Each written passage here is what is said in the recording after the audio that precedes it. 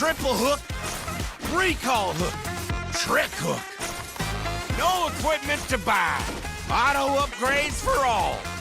Take one down, get your hook back. Hook, kill, reset, repeat. Hook till you can't hook no more. Remember these words. Hook, kill, reset, repeat. Hook till you can't hook no more. Hooks ready? Let's go!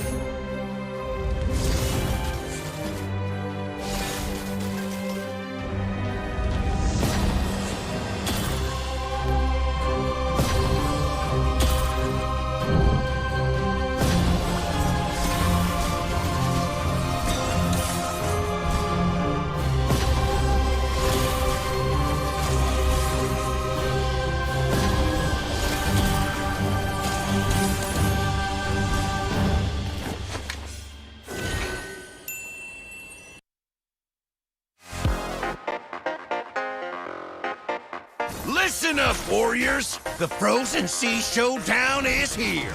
8 Brancos, 2 sides. Ready your hooks. Well, the rules? Real simple. Hook 'em over, then bash 'em. Or hook 'em back and stash 'em. Remember, kills will make you stronger. More kills, bigger targets, so swing those hooks. More kills, better hook, so wipe off their looks. Crabs in the river? Hook 'em. Reel 'em in for new skills. Stun. Magnet. Reflect. Chests in the cave? Hook 'em. Reel 'em in for new skills. Team heal. Team super hook. Crazy ults. Total chaos. Triple hook. Recall hook. Trick hook. No equipment to buy. Auto upgrades for all. Take one down, get your hook back. Hook, kill, reset, repeat.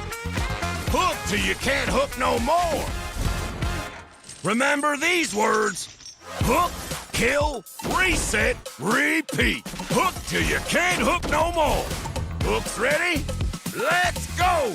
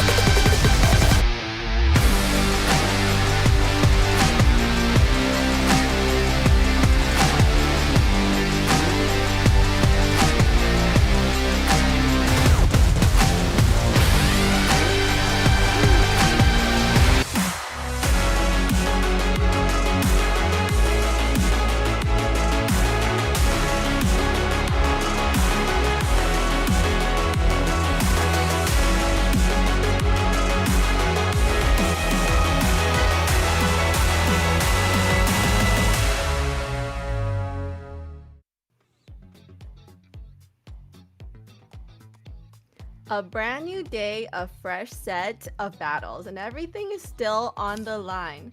Welcome back to MLBB MCT America's North, Week 2, Day 6. I'm your host, Layla, and we're just getting started. Of course, joining me at the desk are Chronos and Trex. Now, they're ready to break everything down for us today, and it's going to be very exciting. So, to kick it off, we're going to start with some matches that are really going to set the tone for the rest of the day. How are you guys feeling about it? I'm feeling great about it. Yesterday, we had some amazing matches. So far, I don't think we've had a single match that I was like, ooh, I'm kind of ready for this to be over. You know, so far, I feel like every match has been amazing. And I think tonight we've got some great games ahead of us as well. Chronos? I'm super excited as well, Trex, Layla. The fact that we have one of the most awaited games yesterday in a BO5, but at the same time, we have something on par, just that it's a BO3 instead of a BO5 to kick things off, and then a BO5 that's coming in later on that's just deciding the 8th seed that nobody wants to be. Unfortunately, someone has to get the short end of the stick. It's just a matter of time till we find out who. Yeah, and I'm definitely looking forward to what's gonna be in store for us, and with that, you know, we've seen it already, but let's just have a quick look at what is happening in this season, which is the Swiss system that we're applying. So let's have a look and see what it's all about. Welcome to AMER 2026, the official league for Mobile Legends Bang Bang in the Americas. In this video, we'll walk you through the format of the competition. The league is divided into 2 regions, North America and South America. Each region features 8 teams, for a total of 16 teams competing in the ecosystem. The regions compete separately during the season before meeting in the Americas finals. Each region begins with the Swiss stage. All 8 teams compete across multiple rounds. Teams are matched against opponents with the same win-loss record, ensuring balanced competition. Matches in this stage are played in a best-of-3 format. The playoffs are divided into 2 phases based on seeding. Lower-seeded teams begin in Phase 1, where matches are played in a single elimination format. Higher-seeded teams advance directly to Phase 2, which uses a double elimination bracket. Matches throughout the playoffs are played in a best-of-5 series. In Phase 2, teams that lose in the upper bracket move to the lower bracket for a final chance to continue. The playoffs culminate in the group's final. The final match is played in a best-of-5 series to determine the group champion. The champions from North America and South America advance to the Americas finals. Here, they compete to determine the best team in the Americas in a best-of-7. Everything leads here. AMER 2026 starts now. The Swiss system. So we have kind of seen what has happened already yesterday with Alpha 7 North. They have got seed 1, and today, because of the Swiss system, we're gonna see who is gonna be in seed 8. What do you feel about that, Chronos? I think, of course, that the Swiss system, we all like it, but at the same time, it's grueling, right? Towards the end, it becomes somewhere where teams don't want to be, and unfortunately, today we're going to find out who's that going to be. But the bright side, you still have a chance to take it to the playoffs. You still have another chance. It's just about seeding. You need to find another way to make it back alive.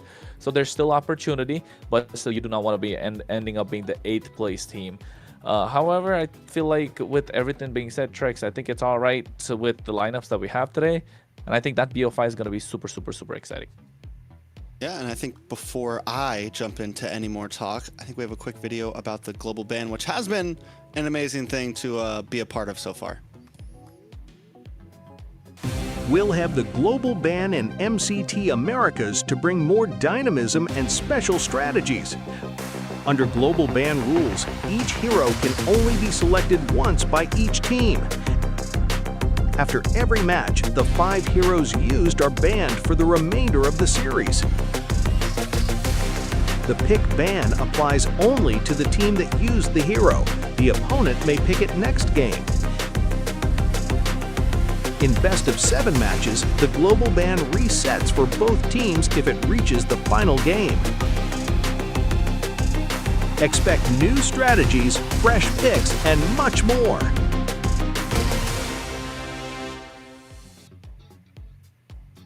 So that's our global ban system, and as you can see, it adds another layer of strategy to every game. Let's see how the team will adapt to that, right? Because we kind of see, some teams, they're gonna start running out of picks that they really want to use, but then like they said, we're not gonna see Zia playing Moskov all the time. That was a troll. That was shocking. Yeah. Chronos, what do you think about the global ban system? I mean, in a way, he was kind of saying what we were all thinking, right? We don't get to see the same meta picks back to back, although it does show some sort of skill that you're in a pro scene, you're in a high level, being able to recycle those picks and then being able to recreate those drafts again and again. Although it's very rare that we get to see it, and it oozes confidence, but it also shows with global ban being in effect that how deep is your hero pool, how fast are you able to think on your feet, how good are you with your combos, what happens if you're not able to cycle those picks again and again. So that really does make a big difference. Although, instead of asking me, you should ask that guy over there, Trex. He was the one who was on the ropes about it, and now I'm assuming he's warmed up to it, and maybe after last night's BO5, he's kind of starting to like it. Maybe not the analysis part, but hey, don't tell me you like it. Come on, Trex. Last night, we definitely got our first taste of like real global ban, right? It definitely, you're looking at all the banned out heroes, you're thinking of all the possibilities. But I do think it's been refreshing, honestly. It has. And it's not as bad as I thought it was going to be. It's not like by game 3 you're jumping into Laylos and Eudoras. There's still a lot of picks left on the table. There's still a lot of meta happening within 3 to 4 games. I think best of 7, game 6 might be a little messy, but I would actually maybe enjoy seeing something like this on a world stage, on an international stage. There you go. And We're talking. I do think you get a different game every single time, a different strategy every single time, which is very entertaining. Yeah, and we love to see more exciting matches with just different heroes, right? Everybody has their own favorite hero, and it's just great to be able to see a lot more heroes shine in the game. And with that, we're gonna tell you guys about our social platforms, so make sure you're following us at MLBB Esports on Kick, Twitch, X, and Instagram, Facebook, YouTube, and TikTok, so that you can see all the exclusive content that's coming out and just be in the know. Definitely gotta be in the know. And Layla, did you even like all the platforms yesterday from Twitch? Yeah, did you end up following everything? I still gotta get Twitch. Not cool. Am I gonna get kicked off as well now? And then also a quick note for our sponsor. So today's games are brought to you by runestone.gg, a platform designed to help you better understand your gameplay and improve with real-time data. Runestone. What about Runestone? Make sure you get on there. I talked enough about it yesterday. I love Runestone. Me too. I was actually speaking with one of their people the other day on Instagram about Runestone a little bit. Yeah, getting some information about it. Yeah, super nice guy. So yeah, with that, and we can have a look at today's schedule and how the matches are gonna go today. Kronos, I'll take over the matches. Oh, Leviathan and Nighthord up front in a best of 3. It's going to be the first game tonight. And I think a lot of us are excited for this one. Certified banger. After that, the life support match. The match that decides who's going to be the number 8 seed. U2 versus Leon.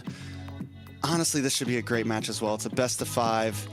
Both of these teams have had some good games, they've had some bad games, but right now they're standing on an even pedestal. And speaking of an even pedestal, can we really say that Leviathan and Nighthord are kind of on an even pedestal?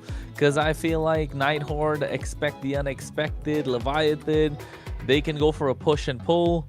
But I called it yesterday, I don't know if it still stands. It's going to be the day of expect the unexpected. So with that, we have Leviathan's lineup coming up. Yeah, Leviathan is a team that I've had my eyes on since I heard about the players that were in this team.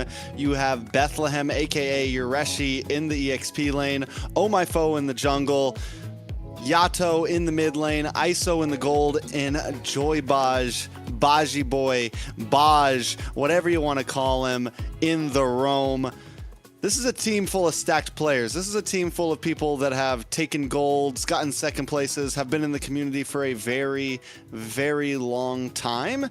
And honestly, if you want my opinion, I feel like this team has had some harder opponents possibly instead of the Nighthord. I think they've had a bit of a tougher, and I would love to hear exactly, what some of their players have to say. I think we have a quick interview or a quick video with Oh My Foe. Ooh.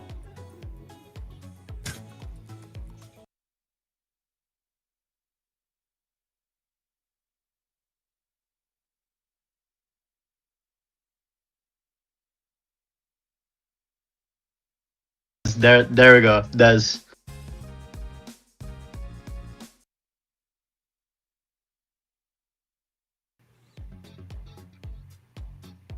And then we have the lineup for the Nighthord today. Yeah, and the Nighthord being a Canadian team, of course. That's why Layla is all hyped up about them. But RR in the EXP, Shiro in the jungle, he has been phenomenal with whatever they're throwing in. Colleen in the mid lane, Kistler in gold. And, of course, the problem child himself, Merlin, coming in with the package, not knowing what they can put out with the Benedetta in the roam, Xborg in the roam. The only wins they kind of got were these unconventional picks. So I'm hoping to see a lot more, but the problem being how deep can their bag of tricks go, how far they can go in. And along with that, we've got a video that Kistler has put out for us. Let's take a look at it.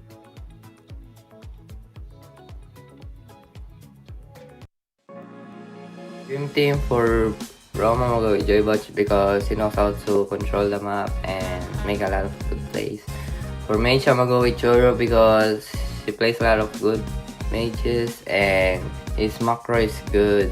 For XP, I'm gonna go with Reshi because his team fight is really good and he knows how to go in and when not to go in. For jungle, I'm gonna go with Tarzan because he knows how to farm and I like his assassin and utility.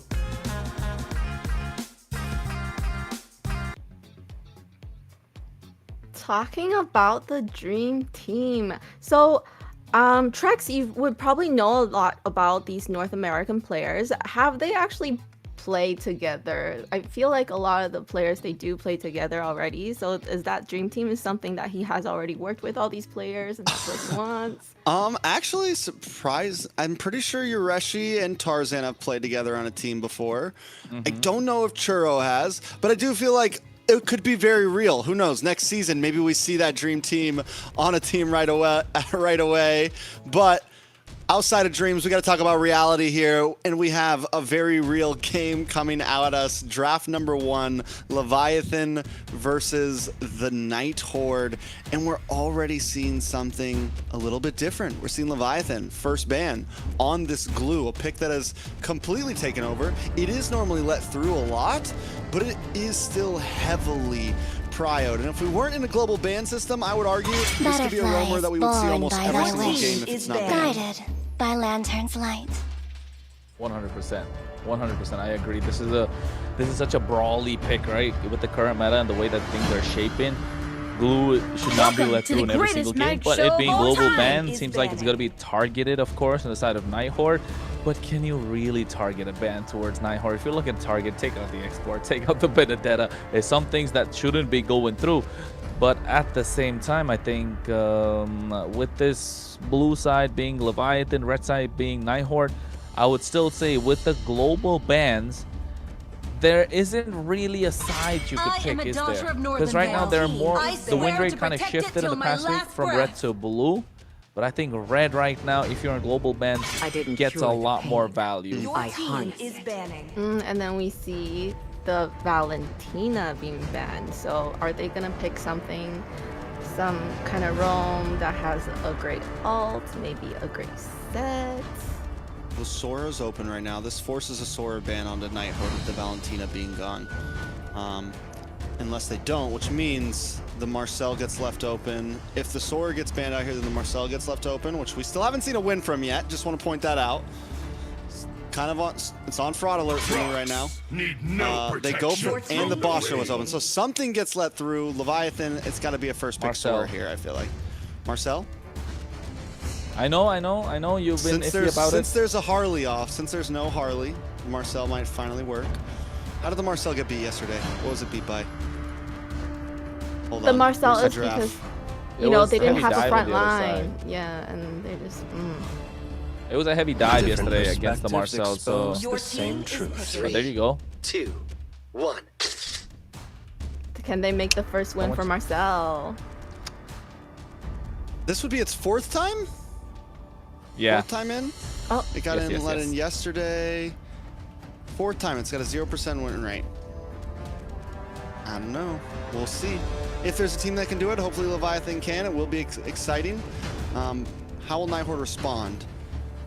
We said it before, the Harley was that was the first time we saw the Marcel get let through. The Harley was the instant response to it. Something that can just kind of prey on the fact that it doesn't have it's not a flicker mid laner roam. It doesn't really have much escape. It is a fast-moving hero, but can be an easy target in the early game. Hilda, By heaven's mandate, good pressure. my Plus legacy is shall Etienne. endure. so does that mean they're gonna have a lot of early aggression, maybe invading the jungle?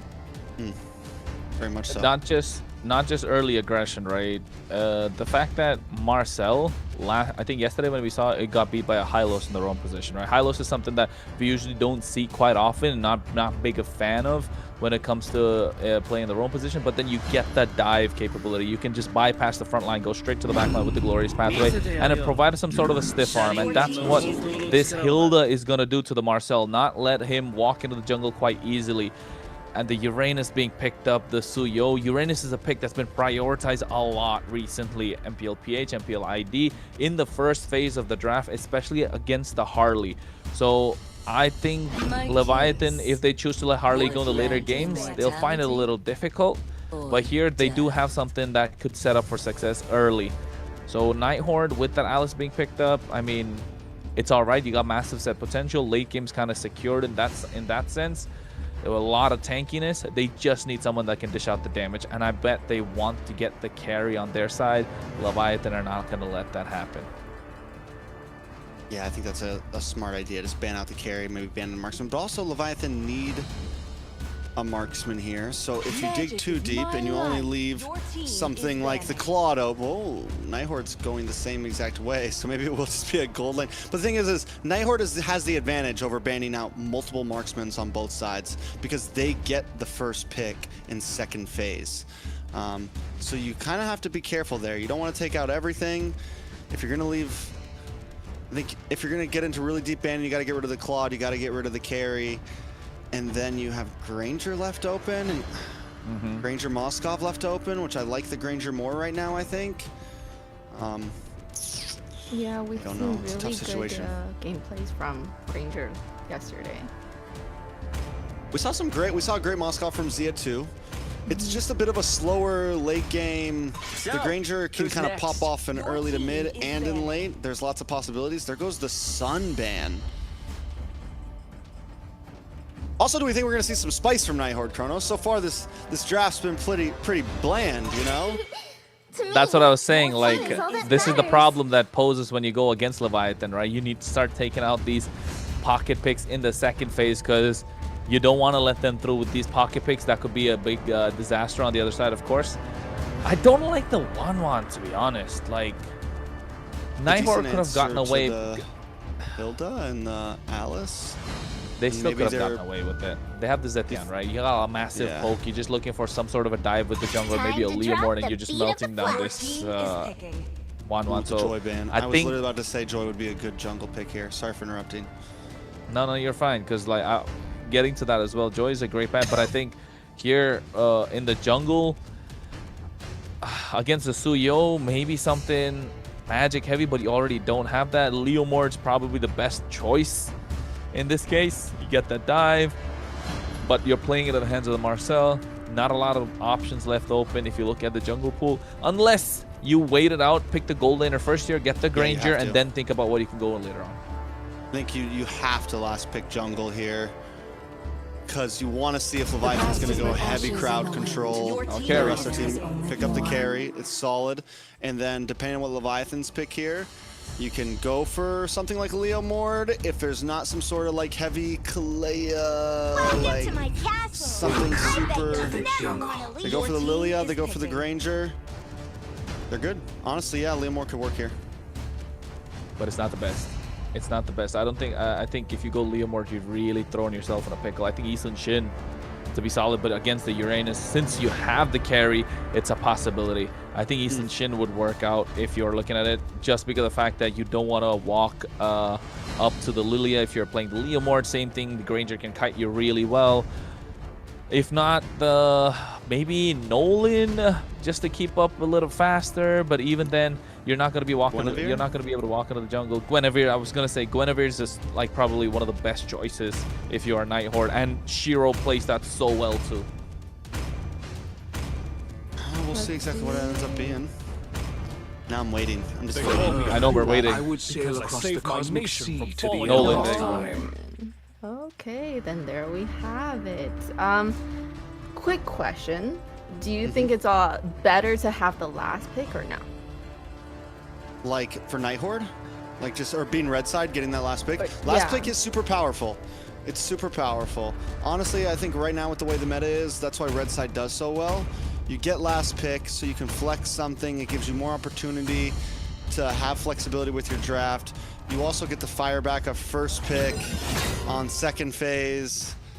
And you get the swing back of 2 picks in first phase. Like, it's just, red side does just feel like it has a lot of advantages in a sense right now. But even though red side does have its advantages, over the past week and a half, blue side has a higher win rate all over the world. It does globally. But what about here?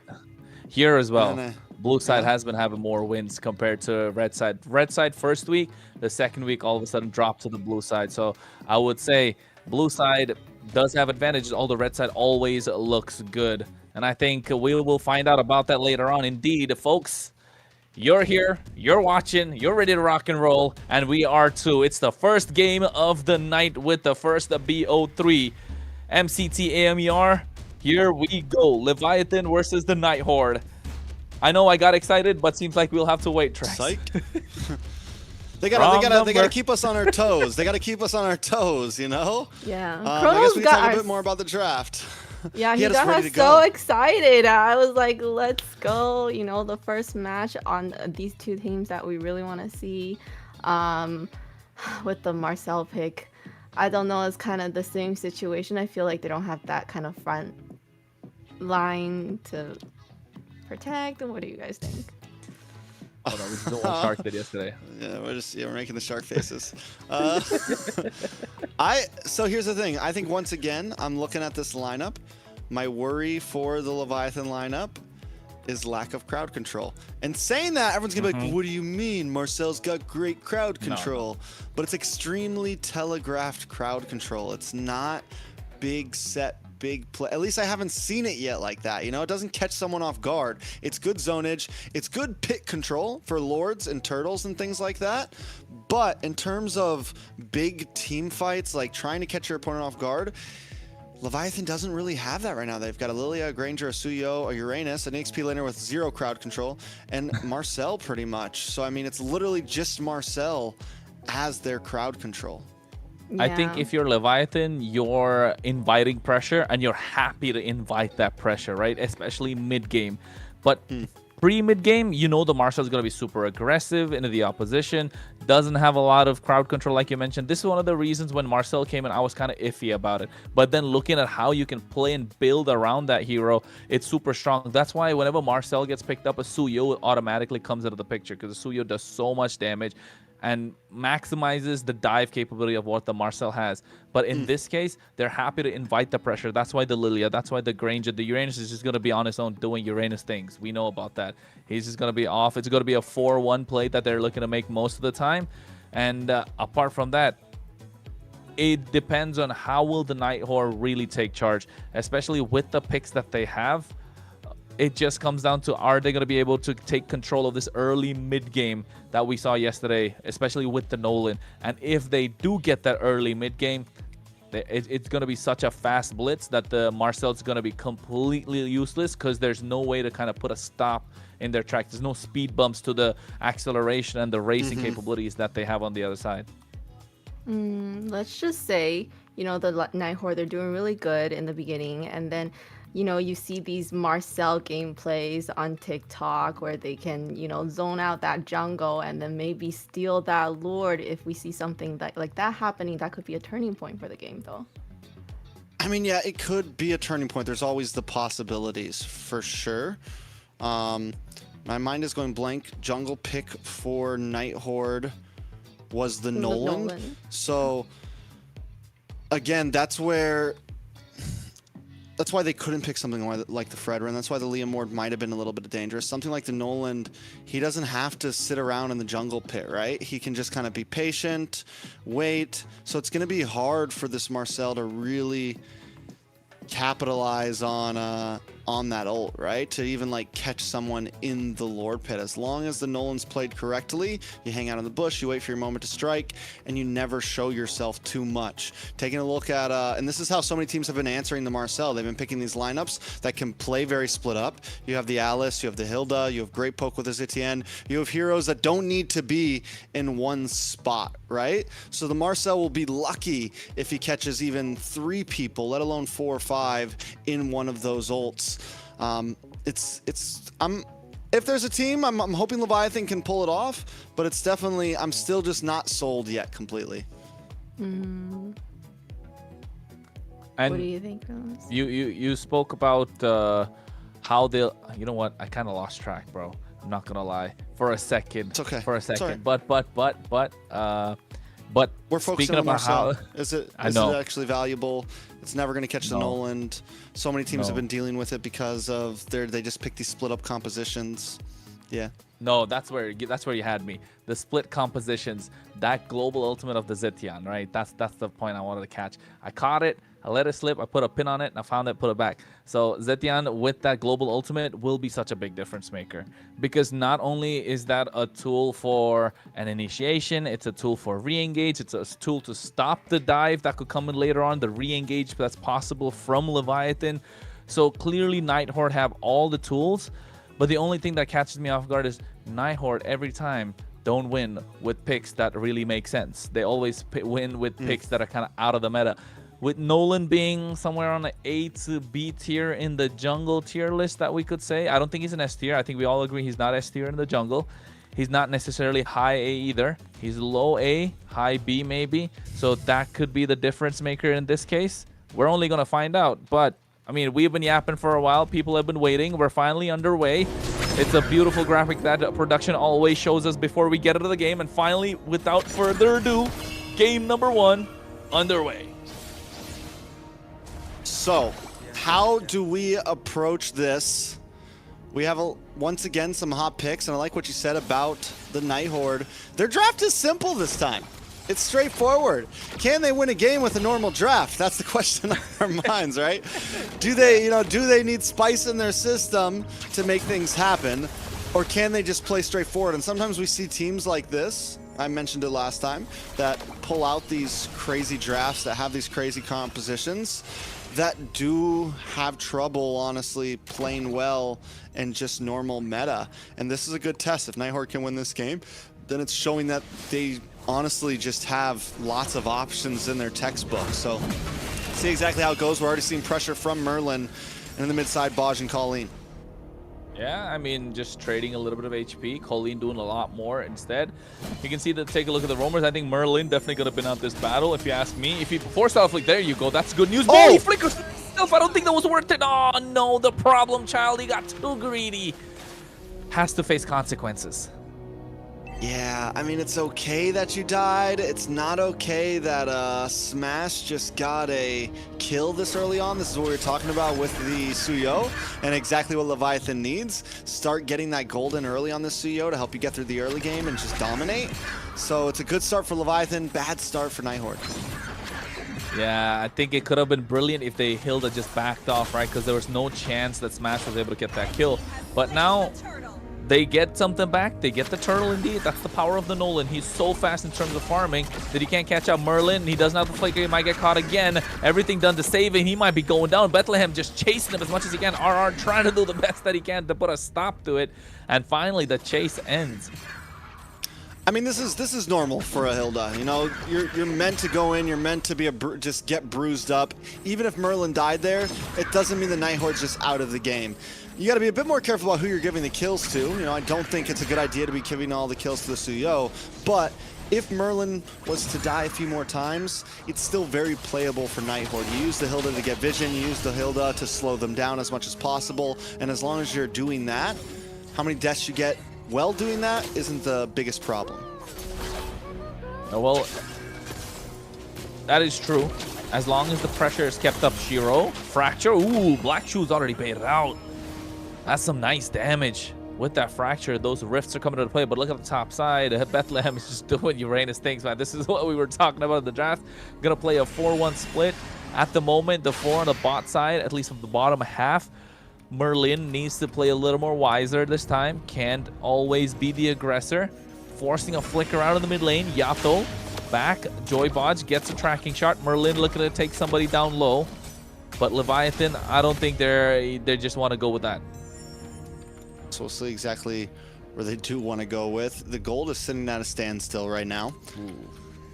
With that, I think it's still a very close game. Shiro hasn't really been able to pop off. He's been looking for moments, looking for possible kills, but Nighthord hasn't exactly been able to make it happen. Because honestly, on the side of Nighthord, with the Hilda, you don't have crazy crowd control either. Nothing that can really hold down a hero long enough for Shiro to get a full combo set off. So I think until these fights get to a point where it's 4 versus 4, maybe second, maybe even third turtle, that's when I think we're going to start seeing the big plays happen where multiple people are going down.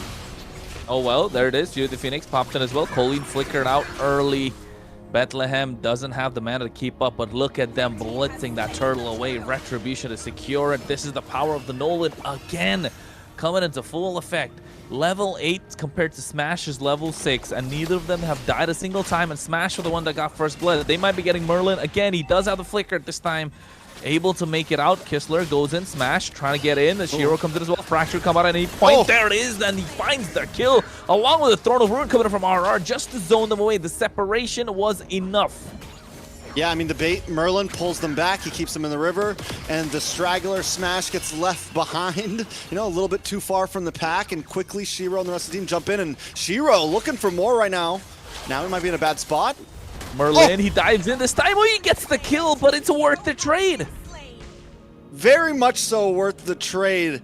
Now there's been a death in the jungler, death in the gold laner. Nighthord have finally taken that standstill of gold up to about 1,000 as Kistler chips down onto this tower. I want to see what's going on down there because Kistler is still fighting forward.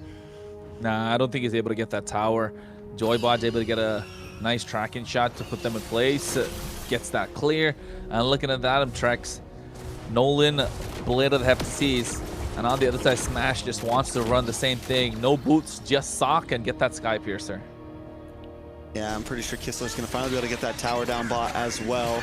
Sky Piercer, like you said, locked in for Smash. A lot of damage on RR, though. Yeah, he's trying to make it out, but the snipe could come in with the Detonata. There's the first stack of the Sky Piercer. Smash just got it, too. You know, something we didn't cover that does need to be talked about. Smash right now has taken the jungle position. Foe not playing. Oh, my Foe not playing. This is his debut in MCT AMER right now. And so far, hasn't been a bad game overall. Merlin in a little bit of trouble. Will go down ISO. Or Yato getting the kill there. But as I'm saying, Smash, debut game on MCT, able to keep up right now. Seems to be very much so in sync with the team. Yeah, I know. It seems like a rejuvenated team at the moment with Smash being there. And not just that, I think going for a killing spree as well, looking to survive longer in these team fights. So with that Suyo, finally get their hands on the first turtle. They get a tier 1 on the top side. Yes, the waves are crashing on the bot side, but Shiro, with all the early pressure he has and the 2-level advantage, we want to see a little bit more out of Nolan. Yeah, I mean, he still has time. He still has time. And yeah, I think you're right. I didn't even notice that 2 levels ahead right now.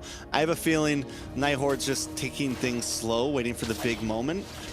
And they do have the damage, the possibilities there, but now... It's that big moment. We finally got to see it happen. We finally got to see it happen. It's a nasty golden hour, man. Nasty.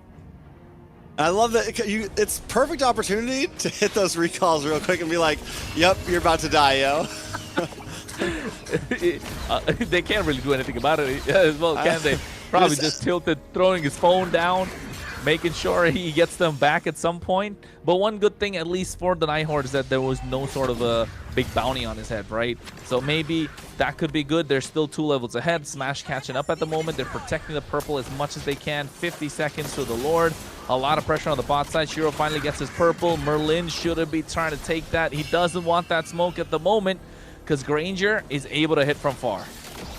Yeah, so no purple there for the side of Nighthord. Did Shiro's good. Shiro's able to get all of his buffs right now, still standing strong. The fact that he just died and already has an orange and a purple, he is moving around fast. Look at the damage onto the Uranus right now.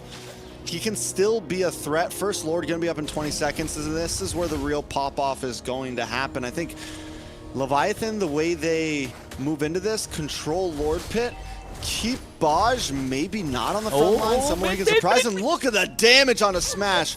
This is what I mean when I say that. But Yato picks up Colleen on the mid side, still holding down the mid lane very strongly.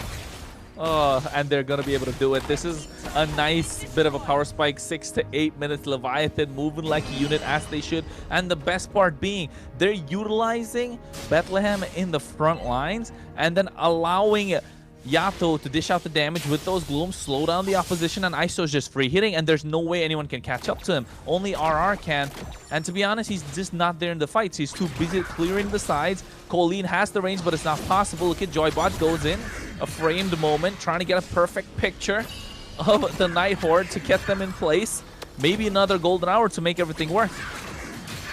All right, Shiro, though, that's who we got to keep our eyes on. He's got to find a way. And look at the throne of Ruin. Ruin in the backline as well. Finally catching Smash. Merlin gets the job. Shiro finds ISO. And Merlin with the aggression finds a double. Make that a triple. No, it's in the hands of Kistler. A massive shutdown just as he picks up the DHS. Meanwhile, the Uranus just can't do anything about it. They should be able to secure the Lord now even and find a goal lead on their side, the Nighthord. You know, I would almost debate that wait a second, still more damage in the mid.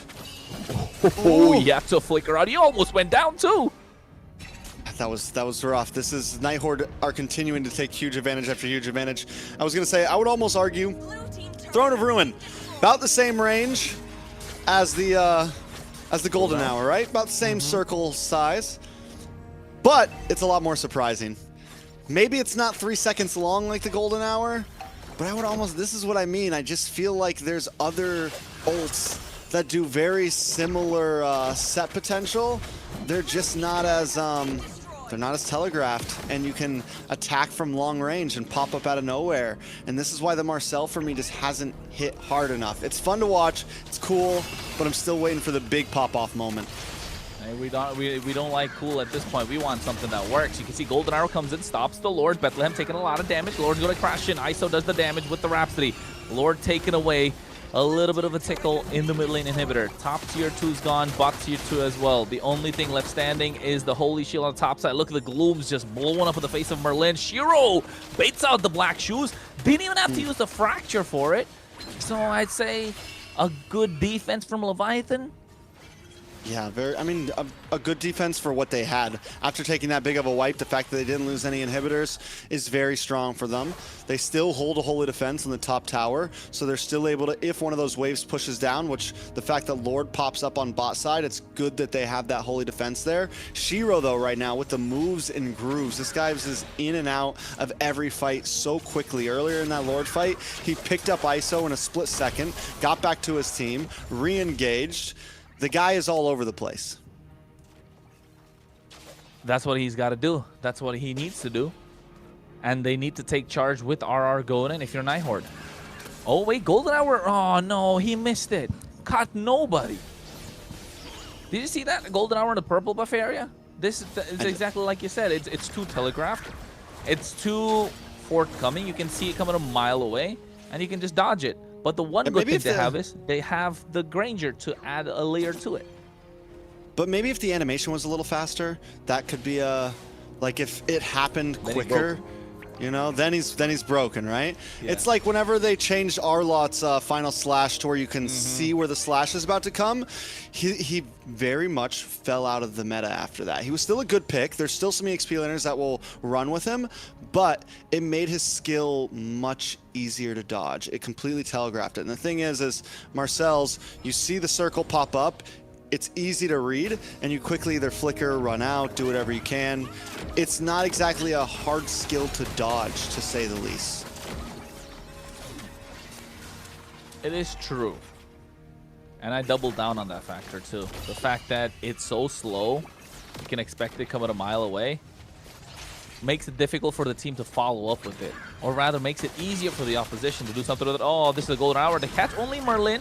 Not the right target you're looking for. RR forced back a little bit. Look at Shiro. Look to go to the back line. Here comes the Flicker along with the Thorn of Ruin. Now they take down Iso. Take has the Platinum Sap shield, but goes down by Kistler. Moving forward. A lot of damage to Joy Bodge, but Shiro finds a triple. The only two left standing are the tanky ones. And what can they even do without the help of the damage dealers? Now they're marching in. Bot side's going to be the target. Inhibitor should fall at any moment. Joy Bodge, Bethlehem trying, saving their mid lane inhibitor. And I don't think they even want that. They're locking on the crystal. Kistler says, let's go for it. This is the one they want to call home. And the minions marching in and finally find the angle, take the crystal. Game one, the Nighthord, a clean, crisp performance, Trex. They saw that moment. They didn't even need the Lord. We know we got a wave coming down the mid, a wave coming down the bot. You've got two heroes to defend. With a 5k gold lead, they knew they could end it, and they just pushed it in so cleanly. Even after the last minion left, it's like, wait, we have an Alice. Just take tower shots so we get a couple more hits in. And they were able to do that. They were able to finish off the base without minions in range.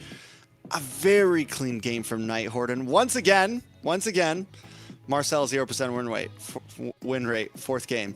Layla, thoughts? Speaking of Alice, actually, it's just reminds of me like how dangerous she really actually is, because I think after the revamp and her ult with that immobilize, and then if you pair it with a flicker, nobody's gonna see that coming. And then the set that she just had during that mid game, it was a great set. Honestly, for both, Alice won that game from, what was it, First Lord? We saw the big set. The two team fights that mattered the most in that game were because of that Alice Throne of Ruin. So amazing plays by them. I was going to say, who do you think your MVP is? Is it still Alice? Or is it... Whoever had the best KDA. I'm thinking Merlin, man. I'm thinking Merlin. Not going to lie. RR did a fantastic job, but Merlin applied the pressure so much and made sure it didn't matter who he was chasing after. If he got you locked in, he will flicker. He will fight you under the tower. Tier 2, no problem. I am diving in all the way. So I think that kind of a fear factor back in the minds of Yato and Iso could have made a big difference. Yeah, when I'm playing, I do still ban Hilda because it's just so annoying when she gets onto you. You just can't get away. Like, why you have to go chase me? And speaking of Marcel, I mean, yes, he didn't win, but he did work really well with Yato, and they had some really good pick-offs, and you see that's what I feel like Marcel is for, to start with those pick-offs, and that could actually change the game. Yeah, I guess once again, maybe it's the lineup around it. But for me, even then, to have a hero constantly on the ban list and it needs a precise lineup just to work is questionable to me. We'll see exactly how it goes. I'm still not a complete doubter. The hero still seems possible, but I have to see more from it. Nighthord, on the other hand, I mean, they knew exactly what they needed to do this game. Even after Merlin dying a few times early on, were able to take the win. It does go to Shiro, though. MVP on the Nolan. Don't get me wrong. Like I said, the guy was smooth. The smooth criminal for sure was just able to pick up kills here and there.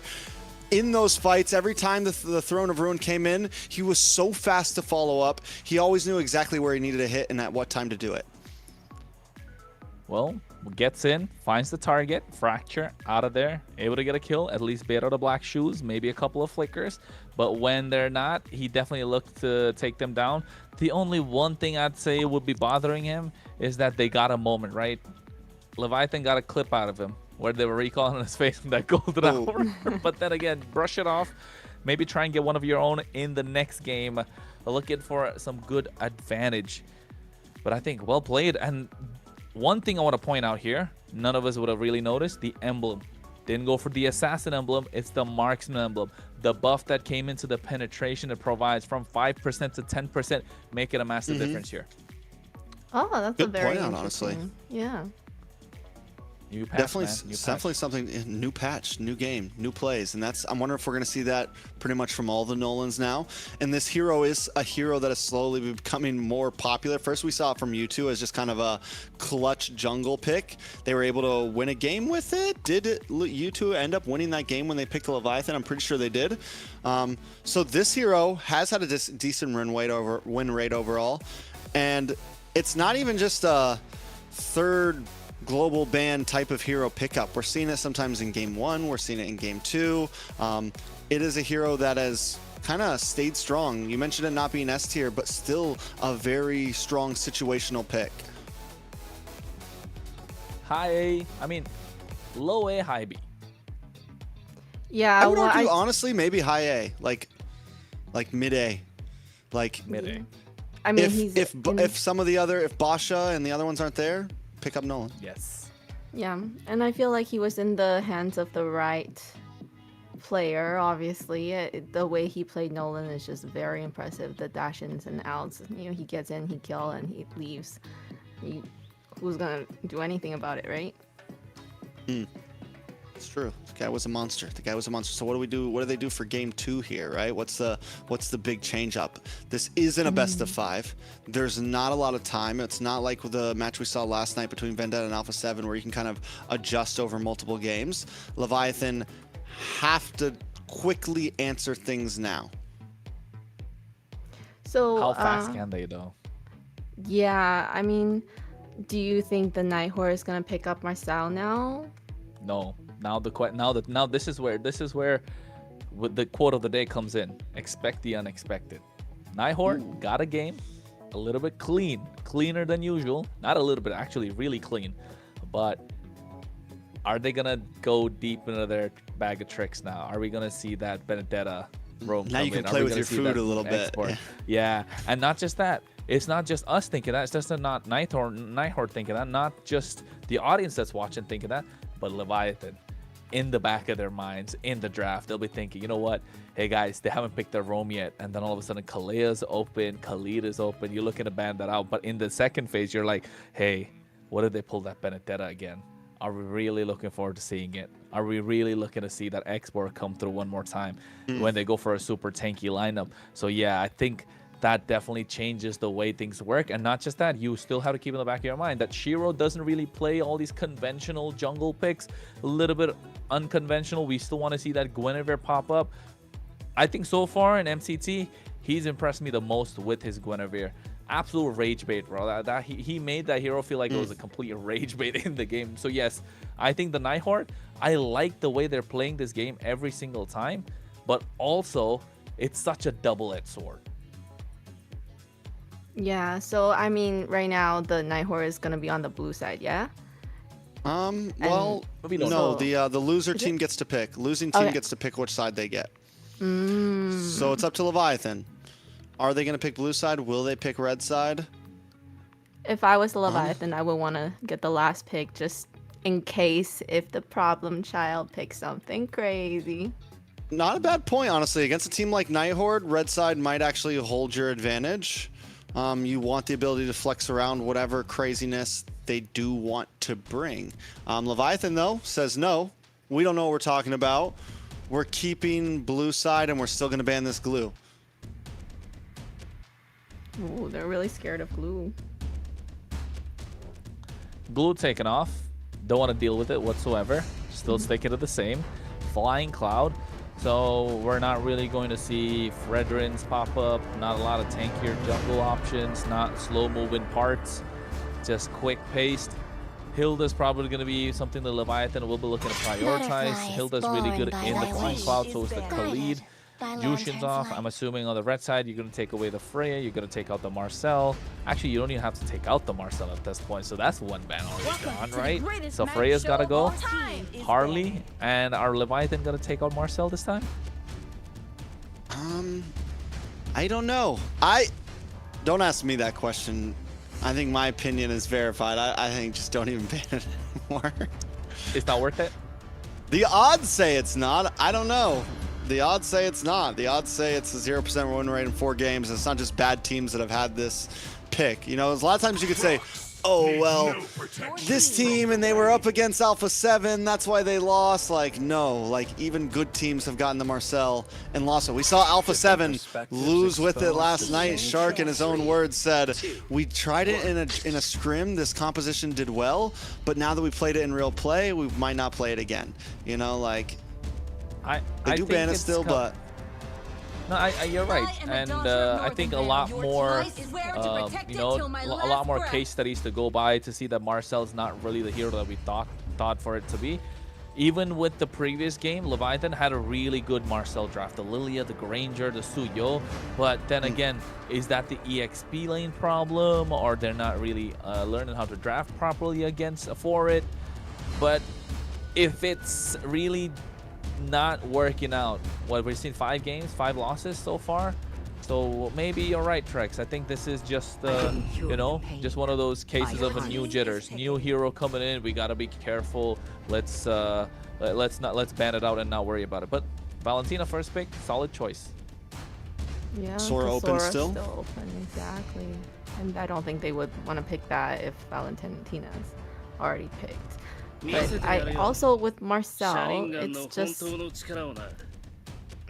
You have to have the perfect team composition to work with him. But then with the global ban system, it's like it's not really a lot you can choose from. And then if you pick that, then they can also counterpick for the perfect little team comp that you want with Marcel.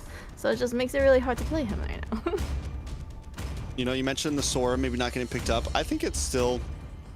can be a solid pick. Yes, the Valentina helps deal with it and counter it, but it's still a strong pick. Still could be something that comes up. Instead, they go for the Hylos. Right now, Nighthord with Suyo, Hylos, solid upfront lineup. Aggressive in the early game. You look for the quick stun with Hylos. Suyo comes in, gets a kill. I mean, it's decent pacing. They put up something in their mid side, and they can be even faster. Khalid here, maybe? Walk in Khalid carry, get some sort of damage on your side, maybe. The past is but ashes in the wind. Your team there is only war. I'm not against it. I like the carry. I'm not such a fan of the Fredrin. I mean, yes, it's all right. They need to. There you go. There you go. Hi. This is what I was talking. What's the Fredrin gonna do now? He got bodies on bodies. He's gonna get bodied. He's gonna get jumped, man. He's about to get jumped in the turtle pit. All All the homies pulling up. Oh, poor Fredrin. Oh no. I mean, still possible, but Carrie's gonna have trouble against this. Carrie's a single target marksman. You know, there's a small range on Valentina. Could have trouble against things like the Suyo and the Sun. You don't have much range. Leviathan already has this kind of Ube strategy in. What could work for them? Like a Faramis? No, they need to give them a bit more survivability. No, they already have the Valentina, so no Faramis. They need something to kind of stop the dive that's coming in from Nighthord, but at the same time, a massive, like, big set. Grok is what I'm looking at for in the roam position. Grok or Gato Kacha. Grok is better, a little faster. Gato is just slower, but yes, provides the same kind of tools. A massive AoE as well. But yes, Grok is something you need. Grok or even Khalid is okay, but just Grok is just so much better, right? Yeah. Are they gonna pick tanky XP lane for Leviathan, are we thinking? Or... Are we looking For at Leviathan, better ones, or- yeah, we're looking for what? We're looking for Romany XP on Leviathan. no. Nighthord Oh, yeah. are looking for EXP and mid lane. Lapu Lapu, just in case Leviathan wants to go for something like a Farza here, something more back line. Zetian is still open to them as no. Never mind. I keep thinking about the Valentina. So just do we just go Yuzong? The future champion. Yeah. Yuzong. Yuzong Jaw. I called the Jaw earlier. Yes, you did. Yes, you did. They needed a pick off. They needed, because no Kaja, no Kalea, so options left are Jawhead and Cho. But I'm just looking at the damage output from Nighthord right now. They can't kind of balance it out with this Yuzhong and the Jawhead, so I'm a little satisfied when I'm looking at Leviathan. But now if I get to see the magic damage come out from Nighthord, they have Lilia, they have... But, oh... Okay. It's in spicy. the oven too long? Spicy. We saw Valir from Vendetta on day 2? Day 2 Valir from Vendetta, I think it was. And it kind of whiffed. I don't think it won, did it? Yeah. That Valir is definitely for the Fredrin, no? Yeah, for just like, and the Jawhead. And yeah, pretty much like Jawhead and Fredrin able to disengage, able to get stuns. Fredrin's definitely going to have a tough time here inside of the pit. It's not an easy game for Fredrin, but that's what you have the Jawhead for, to kind of look for early pick pressure with Yato. Same thing with Bethlehem on this Yuzong. I think both teams have their strong and weak points. I'm excited to see Joy Bodge with the Jawhead, just because I remember last NACT he did so good with the Jawhead. The pickoffs that he had with the mage was really, really good.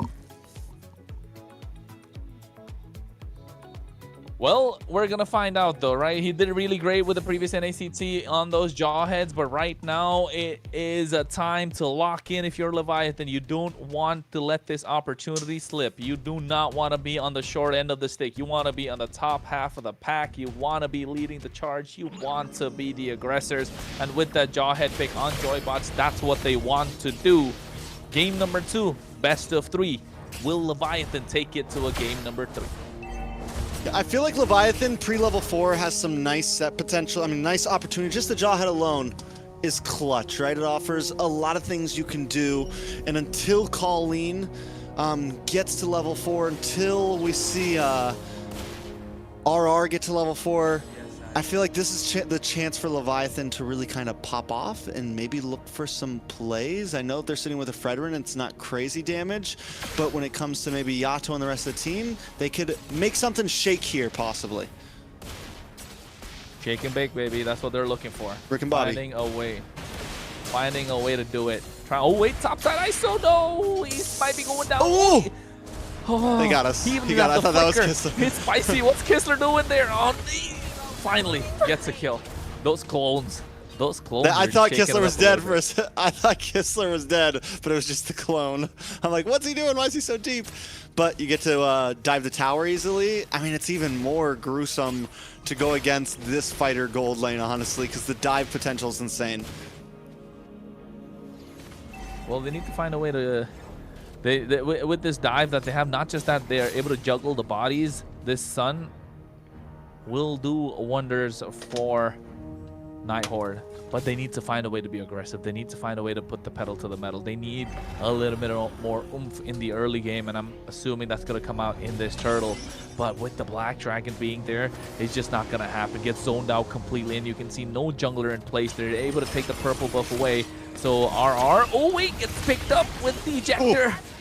Yato able to get a kill just off position. I don't think that was necessary. Well done by Leviathan. This is exactly the pressure when it comes down to first turtle that you expect to see from this type of composition. Shiro knows it. Nighthord knows it. Knows, we can't get too aggressive in the beginning. We need a little bit of time, but here we go. A little fight at the purple. Oh, wait. You can see already RR able to get Joybodge, who went in a little too deep. No flicker. So it's going to be problematic. The Nighthord able to find a way back. And if you're a Leviathan, you want to be able to put a stop to them. At least not let them run through with the early game, because that's what Nighthord want. And you can see already getting the split going. Now they're looking to take down someone. Iso's going to be the target. Gets petrified, but able to dash out. Oh no, but they're able to juggle bodies. Kistler might be going down. ISO gets a kill. That could have been disastrous if it piled and layered perfectly. Yeah, the Nighthord's trying. They're grouping up. They're looking for big picks. They're looking for pressure. But still, I don't think it's their time. I think they need a couple more minutes. And the more they mess up little plays like that, the longer that spike is going to happen, right? Yes, Kistler's nice, but he doesn't even have his first item locked in yet. The Sun, we've seen it do well, but without even an item in, the damage just isn't quite there yet. Not there yet, and I think already Shiro going the same way, gets the sock, finds a Fury Hammer, and look at it go full Sky Piercer at that point. It's called a sock, right? Or is it a boot? Does it say boots in the game? I don't call it a boot. I think it's a sock. It's a sock? It's a boot. It's just like, you know, it's like some Walmart boots, and then you got your, they're not like the Louis yet, you know, they're not the Doc Fords or anything like that. I don't know if I'm allowed to say all that stuff on broadcast. Sorry. No, you're fine. But I get the idea. Because, I mean, you're right. It feels like that, but it still feels like a sock to me. It's a full boot when you tie up the laces. That's the one without the laces. But, oh, ejector. RR gets caught again. Taking down Shiro, gets a kill. I don't know if you got a stack on that point, but Smash should be going down soon enough. And that's a double. That's definitely a stack on the Sky Piercer. Definitely a stack on the Sky Piercer. Locked in for Shiro, 3-0-1. And this is what I mean. Wait for your time to spike up. Wait for your time to pop off. They don't have Hylos, another hero that's a bit more telegraphed. So it's going to take some time till they can really make sets happen to where they can put down the pressure. Back up in the gold lane on ISO. He's having a rough time overall. Force the flicker. Black Dragon coming in. Shiro should be the target. Going in. Gets taken down. Kistler's down and out as well. It's all massive shutdown in the process. And the more they dive into ISO, the more they are getting beat up. Yeah, I mean, Leviathan's so quick to respond to these plays. We just saw that. They thought they had the gank on ISO finds no. Merlin. Calling now in a bad spot. Yeah, anything he's going to go down to. They force a flicker out of him at the same time. Gets pulled back by the taunt. Leviathan are starting to run away with it, and they have a marksman on their side. Don't forget that. 6 minutes. Nighthord needs to find answers, and you can see already happening. Kistler wants to get a couple of pushes down on the bot side. Bethlehem makes his way. The flying cloud in this map prevents the Sun from being a utility pick for splitting the map. Fair enough, fair enough. I mean, I still think the possibilities are there. I still want to argue the fact that, like, Nighthord is maybe being too aggressive in an early phase of the game. The Sun needs some time. You just got Corrosion Scythe. He's still not he's not an early game gold laner, right? Even Freya, like these fighter gold laners like Freya and him, they don't always pop off right in the beginning. You need a little bit of time to build up. They can do well in laning phase. At least, whoa, down to the pot, Bethlehem. Yeah, I might think he might be going down unless he's there outplay. No, he's not. Shiro finds another stack of the Sky Piercer. They need Kistler to start racking these items and moving quickly. At least take down a couple of turrets. If you're the Nighthord Leviathan, moving, grooving, doing it nice. Just don't give too many kills away. Look for those pickoffs like Joy Bodge has been doing this entire time. He does have the flicker, does have the ejector. Now it's time for them to pull the trigger since ISO does have a couple of the items that he needs. Yeah, Bodge is looking for a target. We saw him on the Jawhead against Alpha 7, just completely bullying Zia in game number 1. They did end up losing that game, but still Bodge was on fire on the Jawhead. He just locks on a Colleen. Taken down, killing spree. ISO, that's a carry. Going to be online even sooner. They get themselves the turtle, and they lock in a kill, and another. That's 4. That's 3 on the board. Those clones confused me. I thought that's 4, but that's 3 on the board for them. And Nighthord, the game's starting to slip tracks. 3K behind now. Yato is also on fire right now. The guy's 4-0-4. You're not really seeing it happen that much, but he is just jumping in so quickly. Him and Bodge have such good communication. These are two players. You know, Ashley asked about players playing together. These are two guys that have played together for a very long time, have known each other, have been on some of the best teams together, have won championships together. You know, gold medalists on the same team. One of the greatest games I've ever gotten to cast. And they know how to play together, to say the least. They know how to play together. They know how to move together, and they're moving like a unit, something we didn't get to see in the previous game. kind of like an Uno reverse at this point. The Nighthord not able to find answers to this aggression that's coming in. A Petrify baited out as well. An ejector, but he flickered out and they threw in his own teammate. On the bright side, no casualties for them. Kistler does get in another item finally. Windtalker comes, or not Windtalker, yeah, Windtalker comes in. They're able to get the, right? I don't know. I saw a War Axe for Shiro. I didn't see Kistler. Is it Windtalker? Kistler. Oh, yes, yeah, it is. Windtalker locks in after. Sorry, I'm looking at Kronos' camera, and he's looking at me like I'm crazy when I say Windtalker. Hey man, I was like Windtalker, like, but no, but Wind like the speed, Windtalker baby. adds It's more speed. Yeah, You not want just speed. attack speed, mobility as well, alongside that rapid boot. So he's looking to move a little faster on the map. They want that split. They're kind of desperate for it at the moment. So I mean, it's not the bad play, but the thing is Leviathan. They're keeping it 4-1. They have Bethlehem, and the Black Dragon gives you the ability to immediately get to a fight anytime you really want to. And the rest of the team just moves around on a unit. And I love the way that they rotate to the bottom here, get a tower. They start to all group back up towards this Lord. Joybosh stays Riverside, constantly keeping pressure. And right now he's going to move into this Tri-Bush area and not really give any opportunity for Nighthord to even find a way in. Shiro even knows, we're not taking this Lord. We can't do this. Let's just find placement on the map. Kistler takes a tower bot side. We get a little jungle, and we look for a later game to strike. In the late game. But the problem being, Trex, they're looking at a carry. They're looking at a Valentina 404.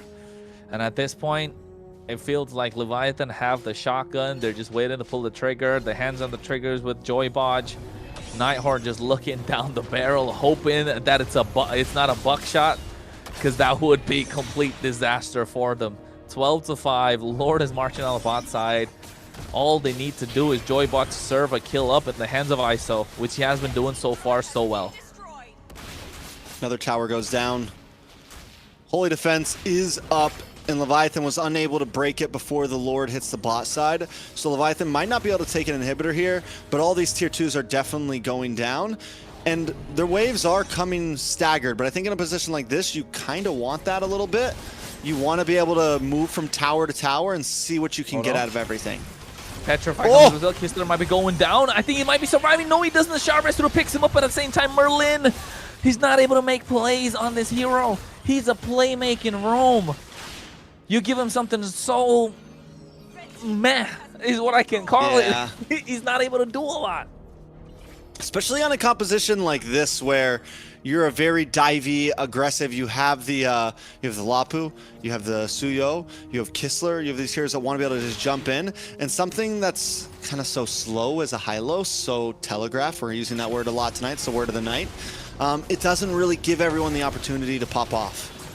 Well, Black Dragon goes in, Furious Dive to make sure they get out of harm's way as well. Able to save the inhibitor, but they're it's barely hanging by a thread. A couple of basic attacks, and it should be gone.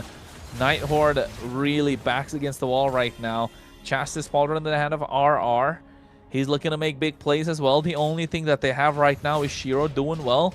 And this is why I didn't really like the Valier so much early on, Trex. The wave clear is terrible. They got no river control. They cannot play aggressive. You're looking to play passive just by picking that hero.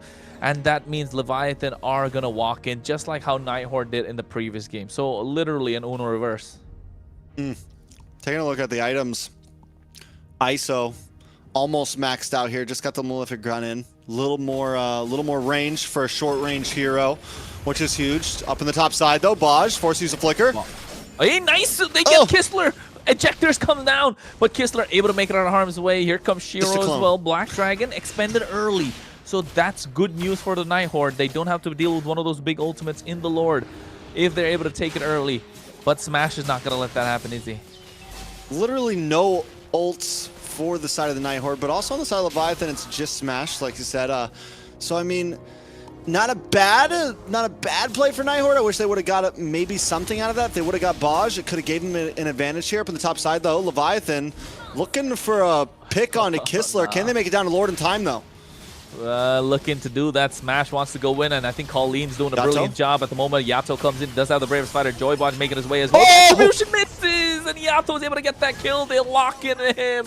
Smash goes down, but Colleen and Shiro, rather only Shiro to follow. And here they come to look and catch up to Merlin, but look at the base crystal. These ISOs already marching in. They want the kills. They want to lock in the base. They got the Lord on their side. And now tossing up Merlin is going to be an easy kill.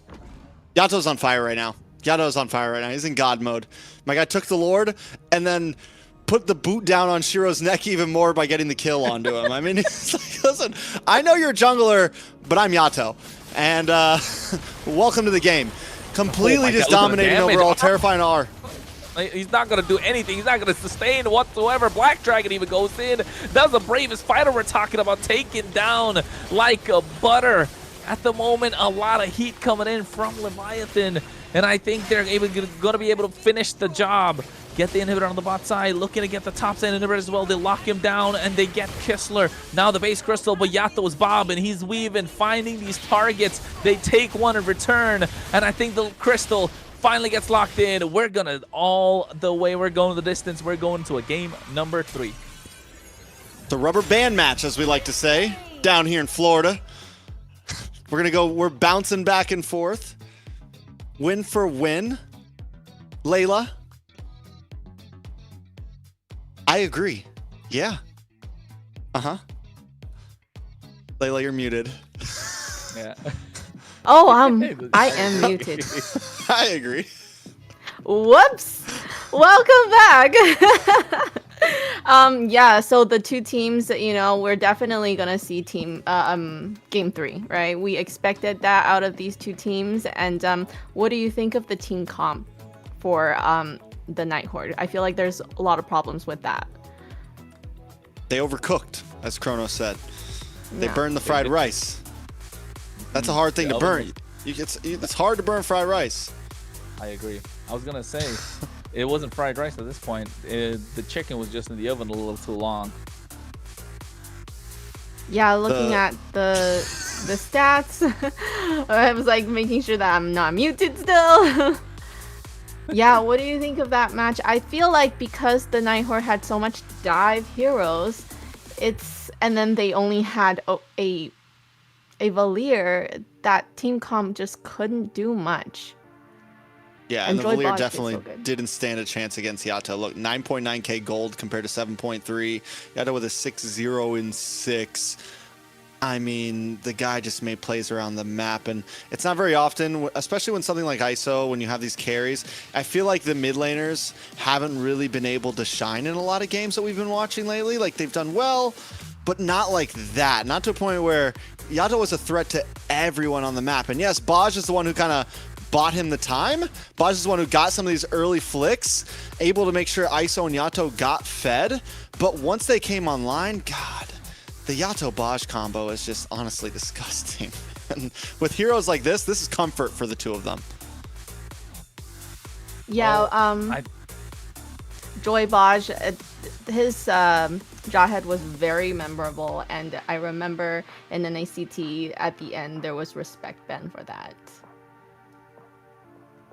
Definitely, he loves playing this pick-off heroes, right? Not just the Jawhead, but also the Kalea, also the Kaja. He's really into that kind of a role, provides what the team needs. You place an order, he serves it up hot and spicy just there at the right time. ISO was having a field day, and so was Yato on that Valentina, and I think he's definitely going to be the MVP in my books as well. I think that's a unanimous vote. But at the same time, Better hey, be. You know what? We get to see it. It better be him. Better be Yato.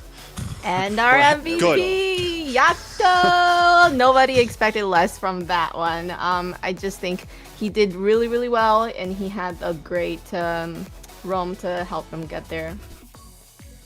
I agree. I mean, he's able to...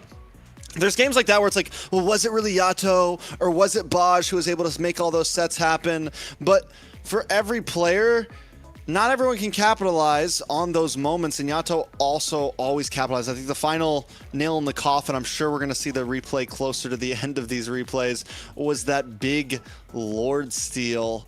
Just jumping in there solo. First they go up top side, they gank Kistler. I'm waiting for us to get to the spot. I'm excited to see it.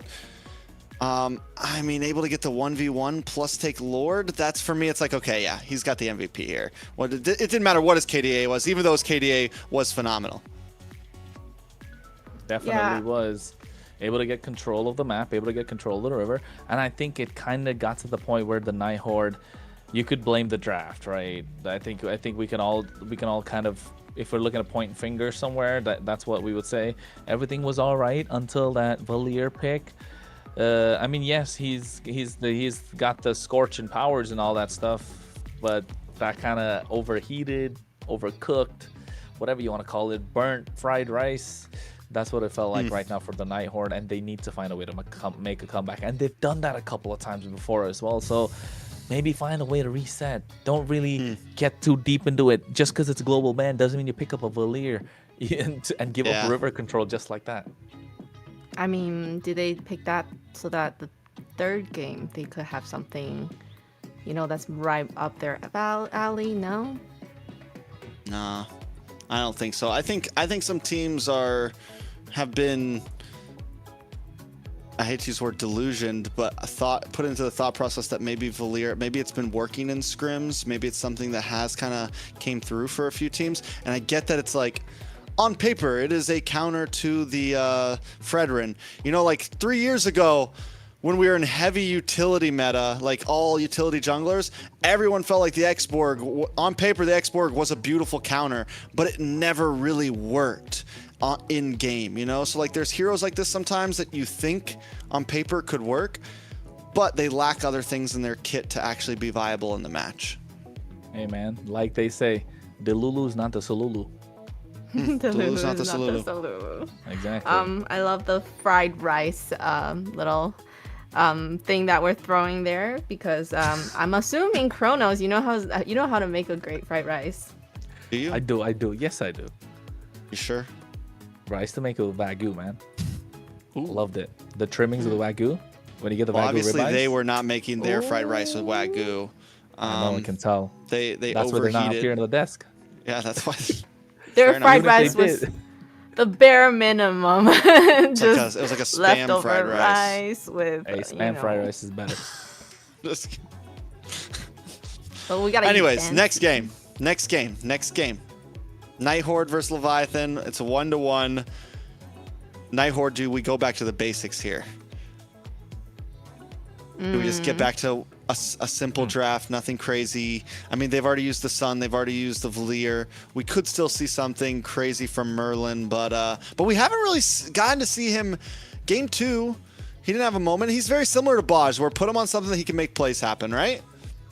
Yeah, that's what I was gonna say. I think leave the problems for the problem child. He's the one that can figure it out. Don't put a Valier in the mix all of a sudden. Let them do what they do best at this point. Give Kistler, yes, you've tried the Sun, it didn't work. Put that aside, give him a marksman, let him carry the game.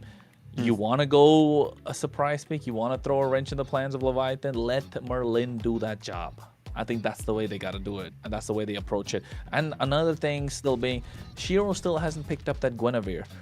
I don't know. He looked really good. Correct me if I'm wrong, or am I like just you know? Fight. Am I in Fight Delulu for land? the ultimate answer.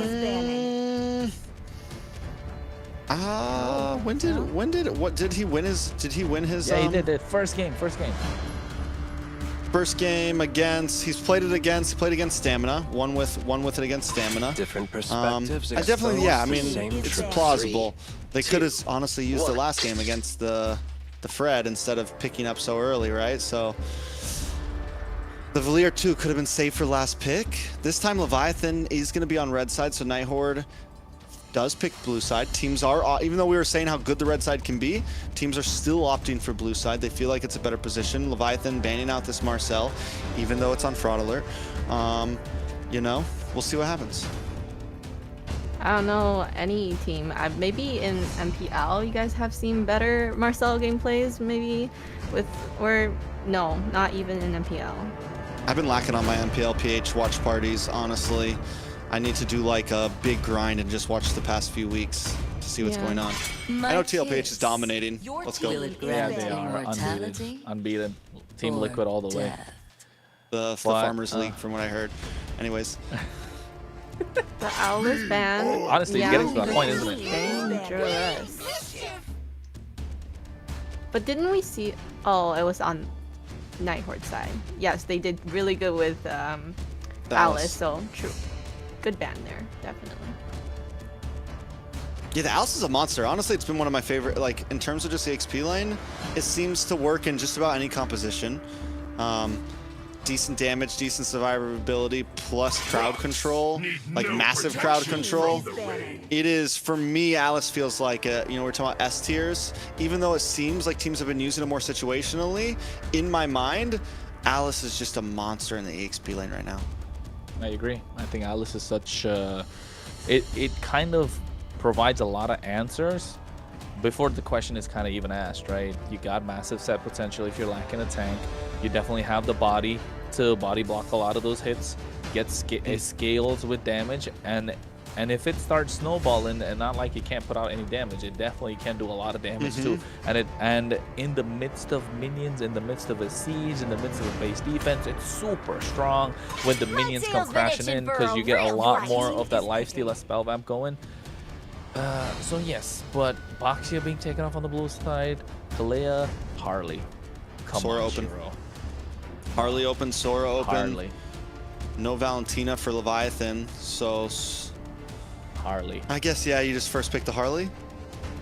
Has to be. You can't let it go. It's too nasty. And there's no Kalea to stop the Harley as well.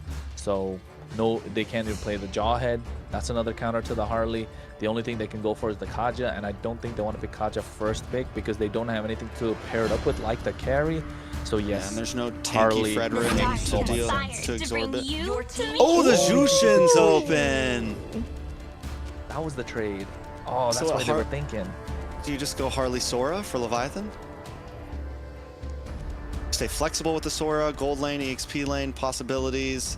You get the Harley, which is a monster, and if there's a jungler that can punish a Jushin, honestly, Harley is it. Harley.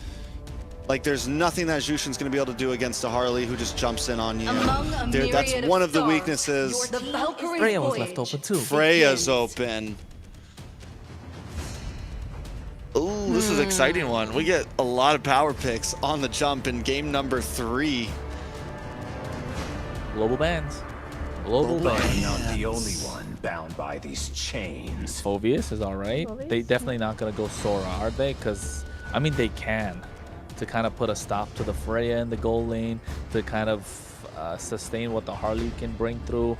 Even they don't pick up a marksman. But to be fair, a Claude is still available for them. Granger still works alright. They have a lot of bodies in the front line already with this Phoveus. So even though he's one body, it feels like a lot of bodies when you got that Infernal Pursuit going. So I think a marksman.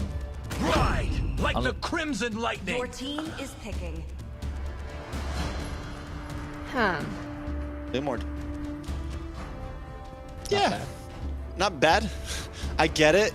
Get your jungler. Since Leviathan already has a jungler, right? Like, you play it safe, you pick your jungler up front, Crowned by and heaven's mandate. you know you're not going to My get banned out and legacy stuck with shall something endure. completely off the wall. But honestly, I do feel like we were talking about this the other day, kind of theory crafting, that some assassin picks might be better against the Harley. Something that we haven't seen at all in MCT yet. Something like a Hayabusa.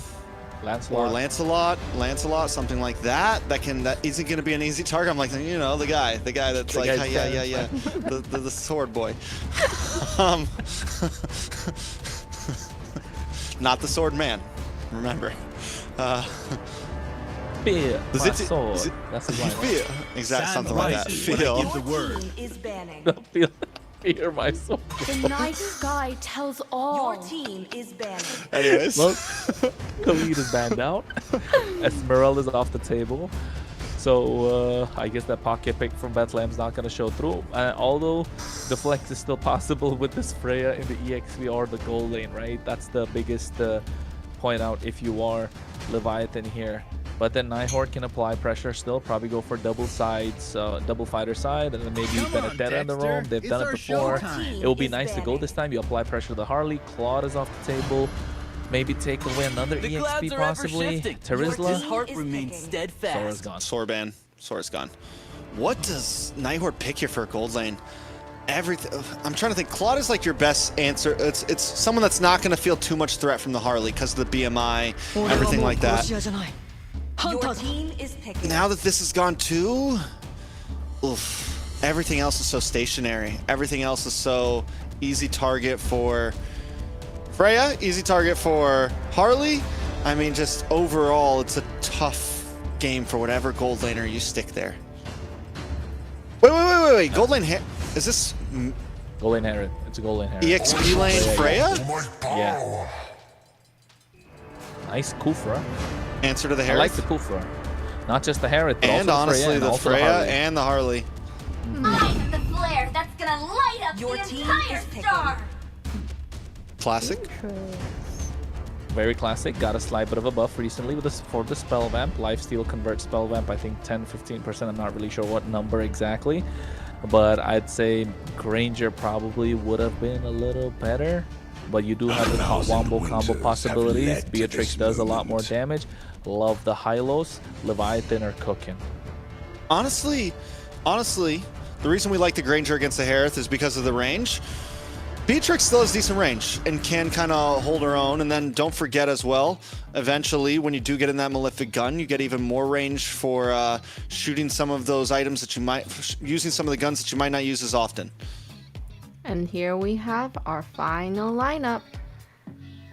It's very exciting. The Wu Zetian, I always think, you know, her global alt is gonna have great sets. I can see that happening. It's definitely going to have great sets indeed.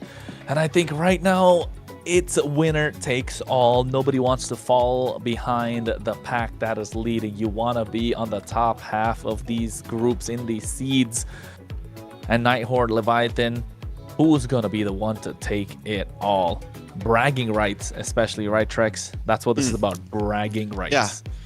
Talk smack in Discord channels. That's what these games are actually all about. Nobody cares about the prize pool or MSC. These guys all know each other so well that for the next 6 months they're gonna say, "Remember when I solo killed you in gold lane last week?" I mean, that's what really gets hurt the most here, for sure. What I like about these lineups is we come into game 3. They decided, listen, we're gonna give everyone a show. We're gonna let the Jushin through. We're gonna let the Freya through. We're gonna let the Harley in. Zetien's on the field. I mean, overall, this should be an exciting game. Some of these heroes we barely even get to see played, so we haven't got to see the Jushin not once so far. This is the first time we're seeing it let through. Freya's only been let through twice. We know how good Harley is.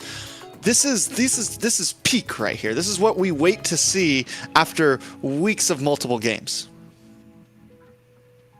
This is what we want to see. This is a stacked meta lineup from both teams, apart from like 2 picks on Nighthord, 1 pick on Leviathan. I mean, even Hylos is still strong, but yeah, if you give this to someone who sees MLBB for the first time from any region, they'll be like, yo, both side, how did they get a Harley, Freya, and a Herod? What's going on? Did we miss something? Did we not get the memo? Did the other team like start thinking about trolling? But then they look at the other team, be like, okay, Jushin, Leomord, Fulvius, all right. Seems like they did get the memo. It's like that drawing, right? Like the horse. The first half of the horse looks super nice. In the end, it just gets out really weird with the Beatrix and the Kufra. But it's still possible. It's still a finished picture. And I think Nighthord looking to take it all with this game number 3. We're getting ready to go in. A lot of sounds being heard. We're just waiting for the graphic. It's a cowboy with the... What? Is it a cowboy and a soccer player? It's a cowboy and a soccer player. Football, man. North versus south. You know what, Okay. Layla, what do you call it? Soccer or football? Football. We call soccer. Yeah, we do call Okay. soccer. Soccer. Shit. About time. But if I About know time. they're from About time, Europe, I don't say About soccer. time, I right? feel like I'm gonna get beat up so bad, because I think soccer is just not. It's just really popular in Asia and Europe, and I don't say soccer when I know they're from Europe. I just Pretty popular globally. It's pretty popular I was globally. gonna say, Yeah. I was gonna Yeah, Europe and and just Europe, Asia, South America. yeah, but in North America, All over the it's not world. as popular. We go for hockey. We're more like hands-on. We're aggressive. yeah. Here up in the north, we want to see people break each other's arms and stuff. We're weird like that. I mean, soccer, you get high impact and it hurts. All right, we're straying away. We're straying away. We're not talking Yeah. about Bruno now. Bruno's out of the picture. Bruno's not in the picture anymore. Neither is Clint. But in the picture? What's there in the picture is Beatrix versus Harith, and I think that's going to be an interesting battle. Beatrix does have the range if you take the sniper out, so Renner's going to be one nice useful gun for them to look at. And speaking of the game, we are underway, folks. A beautiful graphic comes in like always, and as you can see, here we go. And you know what, Trex? I found out a small detail in the graphic. If you take a look, right, just when we get in, there's a scroll that shows Clint. Is it for the south they show Bruno? That's something we got to look at. Yeah, Nice that's what I was saying. It's cowboy versus a football player. I know, I got that. But then, so it's towards the end of the graphic, you see the scroll that comes in, right? There's Clint in the front. we'll check it out next time. You're straying away again now, and you're the one who always starts the strayaways, and then we feed in, and then you're like, "What are you guys doing?" Anyways, into the game. What I'm excited to see here, once again, I think my big eye is on Merlin. He's on something that we don't get to see very often, and if there's a hero that could be exciting, it can definitely be a Khufra.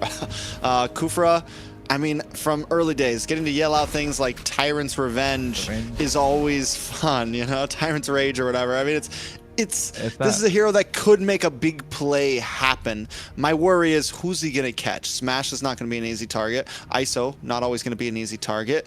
Bethlehem, maybe, but Yato and Baj, I think, are the ones that are really going to have to watch out for this big attack that could come from Merlin.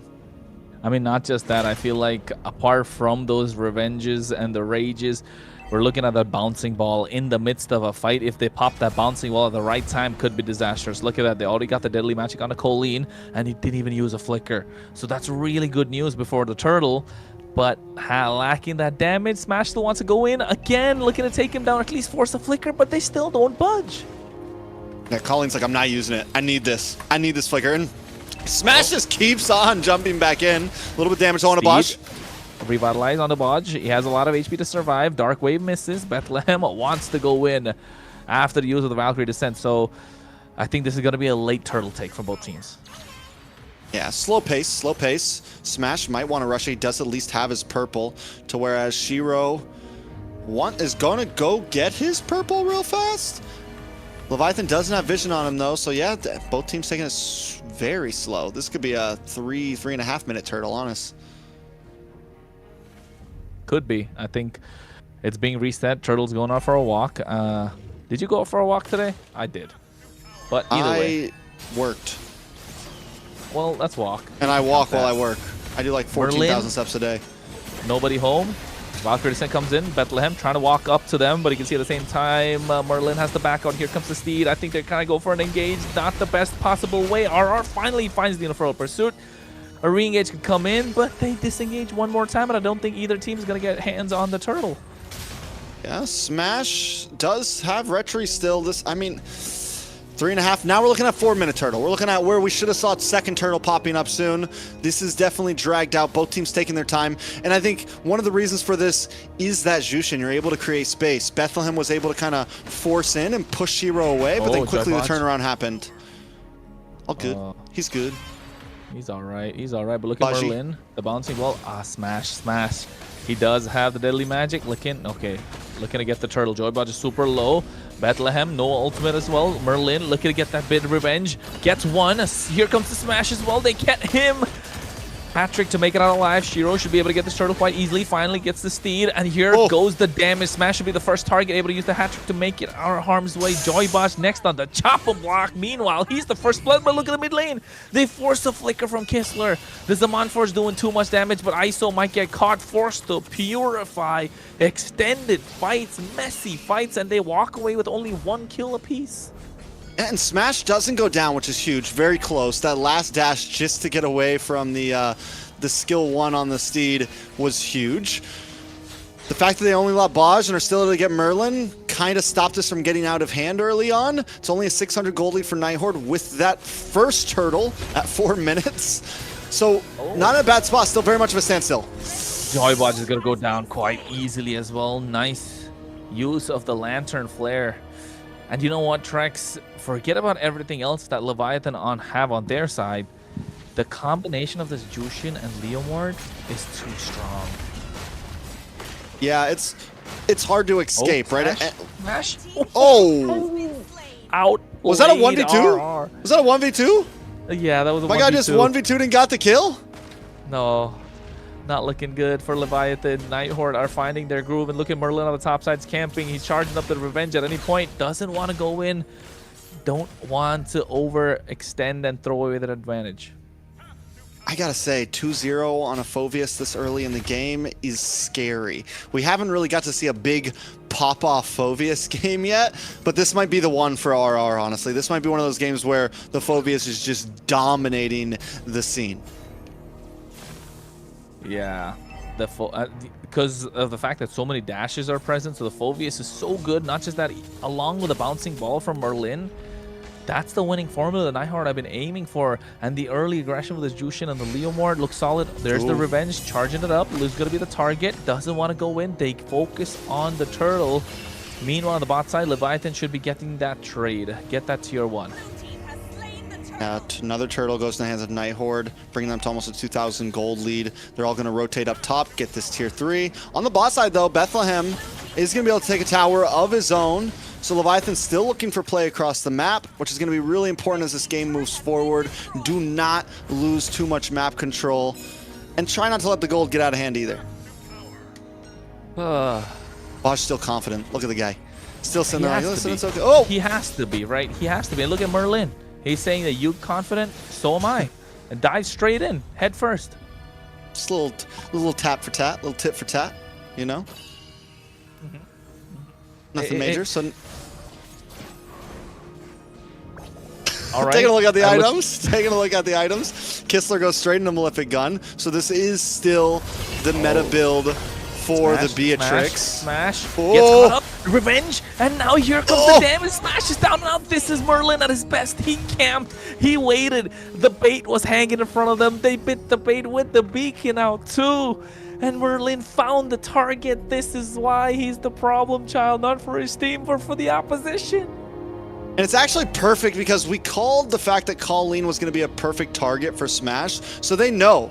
Colleen sits in the mid lane. You know that Smash is coming at some point. You know the fish is going to come and take a bite at some point. And Merlin just has to wait for it, right? So very well done by the Nighthord. It seems like every time Leviathan wants to make a play, Nighthord instantly respond. Whether it's Merlin getting a catch off, whether it's RR just completely dominating a 1v2. At this point, Leviathan maybe needs to slow down a bit. Stop looking for big plays. Let your gold laner, let Bethlehem really get to a point where he can pop off. Let Yato get some items, and then let ISO get some items, because Smash is not him right now. The Harley's good, but not against the composition that it's going up against. He's not as smashing as we thought he'd be. They get a dark wave on the top side. Shiro has to get away even with the steed, but RR can buy a lot of time. He definitely has to win for a pursuit, but the ISO's damage is starting to show. Yato, Celestial Armament just gets popped. Merlin's doing a fantastic job on this Kufra, keeping up the pressure. They get the Lord up now. And again, he should be charging and looking to pick somebody off. Let's see if he can pull it off. And he loves this mid bush right now. He's been almost most of his plays have been coming from here. Able to get the knock up on a Bosch. With the Revenge Rage and the Bandage Rage coming through as well. Oh no. This is not looking good for Leviathan. They're dashing around with the Zaman Force. Bethlehem goes with the Valkyrie Descent. A lot of damage being dished out. RR cannot survive, but he takes one down with him. Colleen picks that kill. 2-for-1 trade. Everything going to the favor of Nighthord. Kistler is working on the Lord, and Shiro is there. So Retribution should be easy. Smash wants to go in. Merlin catches him. Here comes the steed. He has to make it out. Cannot walk up to that lineup. Yeah, there's no way Smash can even try to enter the pit and try to get a cheeky Lord steal off. I love the way that Merlin's playing the Kufa right now. I love the way that Nighthord are playing it overall. Instead of just being stingy with that ultimate, they're using it consistently, even if it's just a single man. I don't need to get 3 members. I don't need to get some big play. We use it for just quick picks, finding one hero. Even if it's Baj, it's worth it. It's giving Nighthord small advantages in these team fights, and it's what's turning most of these fights into the hands of Nighthord overall. Well, they're able to get the tier 1 in the mid lane right now. All 3 tier 1s conquered. Next is going to be the tier 2. Zaman Force is there. The Lord's already hacking away. Got the tier 2 on the bot side. Holy Shield will get popped in sooner or later. 6-2 kill score. Look at the goal lead though, Trex. 5K. And I think Nighthord have finally found their footing. More than just a footing. They are steps ahead right now of Leviathan. Holy Shield does get popped off on that bot side. Nighthord just looking for some tier 2s at this point. But they honestly, with a 6K gold lead, they could wait for second waves to come and maybe really try to push this in with how low, with how behind Smash is, with how behind Bethlehem is. It's not too scary to get aggressive here for the Nighthord. And Yato gets that lightning truncheon. Yes, they're gonna rack up the damage, but the dive is just too much. They don't have any way to stop Merlin. They don't have any way to stop Shiro. You have Bethlehem on this Freya, but it's just not working out. Who would have known a Freya, Harley, Harith, and a Zetian in the same team would find it difficult to deal? And not just that, Trex, in the hands of Leviathan. I think at this point, it's less about like one of the great things we've been, I guess my point is, one of the great things we've been seeing about the meta right now is that there's always counterplay. There doesn't seem to be one and-all be-all hero that's just unbeatable, right? We've seen the Basha get beat even though it's been getting banned out a lot. We see the Harley get beat even though it's getting banned out a lot. Every team has been seeming to find answers to these quote-unquote meta top-tier ST heroes. There always seems to be an answer in some way. So what is the meta? No meta. The meta, who can draft better? Who can global ban better? You know, I think with some of the best teams, it's can you find that singular pick that's a little bit better than the meta. Ooh, better than the meta. That's what it's all about. But here goes the dive, and they collapse completely, throwing everything but the kitchen sink. God damn, ISO stashing around. Able to dish out the damage with those synchro dashes. But look at Colleen. He dives it face first in the middle of 4 people with the lantern. Flickers, but finds ISO. And the re-engage is too much at the double kill in the hands of Kistler. He finds 3. And it could be 4 down and out. But Yato's the final one left standing. Kistler wants to go in. Yato flickers out as well. Rage comes in. And Bennett finds a maniac for Kistler. Nighthord able to march down and finding the opening and could get a couple of inhibitors, maybe even the base crystal. Kistler's been hearing us talk about Melon. He's been hearing us talk about Zia. He wanted to come in today and put his own name in the hat right now. A maniac on the board. We're still yet to see a Savage and MCT so far, but there's been a few maniacs and Kistler has added his name in there, completely popping off. Let's take a look at the build right now. He does have that Rose Gold Meteor in, so he can be even more aggressive. It was a 3rd item Rose Gold Meteor at that, so that he can really jump in the fray. A lot of times you save that for a bit later, but right now Kistler is still outputting the damage. Finally gets in, I think there was a BOD as his 4th item. He has the range. Beatrix is looking good right now. 502. I hope she's looking good at this point. All the damage, look at the kills. It's in that one person that you do not want it to have. Leviathan, I don't know. That dragon don't look like a dragon no more. The black dragon is taking over, and I'm not talking about Yu Zhang. I'm talking about the Nighthord.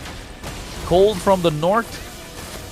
A little throwback to Team Spirit, but hey, Merlin taking a lot of damage. Not the position he wanted to be. A little premature, preemptive, just before the Lord marched in.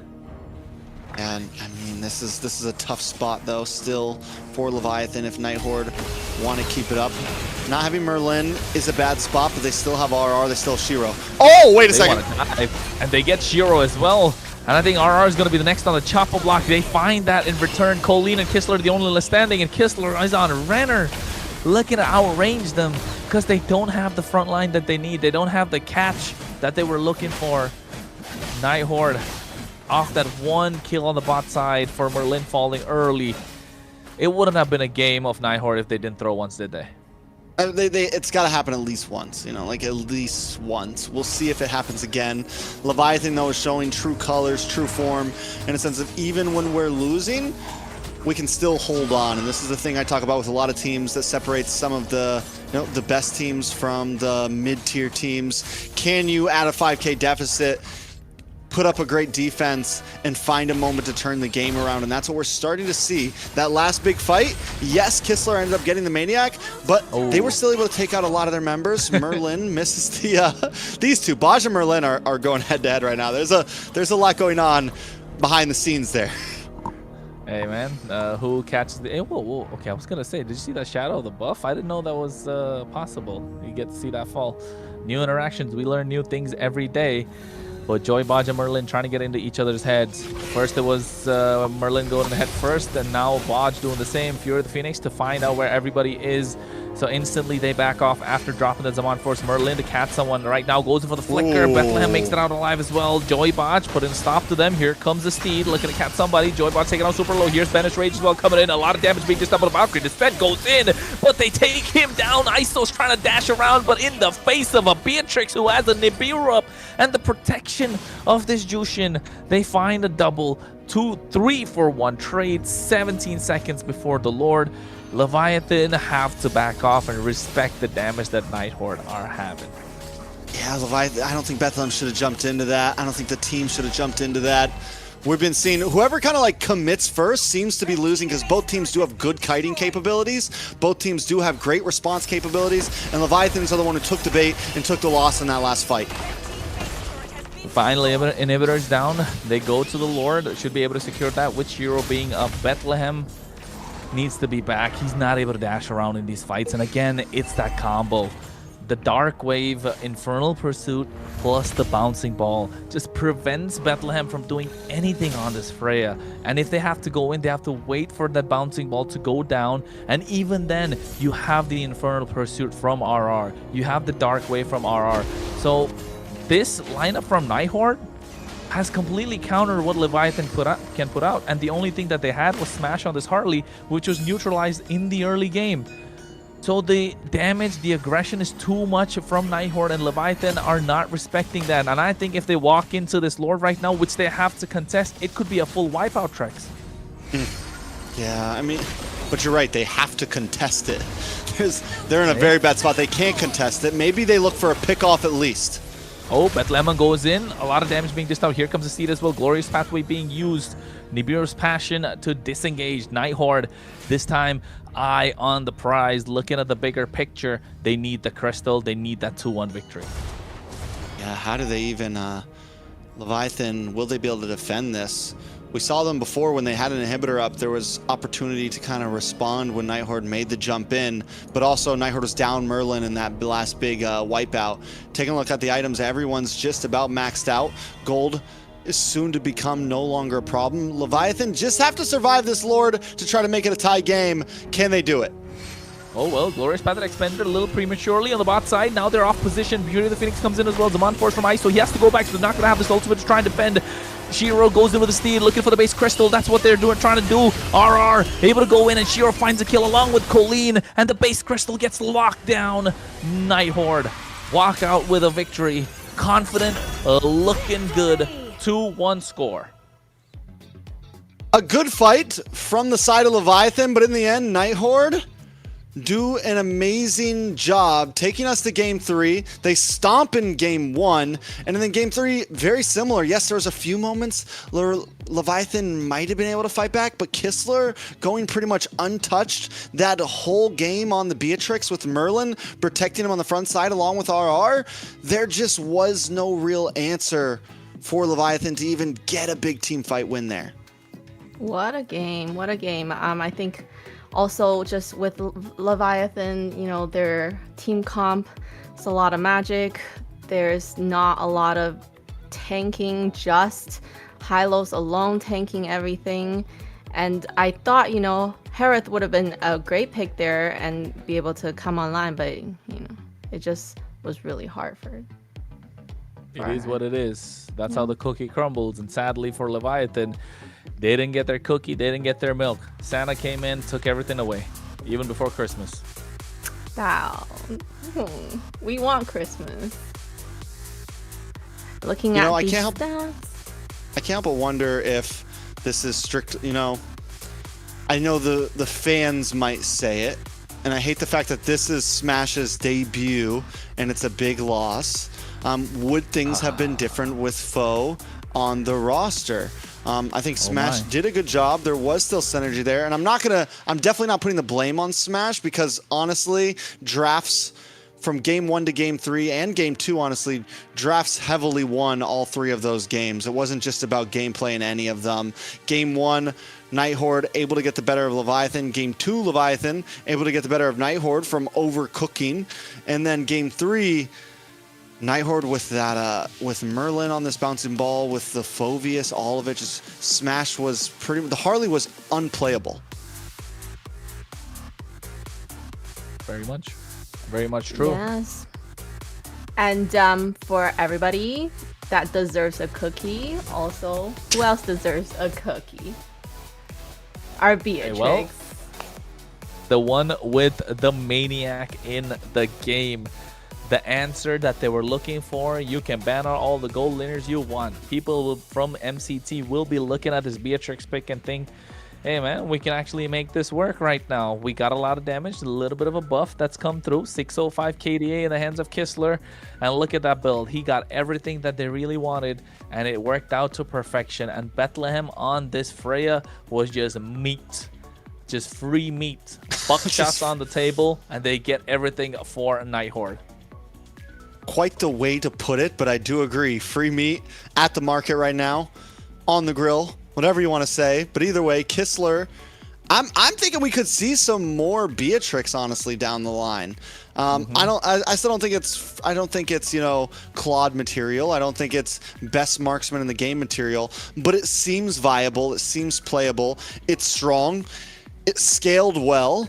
Yes, Kistler never died, and it's still honestly kind of easily gankable in the lane, but the possibility is there. I think for everything that's going on with this Beatrix, this is the maniac, that moment that they were looking for. Yato even flickered out of harm's way, but here comes Bennett, and boom, all it took was one shot, one missile, and Merlin throwing the game here a little bit away, but Kistler was still somehow able to get something in return. But you know what, Trex, you're right. I think it's not Claude material yet, but we have seen Beatrix one time be so super meta that it had to be prioritized. Even someone named after the sniping runner that you could snipe with the runner that was possible, right? And now I think if Beatrix slowly starts making her way back, you can start expecting those kind of shots. And with Merlin doing really, really good, right? He was able to. The only thing I would say, he threw a little bit when the Lord came in, but they were still able to pick up and then win that fight at the end. So what is very amazing. And I want to go and say we're gonna go ahead with a interview with the jungle Shiro.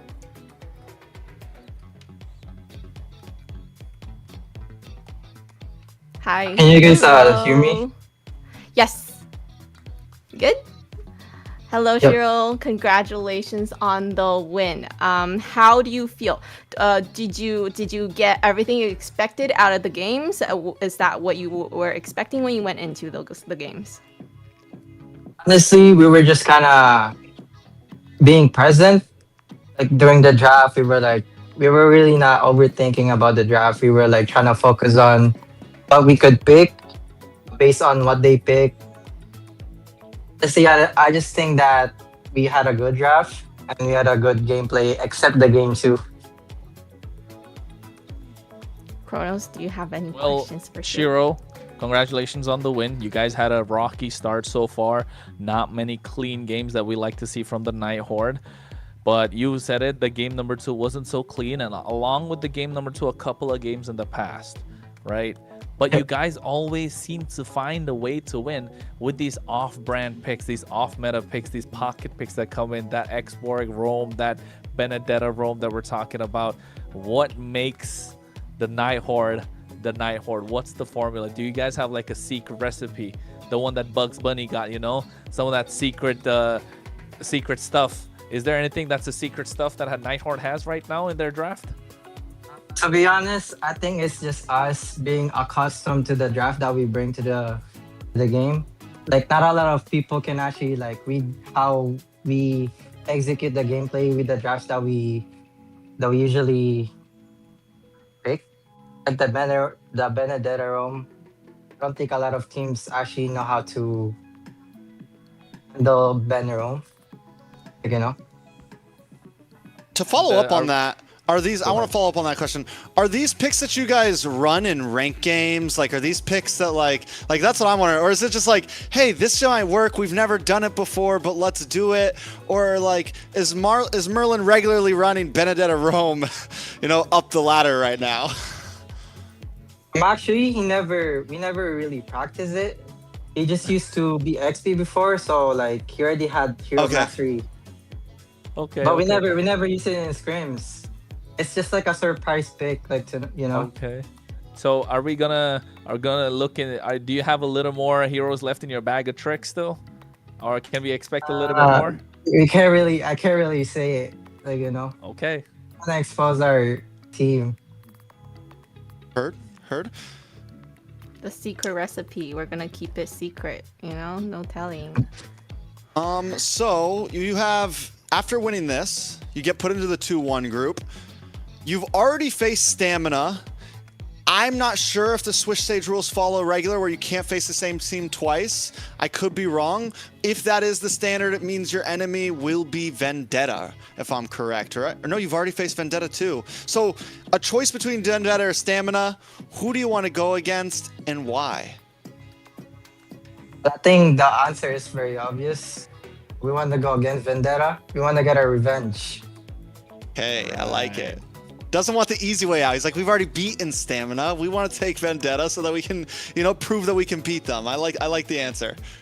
Yeah, I think that is a game that we definitely are looking forward towards. Once again, congratulations on the win, and we'll see you guys against Vendetta, hopefully. Thank you.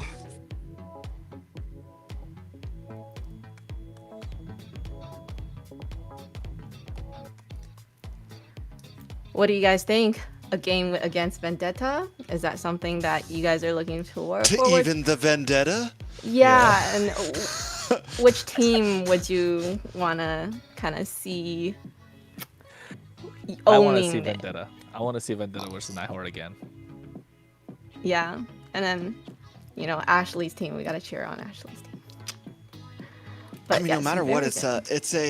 we got to cheer at Ashley's team. No matter what, I was just like, no matter twisting who for it. they go against, it's a banger of a match. Like if they end up against Stamina, you get the revenge match there. Stamina wants that match probably. It's like the love triangle. Everyone's like, I want to face this team, but I want to face this team. Everybody's looking for revenge in this 2-1 group right now, and Vendetta's just kind of sitting there in the middle like, ooh. So yeah, fun. Definitely is. And coming up, we have Chronos Kid. Yeah, sure. It's Runestone, about baby. runestone.gg. How could you forget about that, Layla? You got to remind people about Runestone. Runestone's a platform where they track live data, of course, of every esports that's going on at the moment. Make sure you climb smarter, not harder. So, folks, runestone.gg, the sponsor for MCT AMER 2026. Hey, what more can we say? We've been talking about them the entire time. Layla, you got some more? Trex, do you got some more? I mean, I've already said enough about Runestone. They're an exciting platform. They help not only people, but tournaments get quick information, live information, zero lag, all that good stuff. I'm sure we're getting our stats loaded up in there right now. And this is exactly what I think people want right now. I mean, for me personally, I love being able to jump into other websites and pull information as a caster. I love being able to, even when I wasn't a caster, figure out, what's going on with these teams? What are the stats on heroes? What's the meta over in this region right now? All of those types of things. And that is what Runestone is trying to do for the world right now. So very exciting. But we are going to be going into a break real fast, a quick 3-minute one. So grab your popcorn, call your moms, pet your dogs, do whatever you got to do. We'll be back in 3 minutes for a big best of 5 between you two and Leon.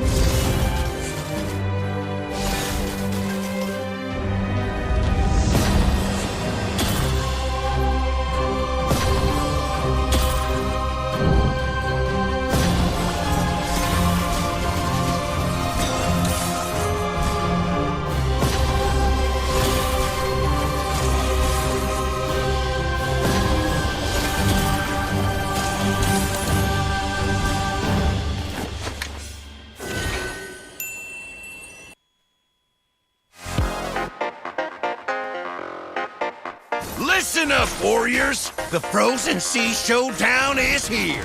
8 Brancos, 2 sides. Ready your hooks.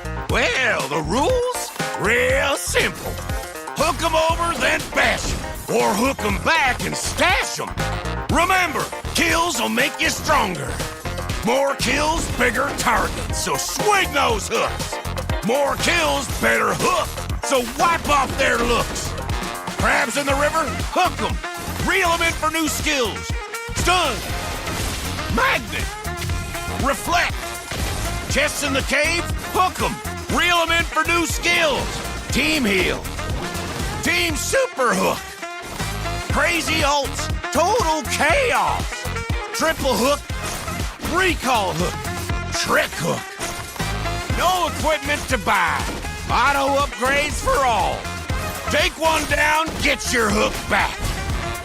Hook, kill, reset, repeat.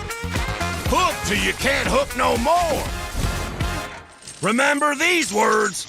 Hook, kill, reset, repeat. Hook till you can't hook no more. Hooks ready? Let's go!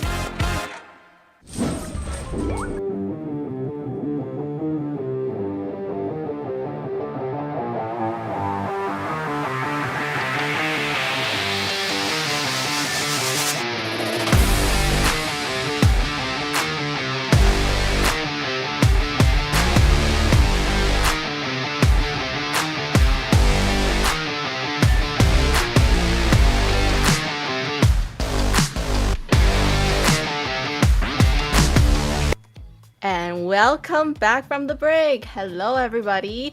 If you just are joining us, we finished our first match, and now we're gonna head into our second match of the day. The handsome guy right there. Yeah, indeed. Come back for the second match of the day, and I think looking at a cutout of Trex, there he is. All of a sudden now, but then again, that's a nice picture. 3-minute break went lie. fast. Thank you. I tried. Yeah, it went super fast. Not gonna lie. That's Didn't even get to go to the toilet. Yeah, I did, but yeah. Anyways, Gotta hold it. big match, best of 5. Survival of the fittest here. Someone gets knocked out. Layla, who's gonna lose? Oh, that was a harsh question. Who's gonna lose? I mean, yes, whoever's losing is gonna go to seed 8, which is horrible. I'm not. I don't have a view on this one yet. I think we're gonna have to find out as the game goes on. Maybe in game 3, game 2, I'll probably have a better idea. Good answer. What do you think, Kronos? I think looking on paper, we can tell that you two kind of have the upper hand with the performance that they put out so far in MCT, right? On paper, with the performance that they put out. But Leon, again, they did go against a powerhouse. In the second game, also, they kind of did go against another strong team. So I would say maybe we haven't seen the best come out from Leon yet. And when we do, hopefully they turn up, and the time to turn up is today because they got 5 games in their hands that they can. The only thing I'm hoping is it doesn't happen to be a 3-0 sweep. I'm definitely hoping that Leon puts up a fight here, or U2 puts up a big fight here. But as you said, on paper, U2 seems like the better team. They were able to get a win off of Leviathan. They were able to get a win off of Influence. They have not just, gotten stomped through by any teams by far yet. They've even taken teams the distance. Leon, the only time we really seen them show off was game number 2 against Stamina Esports. That game went to 28 minutes and 3 seconds, and we actually got to see them have, some moments of greatness there, some possibilities. They used a Kadita as well in that game, and were very close to taking the win from Stamina Esports. But we still haven't seen them get a win yet. They're 4-0 in total record in terms of games, and this is their last chance to at least show us that even if they get put in the 8th seed slot, that, okay, maybe they can make something shake in playoffs. And here's the lineup for U2 Esports. We have Ziggy on XP, Sykes on jungle, Accuracy on mid, and Inky. Oh, Inky is gold? And Zotra? No. Rome? Exactly. You're right. I think there was a NK switch, right? Yeah, I think there's a switch because InK is a mid laner as well, so I think accuracy comes in, and they're looking to get that change. But before we talk about that any further, here's a video, so let's check it out first.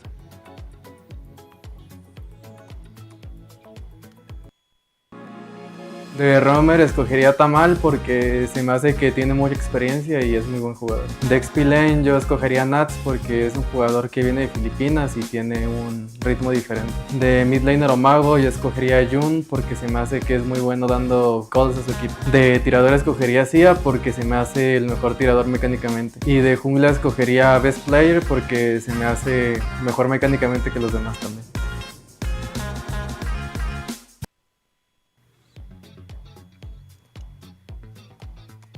And for the lineup for Lion, we have Hayase on jungle. Sorry, can I? EXP. XP. Yeah, Bernoulli is the jungle, and POV is mid. Lionheart has the gold lane, and Raquel is our roam today. So both teams actually getting a small roster change here. Bernoulli's going to be subbing in, but normally he would sub into another role. It seems like he may be forced to pick up the jungle. Again, we never really know exactly. They might make some final changes even in draft, but at least it seems like it's an even stand for both teams. You know, they're both kind of forced to bring someone else in. I'm wondering if it's going to be a full swap or if there might be a swap back later on. We'll see exactly how it ends out. Well, on that note, there's a video about Leon as well that we can check out.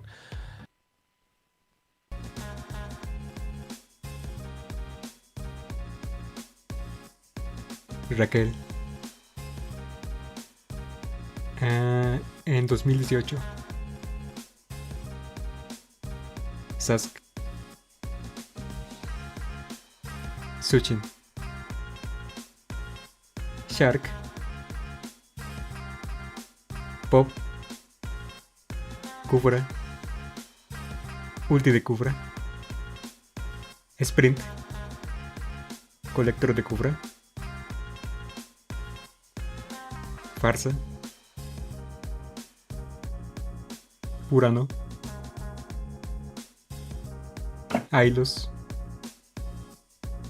Leomord, Leinhardt,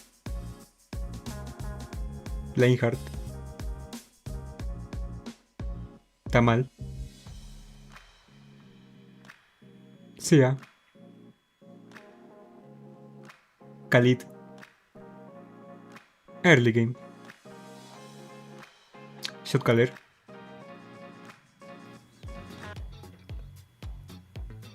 All right. Lots of information there. I picked up a little bit of the guy that will be most tilted is Lionheart. I guess that makes up his name, right? Like Lion usually has a bad temper, you know? I like it. Maybe. We'll see if he gets tilted. Deep into reading about it. We'll see if he gets tilted coming into this series.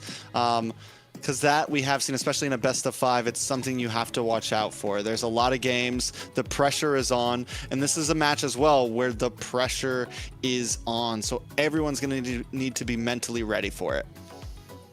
Yeah. Yeah. I think along with the pressure as well, it just comes down to what they really are going to draft at the end of the day. But you know for a fact that Lionheart is vocal and he gets tilted. So if you're on the opposite side and you watch that video, you know where to poke the bear. You might just find out. Yeah, imagine just, you know, having him have a really bad time in his goal lane, because we know it's very important. And coming up, we're gonna go right into the draft and see how they're gonna draft. Maybe they're gonna try to, you know, pick heroes that can counter him, making him have a really hard time in the goal lane. I'm excited to see where exactly Bernoulli. So Bernoulli does look like he's going to be jungle. Is this going to be a major problem for Leonhardt?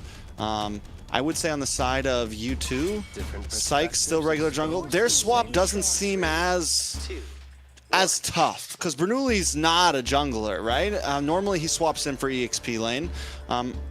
Correct me if I'm wrong, Kronos, but yes, this is definitely a big change up for Leon. I'm wondering how it's going to affect exactly.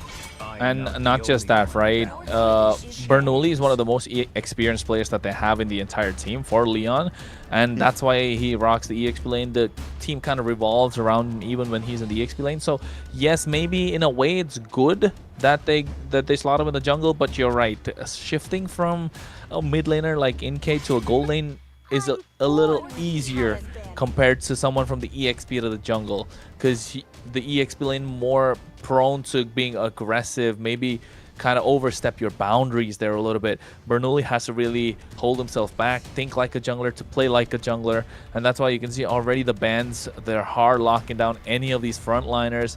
If you are you to take away the Hilda, take away the Phoveus, well, are we going to see another frontliner getting taken away? Freya maybe? Freya definitely needs to get locked out, but with the Gwenny, the Phoveus, and the Hilda on the ban mark, there's a lot of stuff open right now. Once again, Jushin still in the field, Eve still in the field, Basha, there goes the Eve. I think at this point, Leon has to take out the Jushin, honestly. And then you have the Basha, Sora, Harley, Valentina, a lot of options Freya coming in. But again, we've learned that the meta is not always beta. You know, there's always opportunity to counter, so... Which lane or which role do you think is the hardest to play right now? In the meta right now? In the meta right now, I think mid lane, not a lot of options, if you ask me. Yes, there's quite a few, but you need to pair it up with the right roles.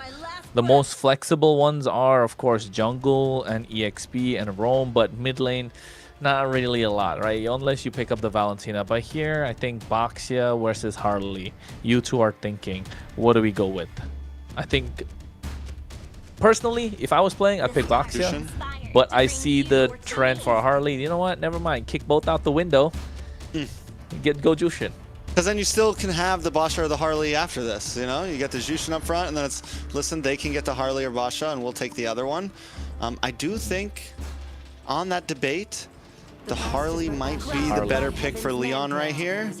But instead, they also know we can get the trade. Take either one. We take our carry, we take our Zetien. Sora plus Basha or Harley, right? Yeah, something like that. And Raquel did say he does not like juicing at all. And then they just picked it for him. That's what you gotta do sometimes. Yeah. On the side of you two. Yeah, I think the Sora here too, because then if you still want in second phase, you could still pick up a gold laner if you want, if it doesn't get banned out. It forces Leon to really decide how they want to draft, and I mean how they want to ban in second phase. So I think Sora is super clean here. Khalid, I like it. Khalid plus Harriet? Maybe? Never mind. Comfort picks. Comfort picks coming in clutch here. Man. I agree, there's another one that's on fraud alert. But also, Moskov being picked up here kind of prevents the Harley coming in from the side of Leon, so I would say that makes a little more sense too. So Baxia has to be the way to go here, right? You're okay absorbing the damage from Khalid, but you're really taking some abuse from Jushin. So Sora, a better lock-in, you get everyone together. It's just too much when the meta is open, right, Trex? When everything is kind of left open, yeah, you're just scrambling for ideas. It comes down to the compositions, what they've practiced, what worked. Because at this point, we can keep going back and forth on what's good and what gets countered by who and what. They could just ignore everything and just go a completely different route.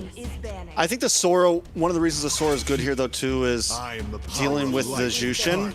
Because of the ability to just get in and close the distance quickly, he's not going to be an EXP laner that really falters in terms of these team fights. So you have poke with the ZTN, you have damage with the carry, and you have someone that can kind of target down onto and get past Khalid, can disrupt his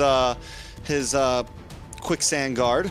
So I mean, there's possibilities. I think the Sora definitely a solid pick, and with the side of you two still needed a jungler as well, definitely worth leaving that for second phase. Layla, thoughts? Thoughts? She's lost in the draft. Sora. She saw Kaja and decided to think about fried chicken. First fried rice, now fried chicken. Nah, fried chicken. I think the Farsa, you know, like that makes me think of fried chicken when Farsa does not play well. But the Sora is gonna be just annoying for their backlines because, you know, when he shifts and then he locks onto you, what are you gonna do? You're gonna use your dash, your flicker.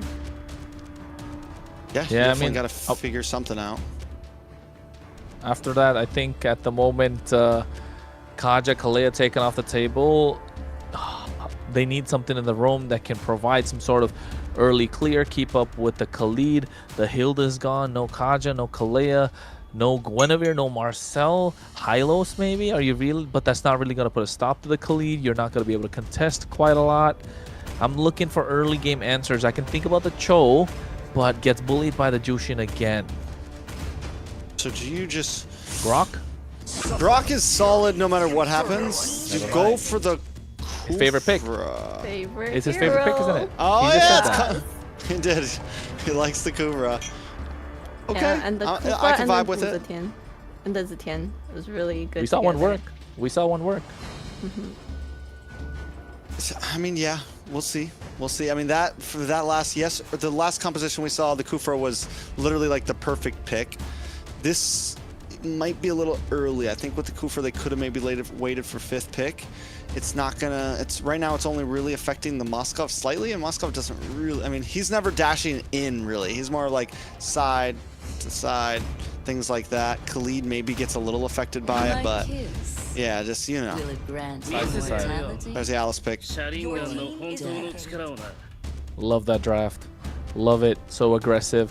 You give enough space to the Moskov. I like when you pick short-range marksman with the Jushin because that Crimson Beacon feels like a cloud of protection for the Moskov or the carry to play under, right? And now the Alice added to the mix just gives Moskov more a bit of reassurance, and the Suyo as well. Inke can dive in knowing that the Alice or the Khalid's going to dive in with them, so a little bit of a front to back with the possibility of going full dive also on the hands of U2 Esports. They look super solid with their draft. Leon, again, this is a slight bit of a niche. You got wave clear, you got the pick-off capabilities, you can look for a massive counter set with the Kufra, with the Sora. The jungle, it's got to be something that Harley's still available if they want to go for it. Joy? Maybe not the best option. Basha was still there. Basha utility. Easy. Imagine going a whole game and no Basha. No Basha getting picked or banned till last pick. Pulled our hairs out. I'm telling you, the ban, the things are changing. The meta is changing before our eyes. It is. It really is. Yeah, and with that, there's our lineup. And just from the draft, I do feel like U2 Esports has the better draft here. What do you guys think? I think at the moment U2 Esports do have a slight bit of a more straightforward draft. Leon needs to get the early game in their favor. Use Hayase in these turtle fights. Maybe Raquel can get a couple of pickoffs. Leonhardt as well as Pav should find their POV of taking people down. So I think U2 Esports, easier win conditions, not threading the needle. Meanwhile, Leon looking for a needle in the haystack. Yeah, Leon. I mean, I wouldn't exactly say they're looking for a needle in a haystack. I think U2 Esports have, what I really like is they have easy, great crowd control set potential. Big combos. Leon, aggressive, still have late game potential, have some early game potential. The big wild card here is how is Bernoulli going to be able to move this team around in the early game? How is he going to perform in the jungle? Is he going to be someone that can step up to the plate, or are they going to crumble under it? Well, at the moment, we're going to find out. Of course, folks, we are getting to go into the game right now. This is game number 1 of this best of 5 to kick things off. Who's going to be the first one to draw blood? Who's going to be the one to end up in the bottom of the pack? The 8th seed decider starts right now. U2 on the blue, Leon on the red, Kronos and Trex to bring you the action. All right, so we talked about Bernoulli. Let's talk about Sykes a little bit. He has had some decent games. Overall, U2 Esports in general have had some great games. Ziggy, Zoltra, both names we've got to know have been able to make plays, but Zoltra's had some great days, and he's had some bad days. We haven't really seen him being able to balance that out. Either he's playing at 110% or he's playing at 50%. And I think right now we just need to see him play steady, play aggressive, don't make too many mess ups, and he can bring his team to victory. On the side of Leon, Raquel, we saw the interview. On a hero like this Kufra, we also need to see some plays happen. So I'm looking at the roamers right now to be able to set things up for their team. And I think they're doing a fantastic job, right? Especially Raquel, the bouncing ball, preventing Ziggy from going in, just being a stop to their plans.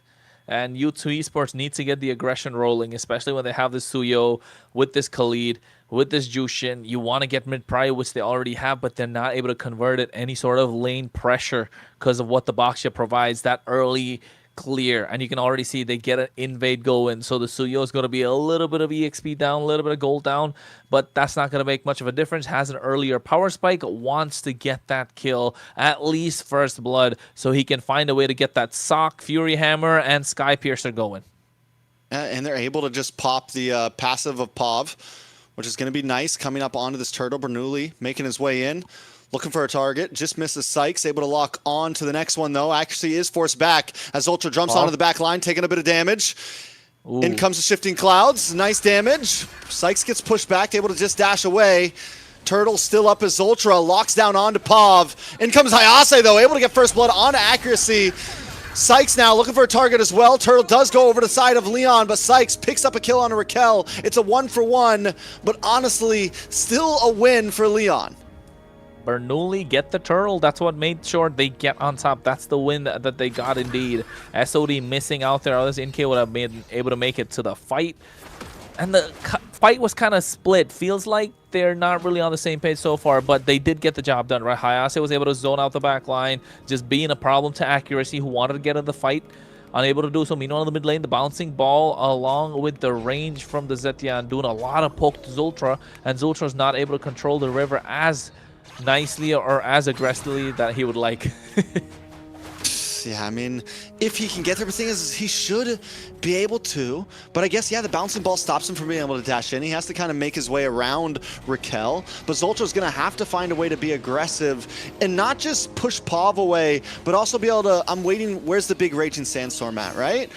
Where's the big play for your team? He did just get to level 4, well, now level 5. I think it's going to be a little bit of time for U2 Esports to really find those moments. The fact that Leon's able to get a kill on Accuracy earlier is huge, though. Nice Tyrant's Rage, landing on his Ultra. Nice damage on his Ultra, force use of Flicker. Now Accuracy in trouble. In comes Raging Sandstorm. SOD able to connect, push Bernoulli back, but still Ultra goes down. Sykes going to try to come up and clean up. Can he find a target? The bouncing ball is up, so Sykes can't close the distance. Finally waits, able to get the dash, but now he's getting pushed away. Sykes finally finds it. A nice Throne of Ruin. POV brought low. Hayase, though, trying to corner. Sykes able to dash back. Bernoulli on the chase. The back and forth right now between these two teams. Ziggy gonna flicker away back to safety. Leon still holding a gold lead, that they do lose a member there. Yeah, I think so far in the game, U2 Esports are the ones to take the fight to Leon, right? And Leon able to bounce back every single time with the right tools that they have, a counter engage with that big set that's possible from Raquel, and he's been hitting those Siren Revenges on point.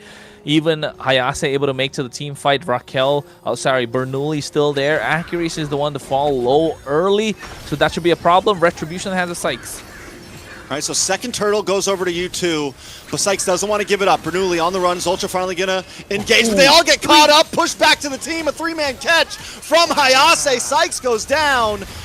In the midst, though, Ziggy looking for something, still falls to Hayase. Another kill. Zultra able to get a nice Raging Sandstorm, a shutdown, and a double. Nice gold into the pocket of Zultra, but that's not exactly who you want to give the shutdown to. You're right. I think they kind of needed that on the other side, and the different heroes on the damage dealers. Meanwhile, the bot side, again, NK able to miss out on that SOD. If that connected, it would have been a slight bit of a different story.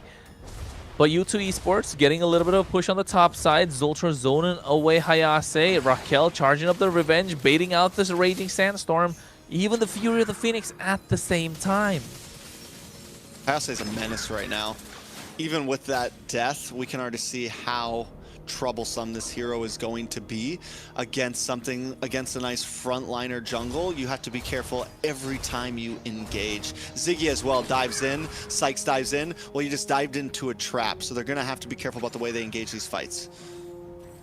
Well, looking at the items as well, there you go. Found the boots, get that Sky Piercer. Now Hunter Strike coming in. Gonna be a lot of damage in the hands of Sykes. He needs those kills. He's starving, he's turking, he's thirsty. He needs something to fill him up at this point. And he's looking at those squishies, especially Leonhardt. And that's why you can see Raquel just moving around, making sure that marksman is protected. Yeah, we haven't even seen the marksmen get involved in these fights just yet. They've just been hanging out in the gold lane. No one's tried to gank them. We haven't even had the camera on them at all. Both of them, level 8. Leonhardt with a small advantage right now. I mean, we're talking small amounts of EXP here, but nothing major. NK catching up. I'm waiting for that to be the pop-off moment, especially since both of them are more late-game marksmen. Who's going to be able to be the game changer when we get to First Lord, Second Lord, things like that? I think when it gets to the first lore, right, looking at the composition and the way things are going, U2 Esports should have slight bit of advantage still. But if Leon keep this up... What a damage on his Ultra, but he responds with a Raging Sandstorm. Everyone able to get away safely. Continue. I think if they keep this up, Leon could actually hold on, because that nice bit of a clap coming in with that, never mind, Throne of Ruin there. Ooh, SOD does connect as well, and in comes Inke, able to get the pin on the wall. Hyas on the backside, 1 against 2, goes down to Sykes as Inke shreds into Bernoulli. Bernoulli on the run, accuracy now locking in. Inke switches positions, dashes on to the next target. 4 of them moving in. Raquel looking to lock onto someone, might be in a bad spot as Pop tries to make his way in as well. The passive able to keep the enemies away. U2 Esports do finally disengage, but not after they found Hayase and the last turtle. And the way that U2 are moving right now, as they should, taking the fight to Leon. And Leon's still able to bounce back. They're still holding their own. It's not looking terrible. Yes, a 3K goal lead on the side of U2 Esports, but Leonhardt hasn't been taken down a single time. Pav has been pushing them away. And Hayase has set potential. And here, Raquel has been getting these time revenges on point. And I'll say, watch for Hayase. Looking for the grab and nab, not able to connect. Raquel goes down. I like the way Raquel's playing, the fact that like we keep on looking for moments, but maybe slow it down just a little bit, you know? Look for the right targets. Caster's curse, man. I just said about that and he got picked off. Yeah. But looking at the way you mentioned, they need to slow down a little bit, or at least have the right tools around you, have the right members around you to try and take them down, especially Leonhardt, right? You want Leonhardt to start getting online. You want him to pop off. You need to give him that big moment, that big clap. That's probably the best ultimate in the game, according to me, to get a nice sound effect. That clap sounds so much better than a Fatal Links, a 5-man Fatal Links even. All right. But here comes a play of U2 themselves. Still looking for this mid lane as Sykes controls the map elsewhere. And we've just been seeing him go from bot lane to top lane. And this is sometimes what you want to do on the Suyo. He's got such great movement across the map. Yeah, and not just that. I want to talk about Sykes as well. He got a 20 stack on the Sky Piercer right now. He was 2-1-1 when he got that.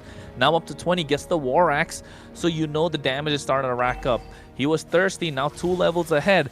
He's already hungry. He's got a little bit of a taste of the starter. And now looking to get that aperitif going and then maybe get to that main course, that big tomahawk, right? It's been in the grill, it's been cooking. Accuracy is the one serving it up. And Sykes, when he walks in, especially with Ziggy, it's going to look like it's going to be mealtime. Raquel looks for an angle in, unable to find enough. Big Throne of Ruin wasted, but wait, here comes Ultra, right onto the carries, but he is instantly taken out. Inke now next on the block. U2 Esports looked for the play, and it was not there. Call an ambulance, but not for me. That's what Leon said the entire time. Zultra going in, a false engage, abort, mission abort. That was the call from U2 Esports, leaving him in no man's land at this point. Oh, it's not working out. Leon found a way to make the comeback. They get themselves the Lord, even a dominance ice in the hands of Raquel. So you know for a fact a lot of those heals are not going to be working out. I still want to see that Chastis Pauldron to come in. I hope Bernoulli or Raquel have picked it up early on. And Raquel right now in no man's land might be picked up and put down. Another Raging Sandstorm. The cooldown on Raging Sandstorm isn't that bad, huh? It's like, what, maybe 23? 23 seconds? 25, I think. Because it's one of the reasons why Zultra just uses so much. But now, speaking of Zultra, going to get pinned against the wall. Actually is here trying to help out, but the damage is just too much. Leonhardt gets his first kill onto the board from Zultra. Leon finding movement finding cohesion as they move across the map, taking little pieces away from U2. Well, they get that siege in the tier 1 in the mid lane. Bernoulli might be next on the chopper block. SOD misses Ziggy. Ziggy able to connect onto 4 there. Hayase does go down. Bernoulli as well as Sykes finally moves in for the double. Leonhardt trying to run away. Pav might not be able to get away from this one. Forced to use the flicker. Sykes wants to chase him down along with accuracy. A couple more hits and Pav goes down. A beautiful triple for Sykes. And now all they got to do is clear through this Lord, pushing in on them, and then maybe be able to look for this tier 3 in the mid side. Hey, MVP Ziggy, bro. Not gonna lie. Forget all the kills that Sykes has. Ziggy has been on point with these Throne of Ruins. Well, we've seen it's 11 minutes in. I think we've seen already 4 really good ones from him, and he's been the one that's been initiating all these fights, and the worst part being Leon have nothing to stop it, nothing to take him down. Yes, you have Leonhardt, but you don't have that sort of a crowd control, a single target pick off that could really enable or enhance what Leonhardt can do. And that's why we were wondering, right, maybe a choke could have been all right. Maybe the jawhead that we saw early on in the previous series could have worked wonders. Bob gone. Bob gone. Off the map. Send home. Try again later. U2 Esports 4K gold lead. We've been back and forth. Leon's had some nice moments. But at this point, as you said, Ziggy's just making these sets happen. And Sykes is able to move so quickly across the map. Another Throne of Ruin. Under the map, Hayase trying to defend, able to get a knock-up onto 2. Will it be enough? Inke does go down. Leon still with them, fighting them. But Sykes doesn't want to give it up just yet. Look at the damage onto Hayase as a monster kill falls in the hands of Sykes. U2 Esports quickly disengages. They got what they came for, a tower and a member of Leon. This is why the Kufra can be a boon and a bane in sort of a way, just because of the fact that, yes, when he gets those massive sets, those massive engages, it looks super nice, looks super clean. It could be all or nothing. That's what this hero is. But the moment you kind of get a miss, you're not able to get that full engage, the re-engage takes too long, and by then your team's already wiped out. You know, earlier you were talking about Sky Piercers. We were talking about stacks. Well, Sykes is now at 8-1-1. 60 stacks. Just completely shredding through Leon right now. If you're down... Oh, look at the damage, though. Raquel able to find Zoltra. Zoltra's just been on the chopping block nonstop. Now Bernoulli, but a nice AOD does connect. He's not going to commit to that one. It'll be in the midst of 3 Leon members. Inke makes his way up. Ziggy looking for the re-engage. He does have the ult, but not able to find a nice spot to use it. Raquel gets a knock-up onto accuracy. Accuracy and Inke looking for another target. Bernoulli brought down to about 20%. Sykes looking for the execute. Able to come in, just a couple more hits, but he's not able to finish him off. Now the members jump on as the bouncy ball comes out. Sykes, oh God! Raquel! Bernoulli still goes down. There's nothing to stop Sykes right now. In the face of U2 Esports, Ziggy didn't connect that one, but it's okay. They were able to take out the jungle, and Lord is up. And not just that, right? In the fight, Hayase made his way in, took out accuracy before. But then again, if there was another small 1v1 of the gold laners in the mid lane, Inke already using the Wind of Nature, and there you get the Malefic Gun, Raquel going in. But the Raging Sandstorm does connect down. Fear the Phoenix comes out. Sykes sneaks his way in. He does find the Lord. Ziggy. No wretching on the side of Leon, and now Ziggy into the backside. Sykes able to find Hayase. Ziggy off the map, but they're not done just yet. Raquel trying to make a play happen. Sykes is so low. The burn unable to finish him. Just a hair of health left. Bernoulli on the chase here. Not going to commit. Nah, Turtleman's not going to commit to that one. What? I'm telling you, today Caster's Curse in full effect. We spoke about Ziggy, hyped him up. He died a couple of times, and not just that. Look at Sykes. 10-1-1. Full build. We're talking, what, 15 minutes into the game right now? He is unstoppable. This 80 stacks in the Sky Piercer. That's the max you can go. He's got a 4,000 gold lead over Bernoulli right now. Lord should get shredded down here. Luckily, Leon does have Leonhardt. He's also been playing a great game. 3-1-2, been able to pick up some small kills here and there, and is going to be the major defense when it comes to these big sieges. Yeah, and I think these big sieges are away. No, they caught someone on the bot side and the top as well. So member goes down, accuracy out. Cameron takes us to the top side. It's okay. Whatever. It's cool. Sykes now gonna be able to work on this tower. Raquel looking for Sykes as well. Leonhardt Did use the speedy light wheel to be able to make it up to top side and help defend. Bernoulli looking for a target. Leon maybe not really trying to take a fight here, but at least trying to get some ground back. Make sure they secure these buffs. Yeah, I think at this point, Leon needs to hold their ground. They've already given away the top inhibitor. U2 Esports, 4K gold lead. They've been leading the charge the entire time. Hayase is going tankier and tankier by the second, so you know that Thunderform's not going to do a lot. Ziggy. This is what I'm talking about. Raquel's there. Raquel's job is to be annoying, right? And he's being as annoying as possible.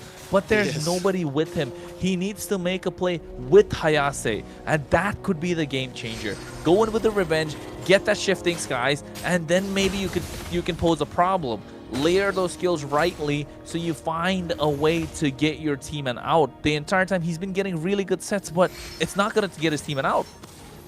Yeah, but a lot of those sets have only been like one member. It's a hard team. It's a hard composition to go against and look for like a 3-man Tyrant's Rage, you know? Everyone's fast moving, but Zoltra comes in with a Raging Sandstorm, is brought low. Tyrant's Revenge, Inkay down. There goes Zoltra as well. Leon now on the hunt as Hayase leads the front, looking for the next target, but Sykes able to dash back and still get the kill. Now they're just on the run. Leon doesn't want to give it up just yet. Immortality does pop for Ziggy. He's not going to be able to get away from this one. Leonhardt finds it. 5-1-2. The back and forth continues as Leon take the win on that last fight. Hey Trex, we're in for a long night, aren't we? This is only game number 1, 17 minutes in. First game of the best of 5. You can already see Trex making emojis right now on the camera. You guys can't see it, but what you can see is that backdoor that Sykes is looking to go for while they're trying to blitz down the Lord. It's a good play. Honestly, he might have been able to just commit on that tower. The Kufra's not going to be able to take him out. He does back off. I mean, Leon get this Lord, which is huge, but U2 Esports still holding a gold lead. We are getting to that 60K gold mark soon. At that point, Kronos, do we think Leon has an advantage? Do we think it's 50-50? How do we feel about max items 5v5? I think max items 5v5, I like the chances when you have the Moskov, right? There's always a cross-map play that's possible, because this really allows a lot of pressure to come in from one side. Yes, if we see a 5v5 singular fight without the map being in play, then you know this carry's going to start melting people down, and it has enough peel to do so as well. But at this point, who can really stop Sykes, man? That's what I'm looking at. 11-1-1. I hope I don't curse him. They're looking to try and go for the finish on the top side. The Lord is marching in. Leon could make their way. Raquel needs to look for the massive set, but then again, Hayase is nowhere to be found. Without vision on him, that's exactly what he wants, right? I mean, Hayase, he's going to try to look for a back angle here. I don't think Zoltra saw him move in, but I also don't think they know where Zoltra is. Leonhardt able to get the tower. Hayase has finally showed face. Watch for Zoltra. Looking for the back line. Uses a conceal. He's just going to go back to base safely. He's not going to make a major attack, and I think that might have been the good move from you two, honestly. Don't fully commit right before Lord's coming. That's the way they got to make it. Play it safe. No, Sykes, what are you doing? Ooh. He is able. Ooh, Immortality pops. That's a big utility gone, and Zoltra has to sacrifice his own life as accuracy moves in. It's Zoltra and accuracy against the world right now. Ziggy there as well to help back him up. Lord still at half health. This could be a big push for Leon as Hayase finally decides to join the fight. Bernoulli in the front side. Hayase unable to connect onto anyone. Throne of Ruin does come out, and Bernoulli's brought low as Sykes finally locks onto a target. Ziggy will pay the price though. Raquel, Immortality pops again, actually falls. Leonhardt able to kite back, but Leon is low on health. 4 members drop for you two, but they can't fully connect just yet. Oh, that was so messy. Every single ultimate missing. They missed the revenge. They missed the shifting skies. Even the Throne of Ruin missed. The only thing that connected was, what, a couple of basic attacks from NK, but now he's the only one left standing to defend, and I think they could blitz this end. Immortality's there on NK. Leon wants to get the push. And 3 seconds for Zoltra.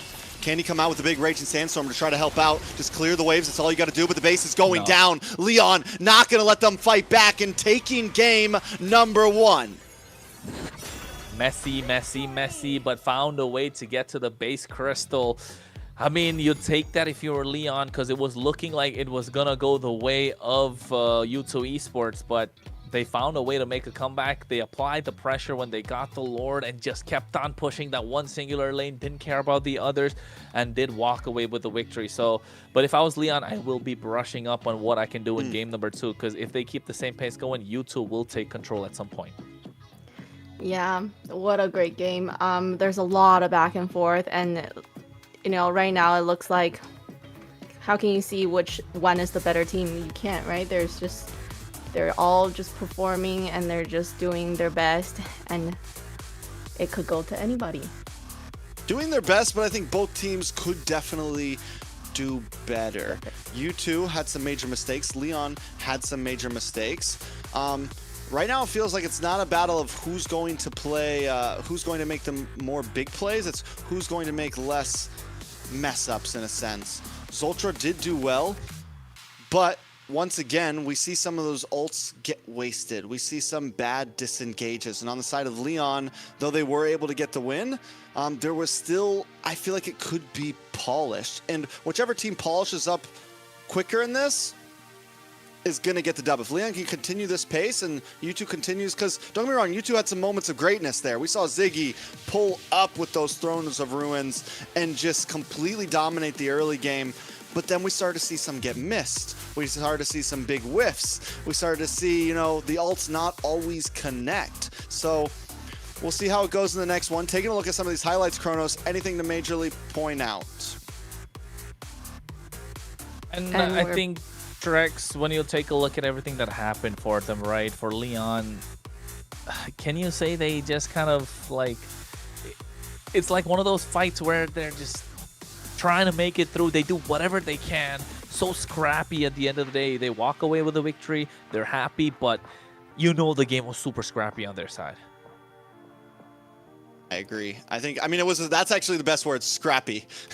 Scrappy. But the teams, they were just going. It was brawly, it was scrappy, it was blow for blow. Even in the beginning, this is first turtle, and they're spread out. Everyone's looking for different targets. They're all over the place.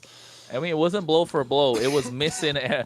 I miss my skills, you miss yours. Let's take a look who can make it out alive after that one, because that's what most of these fights look like. Ziggy did get some really good Throne of Ruins, but I mean, after it reached, what, the 15th minute mark when Sykes was going crazy, he was 80 stack. How? 80 stack on the Sky Piercer, man. You can't let a game slip away when you're that ahead. 80 stacks on a Sky Piercer. 5K goal lead, too. 5K goal lead, too. Sheesh. Sheesh. Yes, sir. Layla? Yeah, Sykes, he was doing so well, so that was a throw, I guess. I just got to the end and then nobody can finish. There was an end where they pushed into the inhibitor and nobody can finish.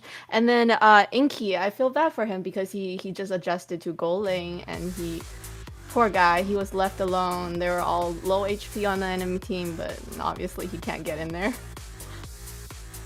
Taking a look at the MVP, though, it will be, drumroll please, Raquel. Not against it, honestly. Not against it. He created, even in moments they were behind, he created space consistently. You said it, Kronos, he was annoying. And I haven't seen a Kufra played like that in a while. The way that he would just constantly use those Tyrant's Revenges, like just to kind of poke, delay, keep them away from the river, create space, and find little possibilities. He was the possibility finder in this match, and he was able to make it happen. I mean, he was the one leading the charge, right? Showing the path, showing them, leading them from the front, showing the light, and leading the way, whatever you want to call it. Not really finding the words for it, but what I want to highlight is 2-3-16 on the KDA. Out of the 19 kills that Leon had, he was part of 18 of them. So if that doesn't scream MVP, I don't know what else will, right? If you're Leon, with the amount of scrappy fights they kind of had, being annoying in the face, you can see the pickoffs when he got the single targets, when he's with Lionheart, it makes sense. But when he's getting these massive team sets without the help of Hayase, that's when they started to crumble. That's when it started to fall. But then the game got to the point where it was super late. Leonhardt could just melt everyone down, shred everyone away. And then, hey, it was just one left. InK was left standing. They took down the base crystal. But yes, Raquel, well-deserved MVP. Should have a KPA of what, about 90-something%?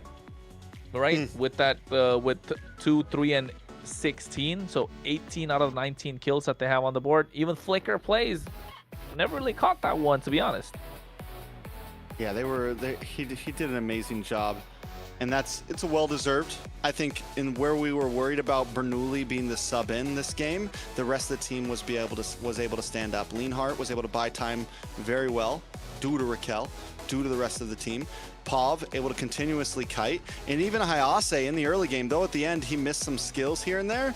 In the early game, he was another one that was able to kind of make sure some of these fights did at least fall into Leon's hands, and it never got too out of control. And we're back. So yes, Raquel, he did really, really well and well-deserved as a roam. He was able to do all that and be able to be there for his team. What do you think coming up on the second game? So you said everybody was a little bit messy. So how are they going to be able to kind of do better on the second game? Because, you know, I guess he already played his best hero, Kufra, right? So what is he going to do next? I think second game, yes, he's played his best hero, but then it's a good way to start off, right? You get the momentum on your side. You're able to pick the team's morale up, of course. So I think if you're Leon, keep the ball rolling, find angles to make some of these combos work. One, I don't know if it's good or bad thing. They've already used up the carry.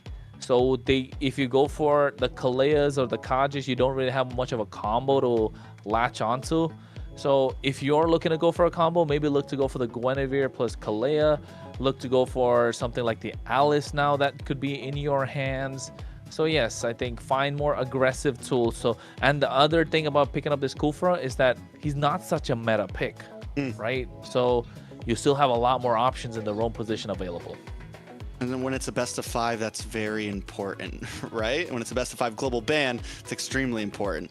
One thing I will say, things that we saw from U2 in earlier days, especially when they went up against Influence Rage, they seemed very disciplined. You know, they slow played in the early game. They didn't always try to rush things. And I think that's what I want to see from them to be able to win this next series. Don't try to rush things.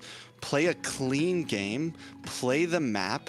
Play the macro. That's what we were really expecting from U2 and Influence Rage. After day 1 and day 2, we're like, okay, yes, these teams took their losses, but they seem like they have great macro potential. They seem like they have a great slow play style. You know, something that we see sometimes from some of the, you know, the potential of what we see from some of the best teams in the world, right? That aren't always just trying to fight and rush things. But U2 seems to be falling back into the habit of just, ooh, let's fight, let's go. And they need to not do that in game number 2. Play the long game against Leon. Play the smart game against Leon. Yeah, so from what I saw before, Leon was very disciplined with the way they play, and then they take it slow, right? So if it's like this, and then what are we gonna think about, you know, heroes that are gonna be doing really, really well in late game? Are they gonna prioritize on heroes like that? I mean, it's definitely a possibility. I think whatever you end up picking, because even last game, right, like U2, they kind of wanted to pop off early. But you have to know when and where, right? It's just not like constant boom, boom, boom. And for Leon, kind of similar. I think Leon could keep on playing the aggressive way, like kind of what they did there, but also polish things up. Their stars are definitely right now high. For me, the stars are definitely Hayase, Leonhardt. Raquel's going to do a good job. But if they can make sure their offlaners do well, it can really help guarantee a victory for them. With Bernoulli, he's an XP laner. Do you think the jungles that he's going to pick are mostly going to be utility jungles? Instead of the burst I think him being an EXP laner, of course, he can play a little more utility jungles. I would assume so. But yes, with the history that kind of, I mean, with the limited information that we kind of have from him playing in his region, in the Mexican region, I can say definitely that he plays a lot more utility compared to assassins. And yes, he can play the assassins, but it's not some of those meta picks that we'd see. Not something like a Joy, not something like a Fanny, not like something like Hayabusa. Maybe the Yi Sun-shin, probably the Suyo here and there. But then again, if I was Leon, I'd be happier playing more of these tank jungle picks, right? You get broken walls right now. Maybe go for something like a Leomord in this case is really good in the broken walls when it comes down to playing the expanding rivers. Maybe then prioritize something like the Fredrin.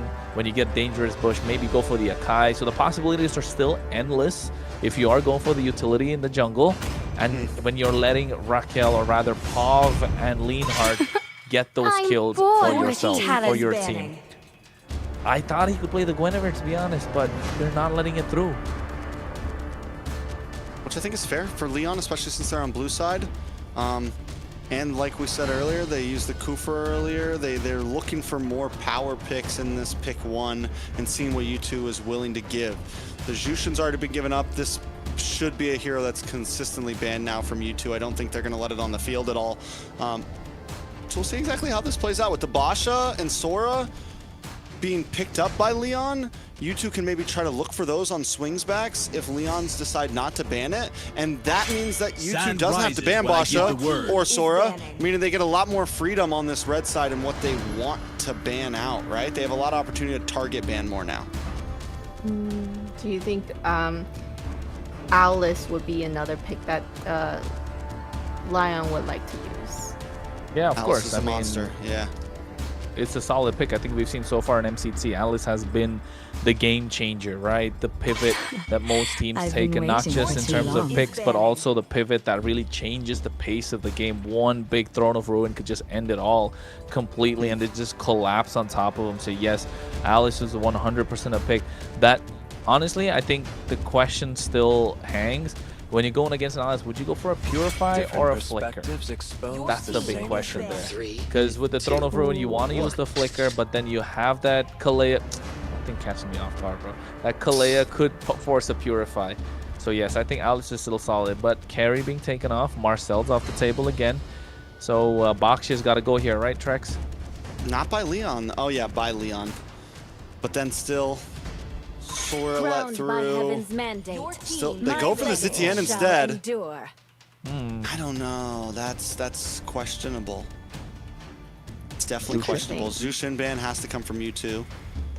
I don't care that U2 just lost with it. You still need to respect it. It's a monster pick. It looks good. Yes. Early open, lots of opportunity open in the second draft for either team to take. Freya? Freya's I think still they're debating. open. Yeah, that's a lot. Yeah, it seems like they're just. The thing is, if they. To protect it till my last breath. It seems like they're just banning, you know, the heroes that they picked up because they believe those heroes are dangerous, are gonna be able to win them the game. Yeah. That is true. But Do you here's go gotta for be Zushin, or do you go for Freya? Freya's already banned. You think Jushin Harley? I think Jushin. I mean, oh. Yeah, Jushin, and then U2 responds back with the Harley, right? You got. No, I mean, you don't have to go Jushin. You can go Harley. You can go Harley because Jushin can't be picked up on the other side anyway. Jushin. Yeah. So just Harley here. Double ban's Has hard. to be. Hard, guys. What else is there though? Claude?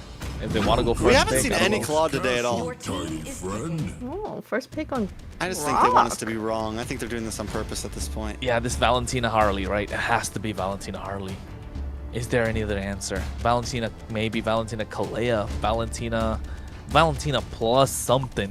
You can't let it go. I think Valentina Plus is decent. You still get the tech charge for yourself. You get the opportunity, and tech charge looks great on a Valentina because you're able to dash and then quickly get away after the engage. They want us to be wrong, bro. I'm telling you, they're listening to us and be like, yo, okay, this is what Trex and Kronos are saying. We got to take it the wrong way. They got to go the opposite approach. At least we get one, right? We get the Harley on, but it has to be Leon a gets Valentina. But I don't think they need. Yeah, I guess. Yeah, I think they picked the RWM up. No, Valentina's actually not bad against the Harley because you get the Terrify. If he jumps in on you, you can dash away. Valentina's not a sitting duck. Even though it doesn't have like a flicker skill exactly, you got the dash and you got the Terrify, so. Valentina plus... You're looking at the future champion. You wanna just drop it and walk off? Yeah, we'll just talk about the picks after. No more guessing. We'll talk about the picks So I guess after. they're gonna give the Sora to U2. right? You two must be Sora. Yeah, Sora. I'm done guessing. No. I have surrendered to the global ban. It's a new day. I will talk about this though. I'm not crazy about the Lilia, honestly. Black shoes are nice, I guess, against the Harley. It's a decent. That's like the only reason why. But it's good like defensively, but attackingly it might be a little earlier. Normally we see the Lilia pull up against like utility junglers, big fighter comps, tanky slow base strategies. It's a great answer too. Layla got a pick when we couldn't even get 1 of 4. About to say. We guessed the Harley a little bit, right? We guessed the Harley. 1 out of 5. She got 1 out of 1. So, hey, man. Because I'm not making any guesses. I think Layla takes over. I think she just takes over. Yeah, Layla takes over right now. No, you guys are doing great. I'm based it off of you guys' analysis that I was able to. She's learning quick. She is. Do I have potential? We'll see. The Fredrin gets banned off, right? You're right about the Lilia tricks. I'm not a big fan of the Lilia as well. Apart from the black shoes, you're not really doing anything. You have to run the Purify, of course, and that kind of means you're not going to be able to walk up to the Eve in the RWM. If you had the sprint, maybe that could be a possibility, but then you're walking into the Sora, so you need the Purify, and you're taking a lot of damage. You're too squishy to walk up to the Eve in the RWM. You need the Grok and the Yuzhong to make a lot of space. The glue is a good ban. If you are U2, you already take out the Fredrin. That's kind of like a counter to the Harley. But in the RWM, I'd say you still have a better chance as U2. So I think wasted ban, but it's okay. Could be that the fact that, like Layla mentioned, that Bernoulli likes to play tank jungle. So that's Leomord off the table as well. Now if you're looking at a couple more goal lane bans, maybe... Unless they think the Sora's going to go into the gold lane or roam. Yeah, that's the tricky Kalea. part, right? Kalea? Yeah, you could just ban a roam, honestly. Yeah, maybe take out the Kalea here. They ban Minotaur. You don't want to ban EXP or gold, because either way, Sora can just swap. So, with Fredrin and Leomord taken out, Leon still need a jungler. Leon still need a gold laner. Claude is still open. Yeah. Would be a decent pick for Leon. Claude Plus. On the side of U2, though. Claude still. They still need a roam. And a gold. And or an EXP. The purple dragon is ready anytime. Hey, throwback. Whoa. If it was yesterday, it would have been fun. Is that a no, first show? Not a first show, but yeah, we've seen Cho, but not in the hands of Zultra. A throwback. If it was yesterday, we throwback Thursday, right? Cho in the hands of Zultra. When was the last time you saw that? Really back in the day. Well, when he was a part of Gosu, maybe. Yeah. It used to be Grok, Cho. Those were definitely all hot picks. Kufra. I casted as, Kufra.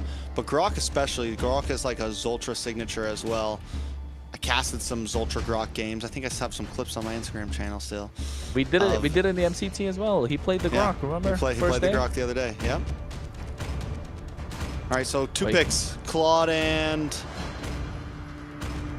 Claude plus Akai?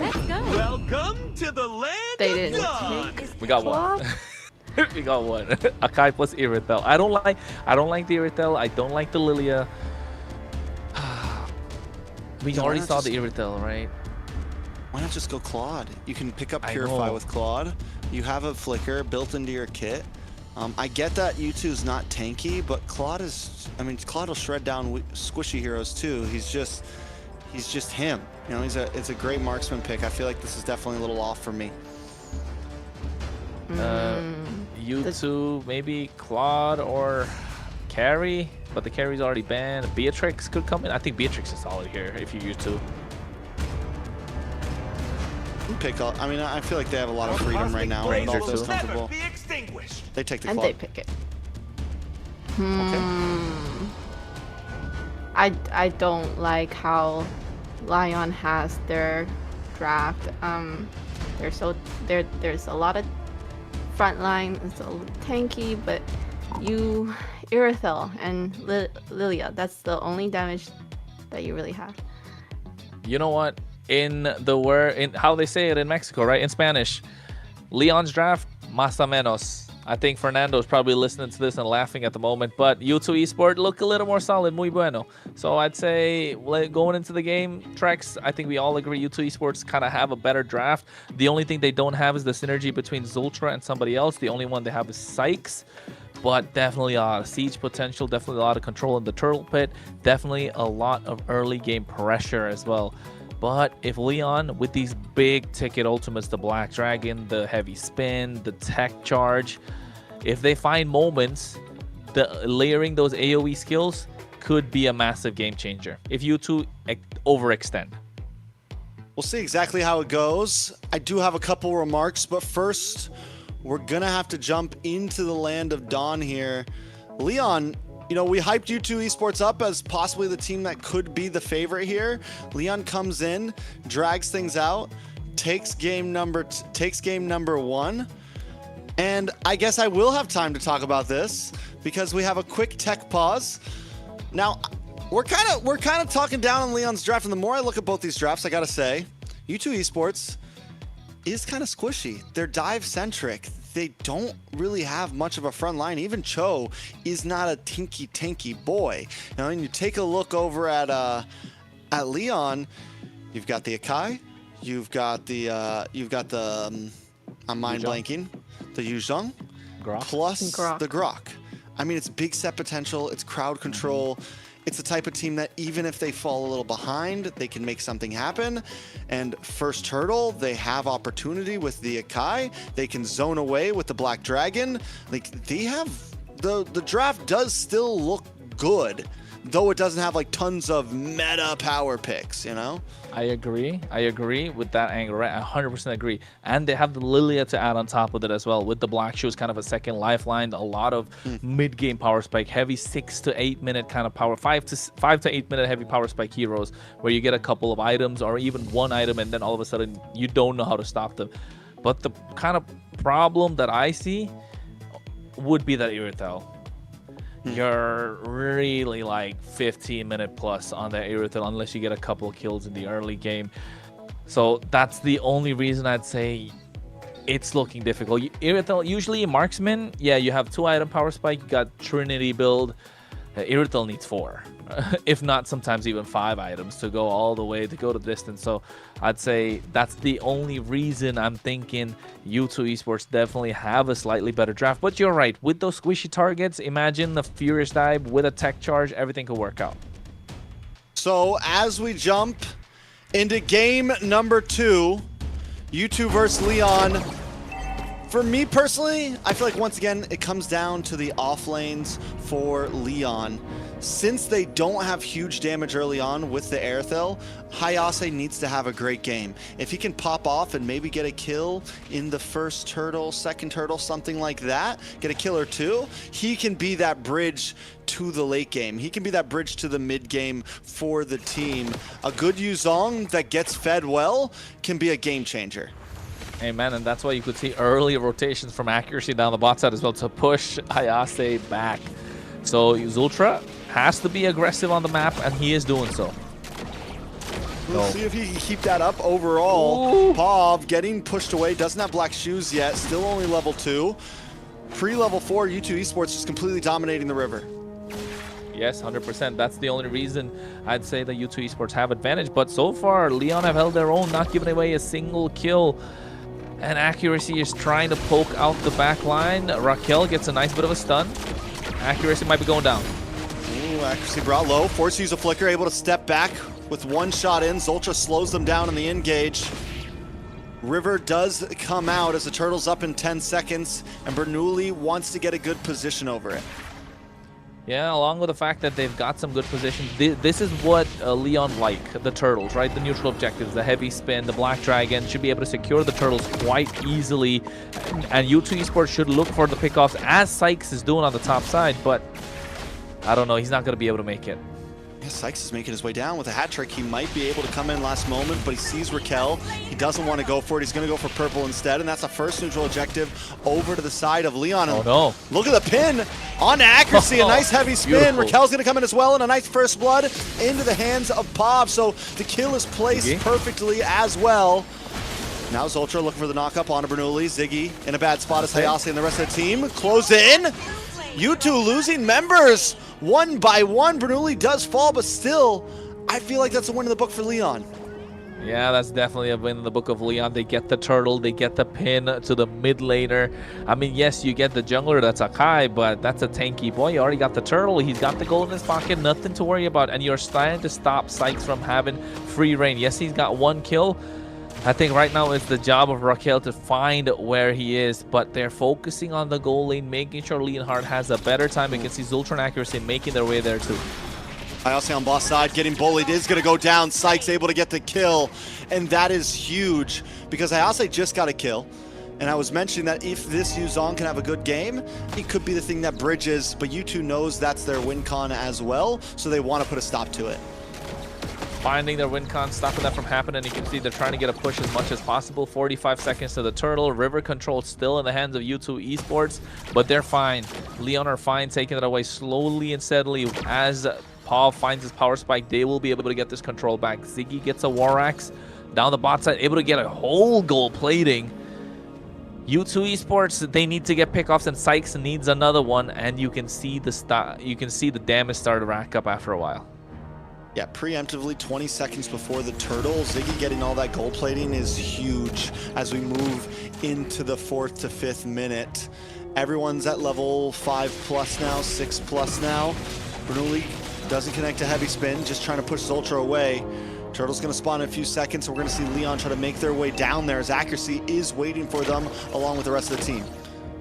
I mean, with a double purify on the side of Leon as well, who is Zoltra going to pick off? That's the biggest target, right? That's the biggest question. Bernoulli tried to go for the pin again, but Ziggy comes in here. Heavy spin, but Bernoulli is brought low. Ooh. May not be able to survive that one. Retry is gone. Black Dragon out, but it's just too late. Leon forced to disengage and give up this neutral objective over to U2. That's going to put them at probably almost a 2K gold lead in just a few right now. That was a panda. That's a big fat panda. The big fat panda taken down by a Harley. Yeah, that poker trick doing a lot. Oh, tech charge. Nice tech charge on Accuracy.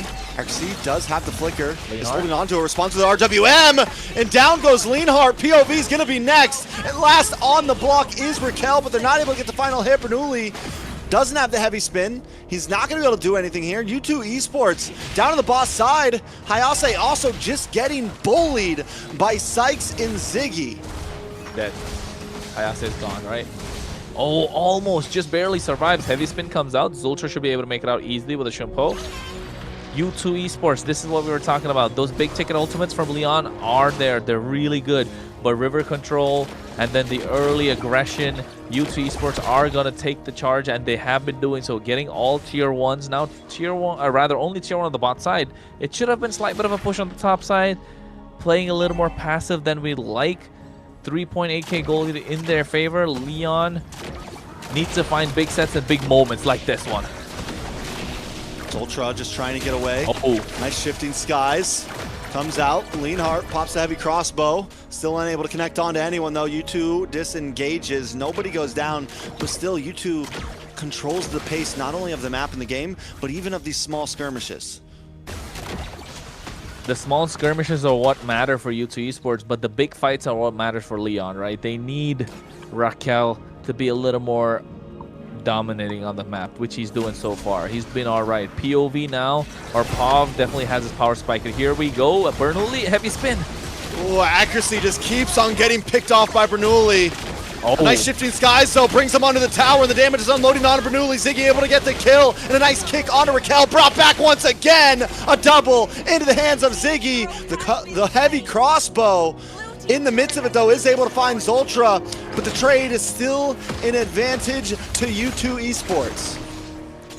Yeah, and I think that's what they were looking for, right? That Leonhard with the heavy crossbow, they were looking for the damage, Leon, but not knowing that it's not going to hit, it's not going to do a lot. They got 1 kill, but if that was another marksman, it could have been slightly different. That's what I'm saying. But U2 Esports able to get this turtle now, finding a little more gold in their pocket, reaching that 5k power spike, or 5k mark rather, where you know the game's going to start to slip away if you're Leon, and they've got the items on the board. A couple items already. for U2 Esports. Genius one in the hands of Sykes. He's going to get that lightning truncheon next. Accuracy also has the items that he needs with that glowing one up on the table. Zultra, not necessarily a primary engage like you'd like to see on a choke. He's more of a utility tool to get those couple of knockups and disengage more than engage, because he's not going to be able to pick off anyone unless and until they dive in a little too deep, being Hayase and as well as Raquel. So Zultra, knowing what his job is, makes it easier for U2 Esports to execute this draft that they have going. Yeah, it's all about, the only way they're going to be able to get Pav or Leonhardt is if somehow they find a way to bait out those Purifies, which could maybe be done by accuracy with a, oh, nice knockup. Another pin on accuracy. He's not having a good day right now. Literally, Leon, 3 out of the 5 kills have all been on to accuracy.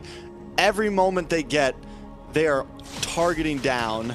NK, Sykes, and Zultra in the mid lane right now. Raquel for possibly another target. BMI's back. Oh no, Deadly Magic. A lot of damage on Raquel. Deadly Magic should be able to get the finish here. Raquel is off the map.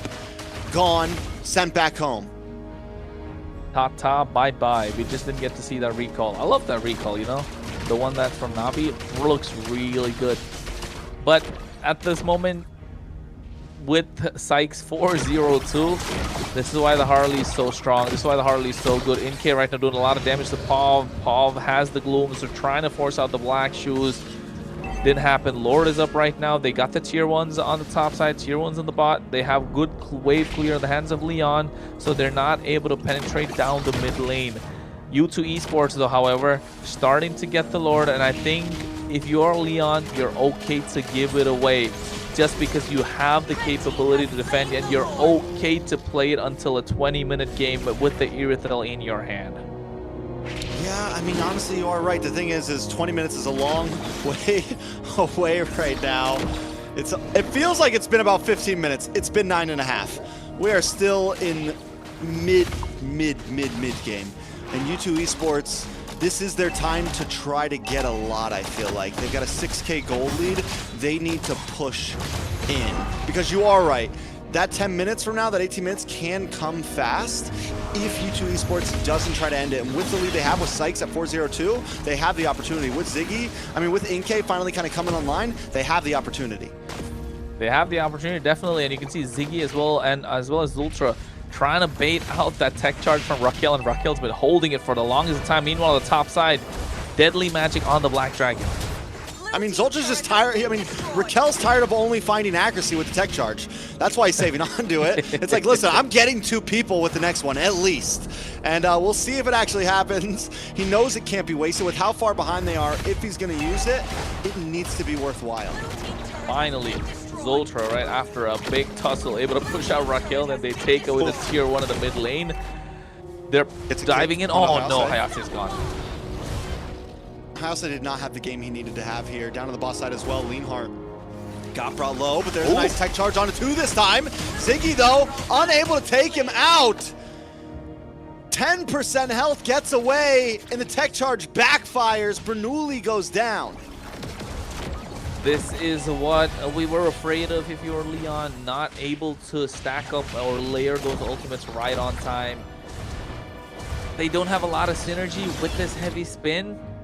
They need Hayase to be in those fights, and Hayase being picked off earlier or on the bottom half of the map just when they want to go for the tech charge, trying to defend the tier 2 in the mid lane. U2 Esports capitalized, understood what the homework was, understood what the job was, clocked in, got the job done. Tier 2 now taken away. Raquel can't really go in, no tech charge. Engage doing a lot of heavy spin. Ooh. RWM though catches 3.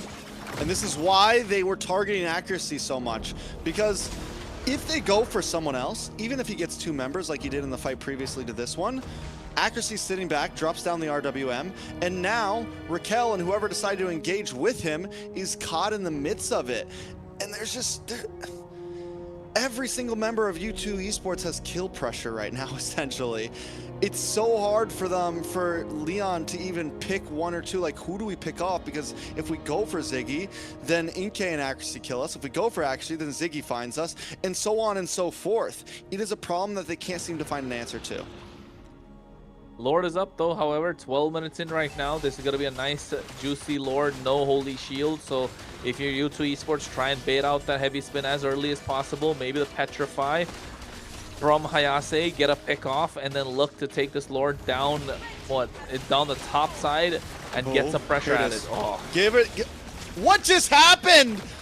No connection at all. And Leon is falling apart as Zinke jumps in, finding target after target. He flickers in. It's a triple. A godlike from Sykes and U2 Esports clean their clocks. They're going to take these minions down the mid and end this game in 13 minutes. It's a 1-1 and the start of a best of 5. Bernoulli walked up. I don't think he needed to do that. Get caught in the deadly magic. And then all of a sudden, the Blazing Duet comes in with 5 full stacks. And that's a lot of damage. They couldn't stop that from happening. A couple of knockups from Zultra as well. They cleaned house 13 minutes in. Game number 2. U2 Esports so dominating. Leon needs to get back to way, finding these scrappy fights. You know, I'm sorry, Layla, but the big mess up there, that last tech charge, I'm expecting maybe an angle, maybe a flicker, not to build the wall, but to hit off this top wall. And he just pops it too late, literally comes in. I mean, I'm ready. I'm like, ooh, they're all bottlenecked in. This is your opportunity to get the big play to happen. He goes for it, literally connects to nobody. Yeah. It was just, ugh. I see it. It was rough. It was sad. It was sad. I agree, Layla. I agree, Layla. Wise words. I agree too. I agree. Loud and clear. Mm-hmm. Tell us more about it. There you go. I'm muted again. Oh my goodness. And as I was saying, sadly they can't make it to late game with the Irithel. Is it possible? Like, if they actually picked Claw, would that made a difference? And no. Maybe. I think, definitely. I think Claude has a much earlier power spike. Claude is just a good hero. He's not an easy target for a Harley. Like, the Aerithel pick was just kind of a sitting duck in that match, because the thing is you pick up Purify, you have literally no flicker. And the great thing about Claude, which makes him such a viable marksman throughout all of these years, Claude has always been, even if he's not the meta marksman, he's always been a decent, viable pick. And one of the major reasons is because you can pick up Flicker if you want, and then you get a BMI plus a Flicker, which is you essentially have you have a huge getaway option, or you can safely go for the Purify like the Aerithel needed to do here, and you still have a Flicker built into your kit with the BMI. So his kit is just so good. In my opinion, that's one of the reasons why it's always a good pick. You can't really go wrong with a Claude. Yeah, and I think not just that, maybe the Granger could have been a better option. Because they had the heavy spin, right? So you have the tech charge, you'd have the range to poke somebody down, and all of a sudden you have the ability to walk up along to the to U2 Esports with the help of this Lily as well. And it could have been even better when you get these heavy spins. Bernoulli was getting a couple of good heavy spins, and if the Granger was present, pew pew pew pew pew, get a couple of kills, Sky Piercer stack, and all of a sudden POV or Pav looks so strong on this Lilia because nobody can really touch him, because the moment they come in close, they get poked by the Detonata. So yes, anything but the Irithel. Yeah, when you have a low damage, utility jungler, you can't go for a late game marksman. I don't like Irithel. Maybe the Fredrin, but you can't they got nothing to gap the distance to the late game. They've got a Lilia pretty much, and that's not it. Look at that. See, there was no connection on that. Yes. It was rough. It was rough. That hurt. And the MVP goes to drumroll. Yeah, I see that. Sykes, what an amazing jungle. You know, last game as well, he's done really great as the jungle. 11-0-1 last game on that Suyo, or 11-1-1 or 11-2-1, I don't know what it was, but now with 7-0-3 on the Harley, an absolute monster. And you could see why. That deadly magic was pulling its weight and melting down some of the tankiest of heroes too. So I think it just came to the point where Leon just couldn't hold their own. The pick-off was too much coming in from U2 Esports. Leon wanted to move around together, but even if they moved around together, they would have walked into the RWM. They had this blazing duet, and of course the shifting skies coming in from Ziggy just wasn't the best use of the tools, or not even building the right tool set to get that victory for Leon. So Trex, with that game and with the way game number one went, are we still thinking Leon have a chance to make it, or are we, you know, going all the way like U2 Esports have it on paper? They've been showing it. They show in first week, now second. They've been showing up. It's 50-50 still in my mind. Still? I mean, we've seen both teams. Game 1, U2 made a lot of mistakes. U2. Game 2, U2, not me. Yeah. U2. U2. I've been waiting for someone to drop that one. I just decided to hold it in for the past 3 days. Anyways, U2. Me too. Made less mistakes that time. You know, I feel like Leon just kind of, even at the end there, we saw Bernoulli kind of whiff with some of the ults. Yeah, I think the draft was also an issue, but we know that Leon can still draft at least decently enough to put up a fight against U2 Esports. So for me, yeah, it's still very 50-50. This could end up being a very boom, boom, boom, boom series, a back and forth. I agree. I feel like U2 has a better chance right now, just because from the way the jungle is performing, I do think Leon does not have much of a jungle, and if they keep on picking, you know, jungles that has really aggressive play in the beginning, they can just keep on snowballing.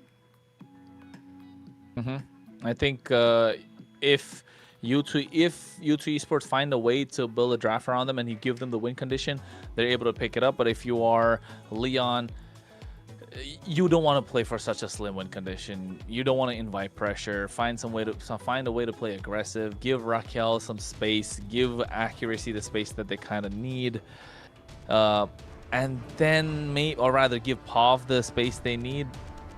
And find a way to get multiple win conditions, not just one. And don't play for ultra late game, please. We'll see exactly how it goes down.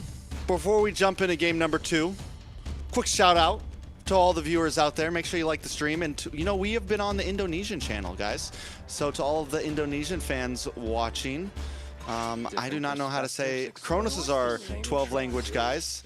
Maybe you can say something nice. I don't know bahasa, mate. I don't know bahasa. Mirko, where are you at? Give me some lines. Salam, wasalam, or something like that. Huh? Right on. Is it? Learning. Terima kasih. Don't know. That's thank you. Isn't it terima kasih? Terima kasih, eh? Yeah. Yes. Thank you for watching and supporting us. So make sure you like whatever you're watching, wherever you're watching from. Make sure you like. And you know what? One more thing, guys. Those are watching in the Indo channel, even the Philippines channel. There's a new channel called MLBB Esports, right?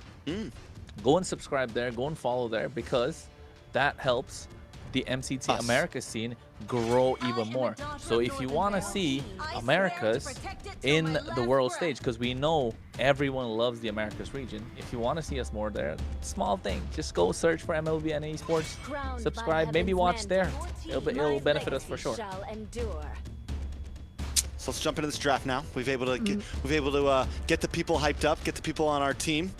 U2 Esports and Leon need some hype of their own right now. Marcel Freya banned out, Zetian or Zacian in the great words of Ashley, Carrie, and Zaytan.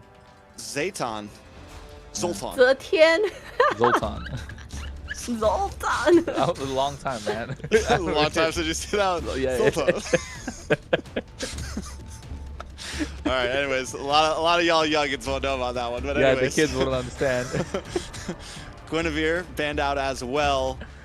We're getting into dangerous territory, and the way this series is going, I'm feeling like we might finally see the Game 5 40 ban whatever, you know? And then with a lot of the global bans already, are we gonna see a sub out of the players? Of the players, will we finally see them roam back? I don't know. That's a good question.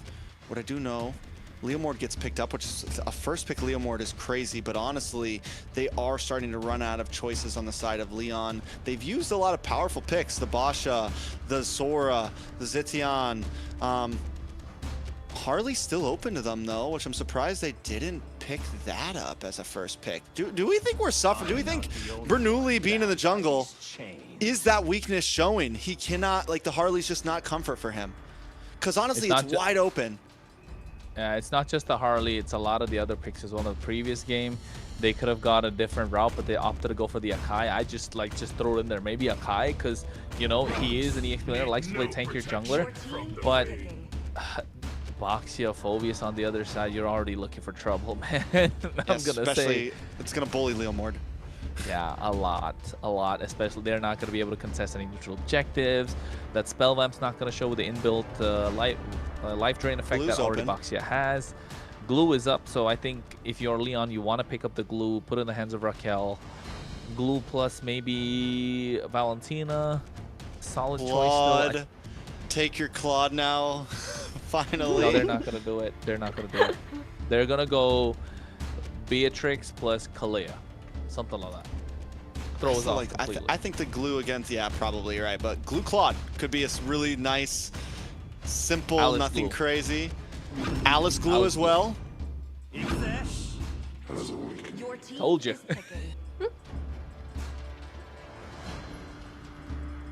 Layla, it's on you. Interesting picks. We didn't see Valier do so well in the past game, so I don't know how he will do here. And Uranus is kind of annoying, so I mean, yeah, depends on what their backline is. Exactly. What do we think we see from you two? Any guesses, Layla? Lilia.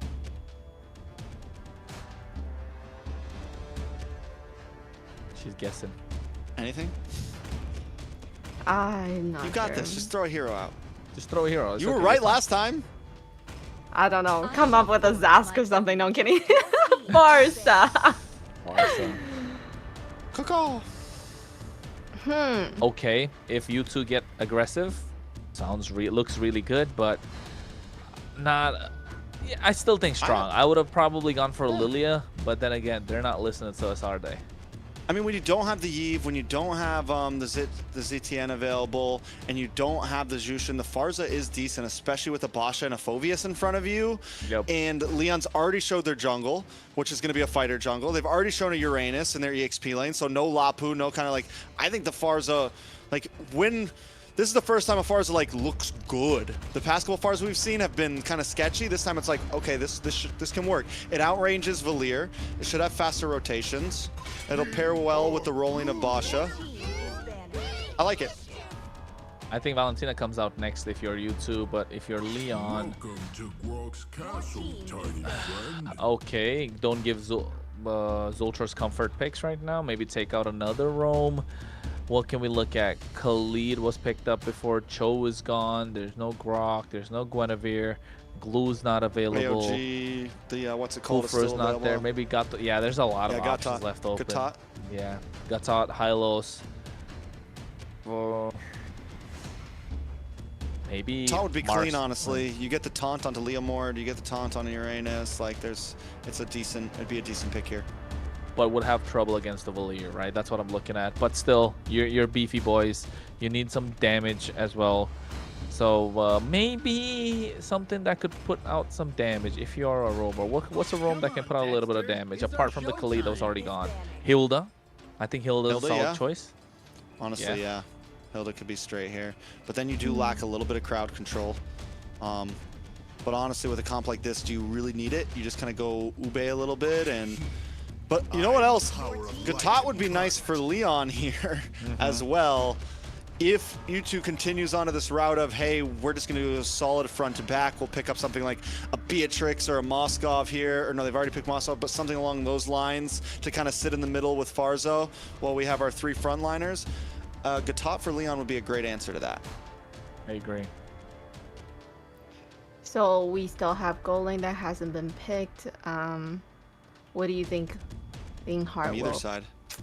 want to do? Because I Granger? feel like he's just not having a great time. Granger is super solid if you're U2 Esports, but you know what? There's another route they could probably possibly go down.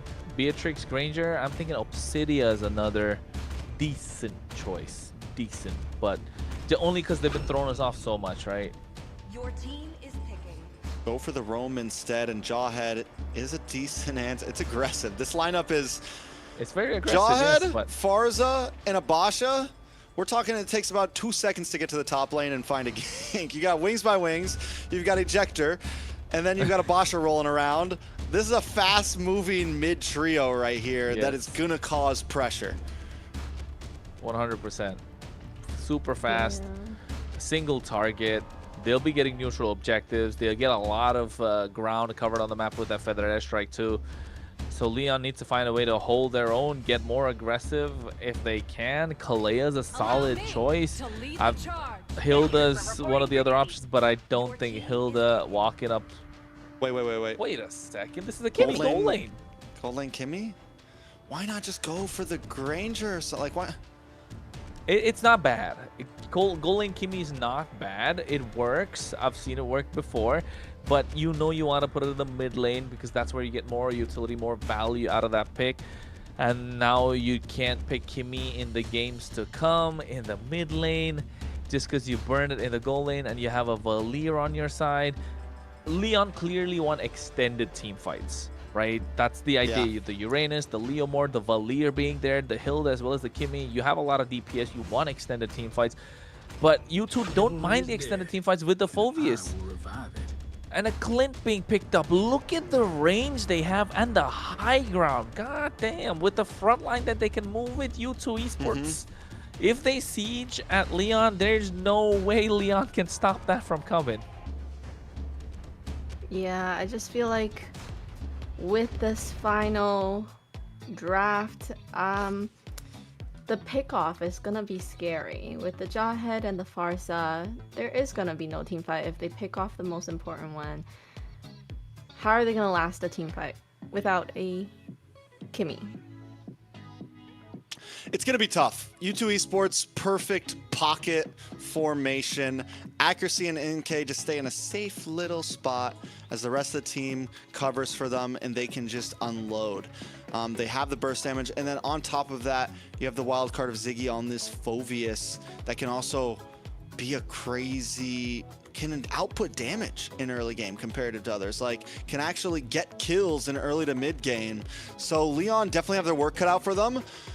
Leonhardt should be able to get to that that 3-item power spike a little bit faster than usual, because normally, again, you do put the Kimmy in the mid lane for the versatility, but in the gold lane, those items are going to be coming a bit quicker, so maybe that's going to be their big win condition. But we will jump in to game number 3. It's a 1-1 right now, tied down the middle. U2 Esports up against Leon, looking to hang on inside of this Swiss stage because the loser of this best of 5 will take the 8 seed slot in playoffs.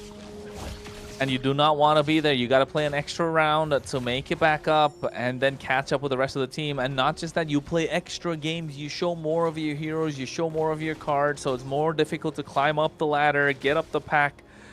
You want to get this win as much as you don't want to be on the 8th seed. Leon have to play aggressive with his Hilda. They're doing so, and you can see Zultra is gonna make it difficult. Look at Sykes. He's already level 3. God damn, this is the fast rotation, the fast clear we're talking about. They already getting the invade going. Wait, never mind. Sykes just decided not to go for it. Yeah, they're gonna. I mean, they play it slow right now. They're good. They're clean. They have map control. They might look. They're definitely gonna look for this camp after this. Sykes just taking the long route most likely. Or maybe not. Maybe we're going to play safe. We're not going to... He's going to lose his camp on bot side. I think maybe it's let's move as a unit, the 3 of us, and look and see if we can find some picks here and there. Yeah, I think that's the idea, right? Protect the Farsa, protect the Jawhead, but you're right, losing out on that creep's not gonna help. He should have just taken that one on the top side. Zultra realizes that a little too late. It's okay, they still get control of the river, they still get control of the turtle, they get the Lethal Wanderer early, so you're not losing much in terms of the EXP department. But there you go, that's the first ejector. Yeah, but no level 4 from accuracy yet. Until level 4 hits, those ejectors aren't going to matter as much. Because they chose the Basha, there's not a whole lot of damage just yet. Once level 4 connects with accuracy has it now, this is when the pressure's out. But wait a second, Phantom Steed does come down, and Zultra taken out. A pick of their own. Leon strike first. A nice wave, down comes the Feathered Airstrike. Accuracy maybe a little bit too close though, as Hayase moves on to him, but he does find the kill on to Bernoulli. Sykes goes down as well though, as Ziggy's brought down about 10% of the flicker in. Hayase always making moves happen, but Hayase's gonna pay for that one as accuracy picks up 2 kills. Honestly, just because of that, both those kills going over to accuracy, I would say U2 Esports might have got the advantage there. They definitely do, and I was gonna say an early pop on the Purify for Raquel, and that converted to a lot coming in from Leon. They dove in with that Phantom Steed. Unfortunate for their side, they didn't get the 3 kills in the hands of Bernoulli. It was 3 assists. Yes, they got the turtle now, so you can add a little bit more gold to their pocket, to their side, but you're right, Trex. Accuracy with those 2 kills will get these items a lot faster, and they definitely have the distance for him to dish out those feather airstrikes. Yeah, it's like normally when you pick up the Jawhead, it's you put it with something like a Suyo. You put it with something that's who you want the kills to go to. This time it's all about accuracy. It's all about Inkay. Those are your damage dealers. That's who you need to feed. That's the pocket I'm talking about. And as long as accuracy can feel safe there, those feathered airstrikes are going to continue to hurt more and more and more. Accuracy's got to get those accuracies on point. Zultra realizes can't go in yet, needs to get those ejectors. Probably the next best thing for them would be free up Inkay a little bit more. And you can see already on the bot side, they got a heavy chunk of that gold plating in the hands of Inkay. Yes, he's down in terms of EXP, but he is up there in terms of gold. Again, the mid trio moving together like a unit, want to pick somebody off. Unstoppable Force. Good damage. Going to be okay, though. You two still just kind of testing the waters, waiting. It's okay if you use it. Whoa. Accuracy. Accidentally uses a flicker. Don't know what happened there, but okay. I vibe with it. Might have just, maybe he had a thumb twitch or something. He's gonna, that might set you back a bit though, honestly, because now you see no big flicker feathered airstrike at this next turtle. And it's little mistakes like that, that I keep pointing out that can cost games, honestly. Leon don't know about it. Leon don't know about it. You're right. So... They don't. Good point. Good point. It's a mental game. It's a mental game. Yeah. What they don't know can't hurt you. Exactly. So the turtle being up now, U2 Esports need control of it, but accuracy still has to play a little more safe, knowing how Raquel's been chasing him down. Inkay making his way into the mid lane a little bit, I think. No, doesn't want to go there. Get the clear on the bot side, so Marksman left alone. Zultra looking for a pickoff. Accuracy positioning himself for the feather airstrike. Raquel zoning them away. All right, Zultra trying to get back into the midst of this. You don't want to target down to Ihase, but POV able to take it out. Nice damage on Zultra. Leon controlling the pit once again, and they lock on to Hayase. Looking for a target, but accuracy's not there. And Inkay is late to the party. Look at the damage. Feathered Airstrike does come down. Raquel now brought a little bit low. Hayase as well, but still not enough damage for U2 Esports. They need a little bit more time. They need more time, they need more items, they need more gold in their pocket. They've got the damage for the late game. They definitely have Inkay to come into the fights, dish out a lot more. But the problem being their composition is so immobile, right? That's why you have the massive front line with this Boxio, with this Phoveus. And so far, you were hoping for the Phoveus to pop off. We just haven't seen it. Gets taken down low a little too early because of the damage from Raquel. So the Hilda is working out really well if you're Leon, but if you're U2 Esports, you want to find a way to get Phoveus and Inkay into these fights as fast as possible. All right, so where do we go from here? U2 Esports, they need definitely a little bit of time. They're looking more like a 9-minute team here. About 2 items on to accuracy, maybe 2 or 3 on to Inkay, and then they can really pull up and fight. Because of Bernoulli, there is damage for Leon. Because of Leonart, POV as well, there is some damage. Even Hayase is doing a great job at just warding away the back line. And even though he's not going to stun accuracy, as long as he can stay at accuracy, it is a problem. Zoltra uses the unstoppable force, forces the Purify out. Feathered Airstrike does come down onto Raquel, but still no kills. Everyone just a little too tanky, and if I wanted to look back at the items and see if Raquel went for magic protection first, because they know Inkay is going to be kind of late to these fights. Well, I think that's all. Looking at the items that you mentioned, accuracy's got the glowing wand. Inkay's got the endless battle. I was hoping go for the BOD maybe to get, or even the malefic gun, but I think right now building in towards what's the blade of Heptases or probably a hunter's strike. So yes, the damage is definitely there. But what I was trying to say earlier is they get the Feather Airstrike on point, but no neutral objectives. But here's one right now. All right, Turtles up as Leonhardt. Oh, beautiful traction pulse. Inkay, though, able to take it as the Feathered Airstrike comes down. Leonhardt finds 2 with that ult, and it completely disrupts U2 Esports. They are able to get their first turtle on the map, though, and disengage and keep themselves in this game and stop that gold lead from getting too far over 1,000. Well, I think if this goal lead extends more than 1,000, you know for a fact that team's going to come out with a victory. But U2 Esports, they've been doing well with this Feather Airstrikes, with the damage that you keep mentioning about Strex. But I feel like they weren't able to convert it mostly into a neutral objective. They did get one this time. So U2 Esports, they're okay by zoning them off. They don't need to get the kills. They can take them down low and find a way to get more objectives on the map. But now it looks like they're going to make an in-case sandwich. Ayase gets stopped by Sykes. NK getting a couple of free shots off of that airstrike, comes down, but once again, Leon disengages. U2 Esports unable to capitalize on any of these plays. Still going to be a little bit longer, but Leon, here's the question. They also have some late game potential. They have Ayase that U2 Esports doesn't really have an answer for, and they have Leonhardt, who also, he's going to be good at getting out of range of that Feathered Airstrike. It's going to be hard to lock down Leonhardt. The Purify we've already seen. Zoltra's the only one that can catch him, and as long as he saves that Purify correctly, he'll always be in a safe position. Accuracy, wings by wings down.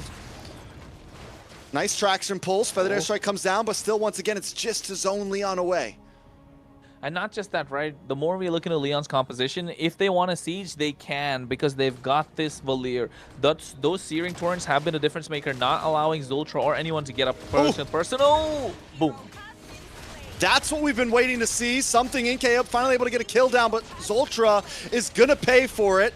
Accuracy, Inkay and Sykes looking on to the next target. Hayase takes about half health damage. Raquel now on the run as well. Now, Leonhardt able to kite. U2 Esports looking for the next target. No connection. They're forced to back off. Yeah, I think now with the Feather Airstrike already being used up, they should try and get the tower, but you can see Raquel, yeah, no way Inkay survives that if he goes on with it. Raquel just wants to poke and make sure you force a flicker out from Inkay or accuracy. Soften them up for the blow that's to come later on. This game has been so messy. It's 10 minutes in, not a single tower taken. Yeah, it's a very slow game. This is not something we've seen from these two teams, right? And it's only 7 kills on the board. Is this the popping point, though, Kronos? Yeah, I think this is where the balloon has to pop. Zoltra brought down low. Feathered Airstrike connects, but Zoltra's already bitten the bullet. Bernoulli brought down to about 10% as Inkay moves in along with Ziggy. Hayase now in trouble as well. He might not be able to take this much damage. U2 Esports lost Zoltra, but they do gain presence. Leonhardt isn't even in the fight, though. He's in the bot side, taking away towers, controlling the map. Yeah, and I think that's good news if you're Leon, right? Because you don't want to give anything more away, and your marksman, your main source of damage, not being in that fight means you can definitely do a lot more. Inkay gets the malefic gun right now, so you have the range, you have the damage. This is where you want the Clint to start popping off a little bit more if you're U2 Esports. You have a lot of damage present on your side. Just the fact that Leon are too tanky and there's not enough DPS, just burst. Ooh, look at the damage. Sykes able to move on to Bernoulli and Hayase. Traction pulse connects onto Sykes. Sykes pushed back to the base. He just wants to try to get away here. He might not be able to do it. No, Raquel gets the kill. Inkay once again just too late to the party. I was just about to say, Leonhardt doesn't have the Purify. He lost it to Sykes earlier. This was the time to fight, but U2 Esports picked the wrong place. They can't walk up to him. That's the problem. You got Raquel who's going to poke you down early by the time you get there. Hayase is doing the same. So the major problem right now that's being revealed for U2 Esports is this Valier. There's no chance whatsoever that Valier's going to let them walk up to him. That Searing Torrent has been saved. Look at the timing of the use as well. I mean, yes, that skill is kind of blending in with everything else because of the color of the skin, but if we pay close attention, you can see that's doing a lot of damage the more they stick around in these fights. Phantom Steed comes out once again, but Leon's not forcing it. They are just slowly smothering, slowly forcing back. Feathered Airstrike comes out. That's what they were waiting for, knowing that it could come at any moment. Ziggy takes a weird route to try to move across. Raquel on the front side. U2 Esports just forced on defense, and a Lord is still coming. It's a slow push from Leon. It's a really slow push. You can talk about slow motion. That's what it's about, this push. Now, again, another Steed in the mid lane. Yeah, second Steed in the midst of this fight. Nice connect, though, on Bernoulli. Can Ziggy finish him off? No! A wasted play from U2 there once again, and Lord still crashing in. Yeah, it hasn't even reached the bot side inhibitor. They get the tier 2 in the mid lane. Bernoulli's not going to be there. They're zoned away by the Feather Airstrike, so it should be a good defense for U2 Esports, but Leon able to get all the tier 2s. Such a slow game, a slow push, calculative from Leon. They don't want to make any mistakes that they made in game number 2. Yeah, what's crazy is this is the gameplay we wanted to see from U2, kind of more slow, calculated, but Leon this time is doing it so much better, and you're right, it is the composition they have. The Kimmy in the gold lane is actually really showing up, and you pair that up with the kiting ability of the Valier, and yeah, it's a perfect package. Watch for the traction pulse. Does not connect. That would have been bad for U2 Esports if it was a 3 or 4 man. Well, 60 seconds to the Lord. You know Leon has the power to contest this, and not just the power. Look at their towers, Trex. Just a little bit of a tickle on the top of the bot side, maybe even the mid, but super strong. The map is so blue. U2 Esports backed into a corner. They do have good wave clear. They can withhold a siege, right? They can withhold they can. What's the right phrase? Yeah, they got the Feather Airstrike. They can defend. Yeah. They can withhold. Defend. There you go. They can definitely defend. The possibilities are easily there. You know, you were right about Inke. The route is a slow. His item build is a pretty slow burn. I feel like endless battle into the blade of Hephaestus, like into blade. Like there's no big damage there, and what you want to see from a Clint is big damage, being able to sit in the back and burst down. He doesn't have a Malefic gun in yet. He's going for BOD finally. It's a slow burn for U2 Esports. But the moment the damage starts showing, they're going to melt the front line. Well, I know tomorrow. It's going to be a buffet for NK when he walks in. The only problem being, again, there's no one to soften them up for the blow. Yeah, NK's got to show up here. The game is on him. Feathered Airstrike does come down, but once again, only connects on a shot onto Bernoulli. Another traction pulse lands down. Sykes and Zoltra in a little bit of trouble as Leonhardt takes up the front line. Sykes brought low. A couple more shots and he will go down. But the re-engage could happen. Members of Leon are low. Accuracy looking for an angle here. Doesn't have the Feathered Airstrike. U2 Esports, I feel like there's certain times when it's like, go for the chase back. Maybe they're just too scared at this point, but that was a moment where they could have made something happen. A nice toss on a Hayase. Another stun, but Leonhardt's here already. Feathered Airstrike to keep Leonhardt at bay. All members of Leon are half health right now, and U2 Esports doesn't want to force it. The problem for them being half HP is the fact that they're so tanky and they can make it back up. You're talking about a Uranus, you're talking about a Hilda, you're talking about a Leomord in the jungle. He's just got to take a couple of jungle creeps. He'll be back up online. Zoltra, nice ejector. I think I just feel like Inke could be a little more aggressive. He has the flicker. He's not really using it. He has the skill too. No way in. U2 Esports going to give up this Lord without a fight. I mean, they did put up a fight, right? A little bit. Just standing in the corner, yelling names. Yeah, just standing in the corner, yelling names while they were actually doing all the work. You won't take that, Lord? You aren't going to do it? Yeah. They did it. They did it. But I think NK right now, he has the damage. We saw that in the fight, right? The problem being Leon went in one after another. So the quick draws, yes, you get the damage down, but it's not the right target. You firstly get it down on Hayase, and next thing you know, he's out of the fight. Then here comes Raquel. You get him low, he gets out of the fight. Here comes Bernoulli, and then he gets low, he gets out of the fight, but then Raquel and Hayase come back in, so you're not really able to get those kills. So if I was in K, maybe look at getting a Sky Piercer. That could have added a lot more oomph to their power spike, to add a lot more damage, but he still needs to see Halberd as well. I think that's where he's going after the BOD, so maybe that is the problem. You're not able to juggle the items. I don't like the Blade of the Hepatitis. I could have honestly sold that for the Sky Piercer. See exactly how it goes. Ult down from accuracy. Up in the top side, a little bit of action as well. But this is the thing, Leon continues just to kind of, like what we've been saying the past couple days, the pick and roll, you know? They move here, they get some damage. Wait, nice Hayase finally get tossed back. He doesn't have the consecration. Ziggy able to get the kill. Finally, U2 putting a little something on the map there. We'll see if they can translate it to more. Finally, they get that 3-point play, right? You were talking about the pick and roll. They got that, got a good screen going, and next thing you know, finding Hayase, get that big bucket. Now they need to find a way to get a dunk down. It's the fourth quarter. Accuracy with the air strike. Bernoulli tries to go in, takes a couple shots to the face though. Look at Zoltra on the backside, able to finally lock on to Leonhardt. Inke, this is your chance. Ziggy flickers in as well. Output the damage, he finds the kill.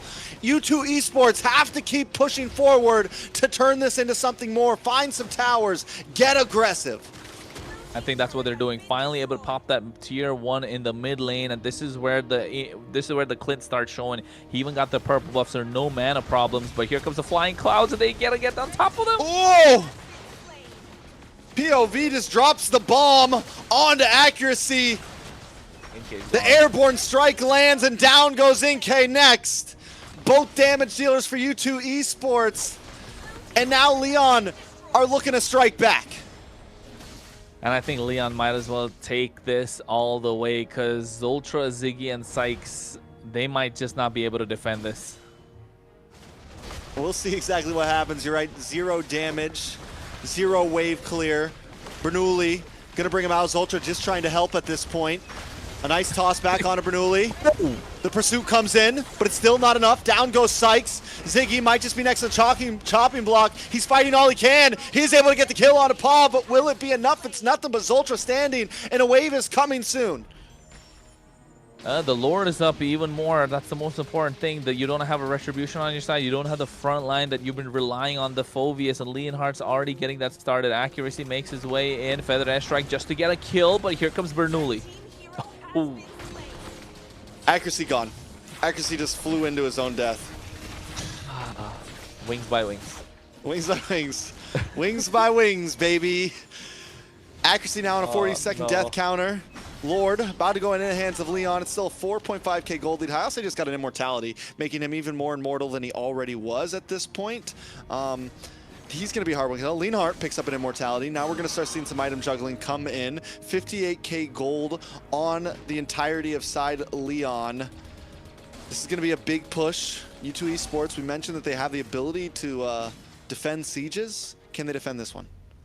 I think they can. They have the ability to defend this one. Inke needs to sell those boots. Get that Sky Piercer, man. Forget about everything else. You need to just stand in one place, dish out the damage, because it's that time of the game. It's game time. You gotta lock in. It's you've taken it to the fourth quarter. Now you got the score evened out. It's going to the final push. You're in overtime, and it's down to the shot clock. I think Leon are gonna go for that big dunk. Like I said, Inke's got to get in there. Feather Airstrike comes down. Leon has no major crowd control. Inke has a flicker. He can be aggressive if he wants to. There was nothing that can extremely lock him down. He's got to be willing to push the limits here, defend this, look for kills, be a hunter. He can't just wait for Zoltra to serve it on a platter, which did just happen. A little bit of damage. Leon continues to push in. Looking for a moment. Feather Airstrike comes down. Leon getting pushed back. Inke just trying to clear waves right now, and U2 Esports survive another day. Inke needs to be a cowboy. Step be it a up, cowboy. show that Texas style. Lasso right? something up. Exactly. You got to go for it. everything's big around there. Yeehaw! Yeehaw! Something. Give me something. He's too passive. The one kill that he got, super aggressive, right? Still didn't use the flicker. It could have been a different story.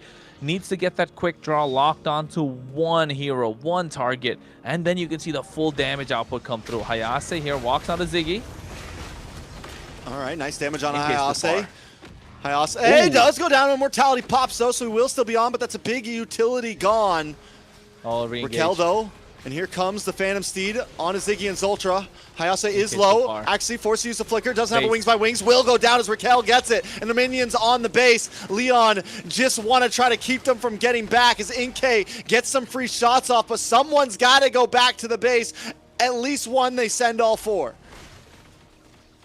Oh, well, a wake-up call a little bit for U2 Esports. They waited, and they kept waiting, and they can't wait no more. It's too much of a problem for them to deal with. The Trex, I told you it's going to be a long night, and it is going to be a long night. 20 minutes in right now with this Clint. He has the damage. He's just got to be aggressive. All right. So, on the side of Leon, I do want to point out, we've been talking a lot about U2 Esports. Bernoulli, we were worried about him in jungling, you know. He's been doing great on this Leo Mord. In terms of being able to, he knows how to not fully commit, not put himself in a bad situation. He's able to disengage well whenever those feathered airstrikes come in. He knows how to really limit test this Leo Mord. He'll let himself get down to about 10% health and get out of there just in the nick of time. Now he's got immortality, so I expect us to see even more of that from him, this bouncing back and forth. Leon in general, the team has just been so good at prolonging fights and waiting for U2 Esports to slip up or blow their kit. Lord coming down, U2 Esports looking at a possible last defense. Ziggy flickers to the backside. Inkay takes a lot of damage from Sykes. Hayase there as well, as Ziggy just tries to keep the enemies at bay. Leanhart down. Lord is getting low. U2 Esports looking for a moment as Zoltra flicks another one back. Bernoulli taken out. Immortality does pop. Inkay trying to get those free shots off. Leon just want to target the base, but there's no minions there. The base is low and it finally drops. Leon Esports take game number 3. Inkay was withholding that flicker for the next game, maybe the next day, maybe the next week. It never came through. The aggressiveness that we needed to see just never came through from U2 Esports. Leon pulling that one back, and seems like this is going to be a seesaw until the end. However, Leon, match point, Layla. Oof. I feel like for U2, Sykes, you know, he picked a jungle that U2 for U2. U2 have been doing great. Thank you. But for U2 jungle Sykes, I feel like he's just not, that jungle was not it for him. That hero, I feel like he does well with assassin heroes, and if he had something like that, he could have done better things for his team, because clearly, you know, the mage and the marksman that was supposed to be dealing the damage wasn't really doing it. Yeah, it was there was some problems. I think we could have saw the Jawhead. We could have saw Zoltra get more pickoffs maybe on a Bernoulli.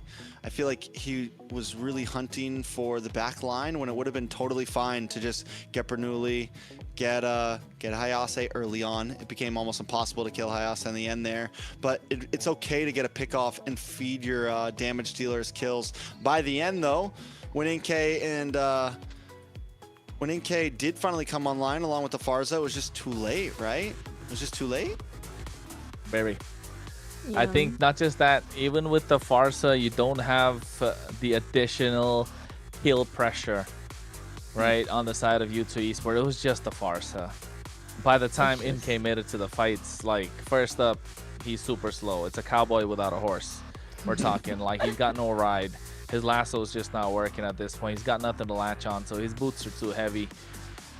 Yeah, I think they were probably playing to absorb the siege that Leon was bringing. They're playing to defend the entire time. And it just got to the point where Leon just didn't make a mistake. And Inkay just never showed up in these fights. He's got 1 kill and 1 death. I don't think he used Flicker once that whole game. Yeah, I don't think I've seen him use Flicker once that whole game. That's the sad part, right? I mean, you're a Clint. You can play Flicker passively or aggressively. Yes, Clint is a not so mobile hero, but the moment you use the Flicker aggressively, you put a question mark in the opposition's head, right? Like, okay, so if this guy's willing to play the Flicker so aggressively, do we really go dive in? If he's really that bloodthirsty, if he's that hungry for these kills. But you could see every single time Accuracy had these feather airstrikes out, he dished out the damage, but in case just not pressing for the kill pressure. And not just that, you didn't want I didn't want to see them go with the Blade of the Heptaseas as the second item. I would have opted to go for the Sky Piercer. The Sky Piercer would have added so much value to NK to be able to finish them off in these fights where they were super low, where they were juggling damage throughout. And that could have been a possible way for U2 Esports to make it back into the fight, make it back into the game.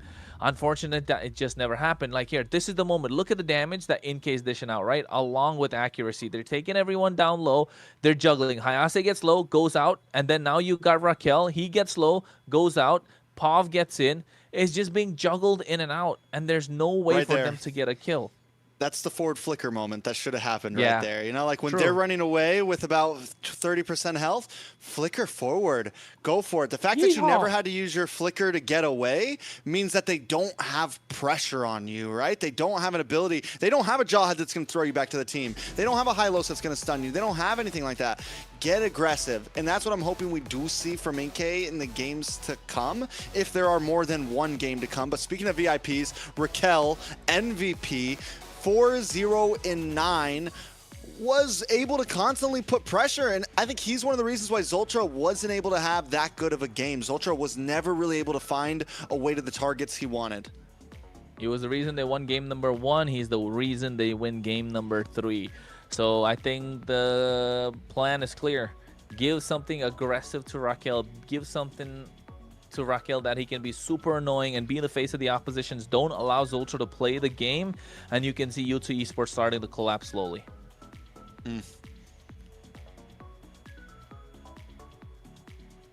Yeah, I mean, I completely agree.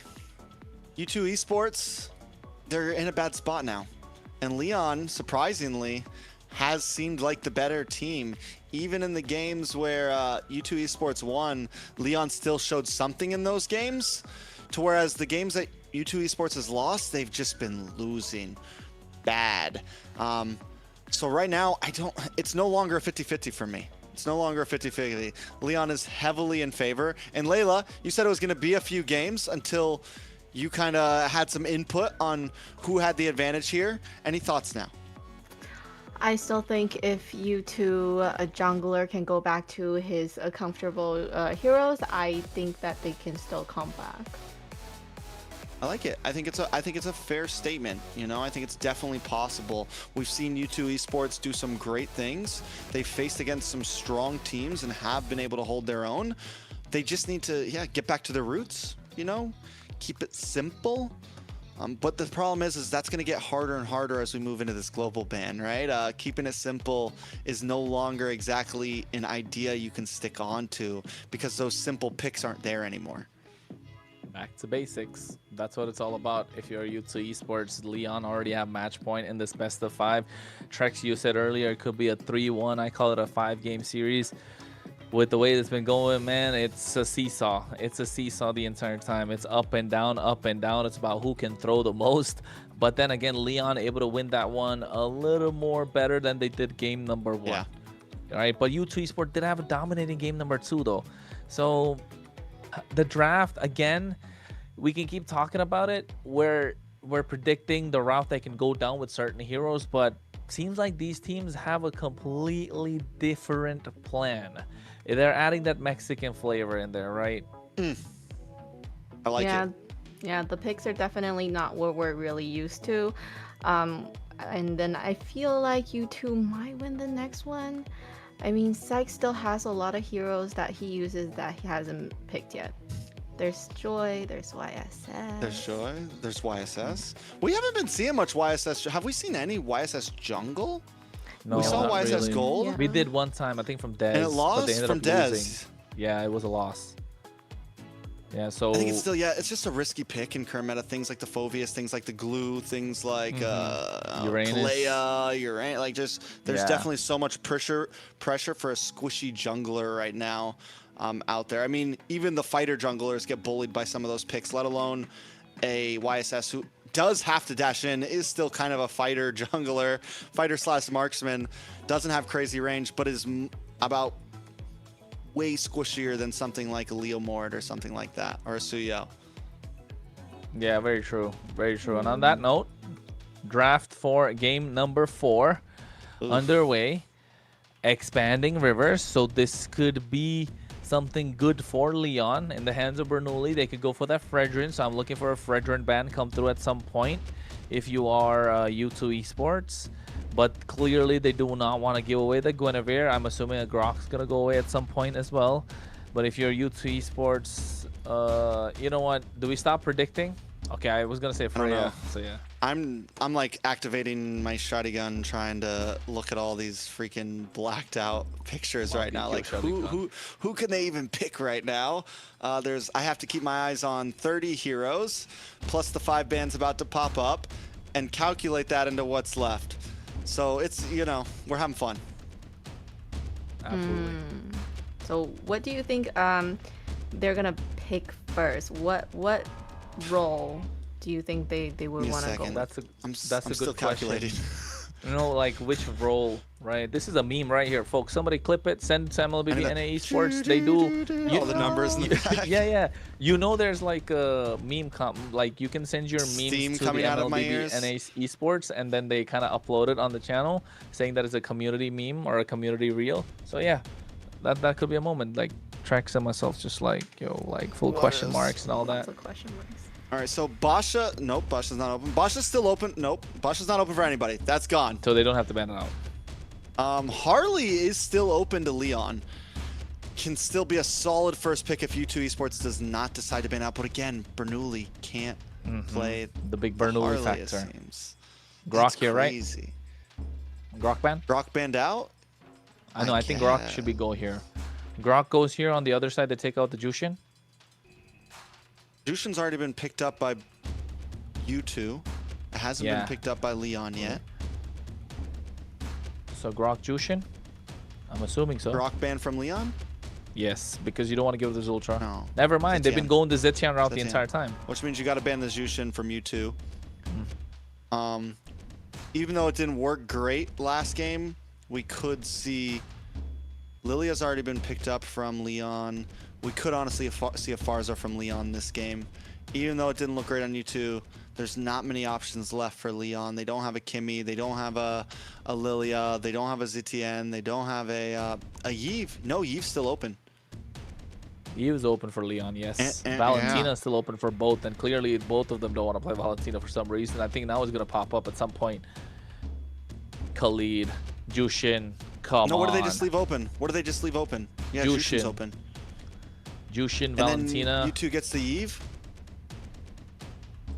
Maybe. That's probably the game But plan? U2 already picked up a Eve earlier, right? Yeah, they did. U2 picked up an Eve earlier. Oh, then yeah, they're smoked.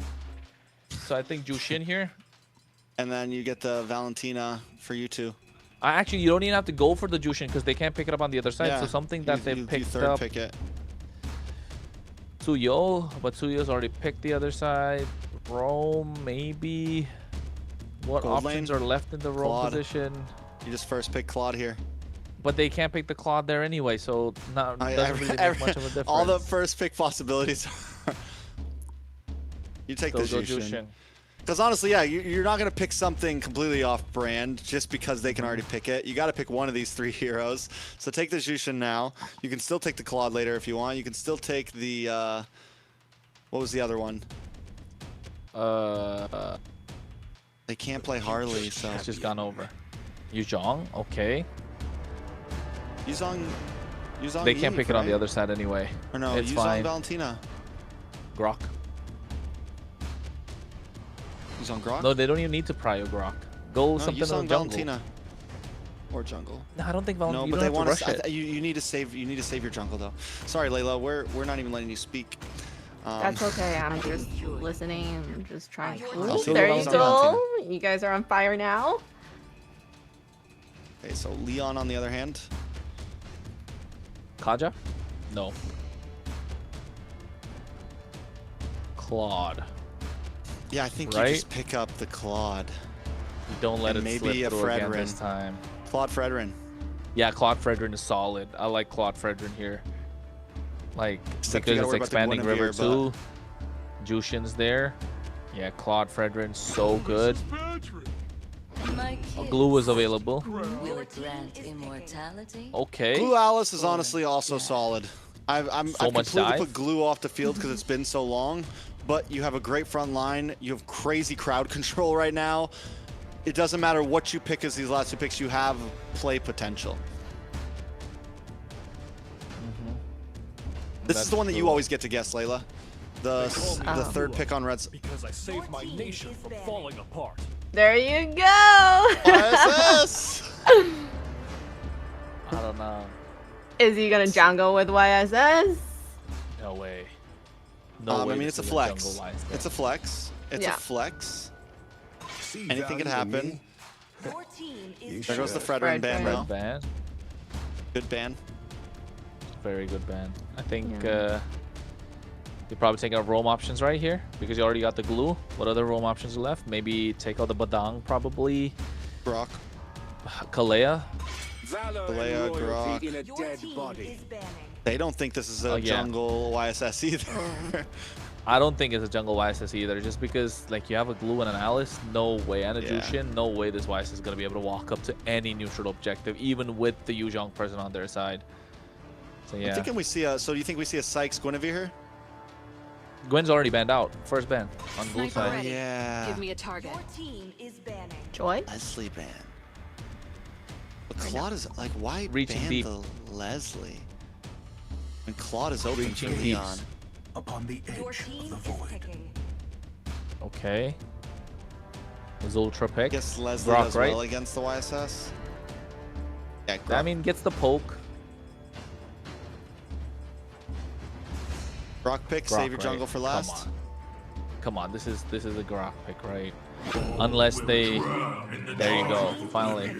Let's go. You guys are on fire. Claude. There's the Claude finally. Claude. That's what That I feel locked like they him would have fast. banned that instead of the Leslie. But Yeah. last pick, they need jungle. Do they take the Gwenny?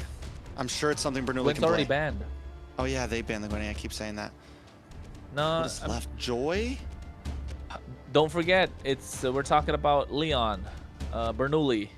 Joy used to be an Bauman? EXP laner. You could play EX. That's why I'm throwing out like Joy was it? You could people used to play Joy EXP. Fried chicken. used to Yeah, kill. Artist? that was the thing. Yeah, But I don't. so I I'm didn't. sure I did Bernoulli not can like play that. it. Is my point. But I'm just Alpha. sure Bernoulli can play it. Wow. Alpha? I'm just Alpha. You're just saying EXP lane heroes that are fighters. Yeah. Oh, fine. Really? Step up, Bernoulli. Show us what you got. It is a jungle YSS. Step up, I don't know. Bernoulli. I think It can't I be think that this is a hard. Leon game. It can't be that hard. It's just three. It's three skills. I don't care if you're an EXP laner. Play the I Harley. agree. Well, I think this there's. is a Leon game, Trax. Layla, I think this is a Leon game. This could be the Yeah, one that ends it all. Really? I feel like you two's got this. I don't know. I am also on the side of Leon here. As long as Bernoulli can actually play this Harley semi-decently. He doesn't even need to be able to play it perfectly. Play it decently. You have a Glue, a Claude, a Jushin. And, I mean, their draft is like first game material, honestly. This draft is something you could see without any global bans happening. This is it's pretty, to say the least. Yeah, it looks good, right? The only reason I say Leon have a good game because they have set potential, a lot of crowd control, pick-off capability, team fight with the Claude. And I'm saying this by being a fan of YSS. Like, usually I'm always leaning towards the team that kind of has the Yi Sun-shin. I like how Yi Sun-shin revolves around the entire team. The team can make a play together. But yes, in this case, they do have the CC in the goal lane. The curtain call, the yo-yo blitz can catch Bernoulli off guard. Zultra on his comfort hero, his comfort pick. So yeah, I think they do have set potential, massive big ticket ultimates. Even with accuracy can take away the grab or the beacon or even the Throne of Ruin, right? So yes, it's possible, but Leon have that Harley, that pick-off capability. Sykes might even be melted down before he can get even to this neutral objectives. That's the only thing that I see could go really wrong, and that could be a massive factor. I mean, I agree. I think U2 Esports, there's a lot of comfort on this side. What it comes down to for Leon is how well does Bernoulli do on this Harley. They've been avoiding it for 3 games. Have not picked it up. I think we're all in the boat of maybe he just can't play it. Now it's finally coming out. If he can play this well, I think it's a game for Leon. If there is any shakiness at all to any player on Leon, U2 Esports will capitalize on it because, like we said, Zoltra's on comfort. You have current call potential. You have the season link. You have play potential on U2. So it all really, for me, it just comes down to how Leon plays, not exactly how U2 Esports play. Well, we're going to find out about this, of course, as we will move into game number 4 in this best of 5. And you know what, Trex? We're not going to go in. They're teasing us, man.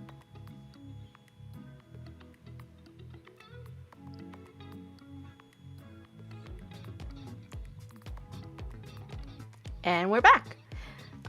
With that pick, did Bernoulli had any other, heroes that he could have used? Because this is game, right? You know what? Last game. I got a theory.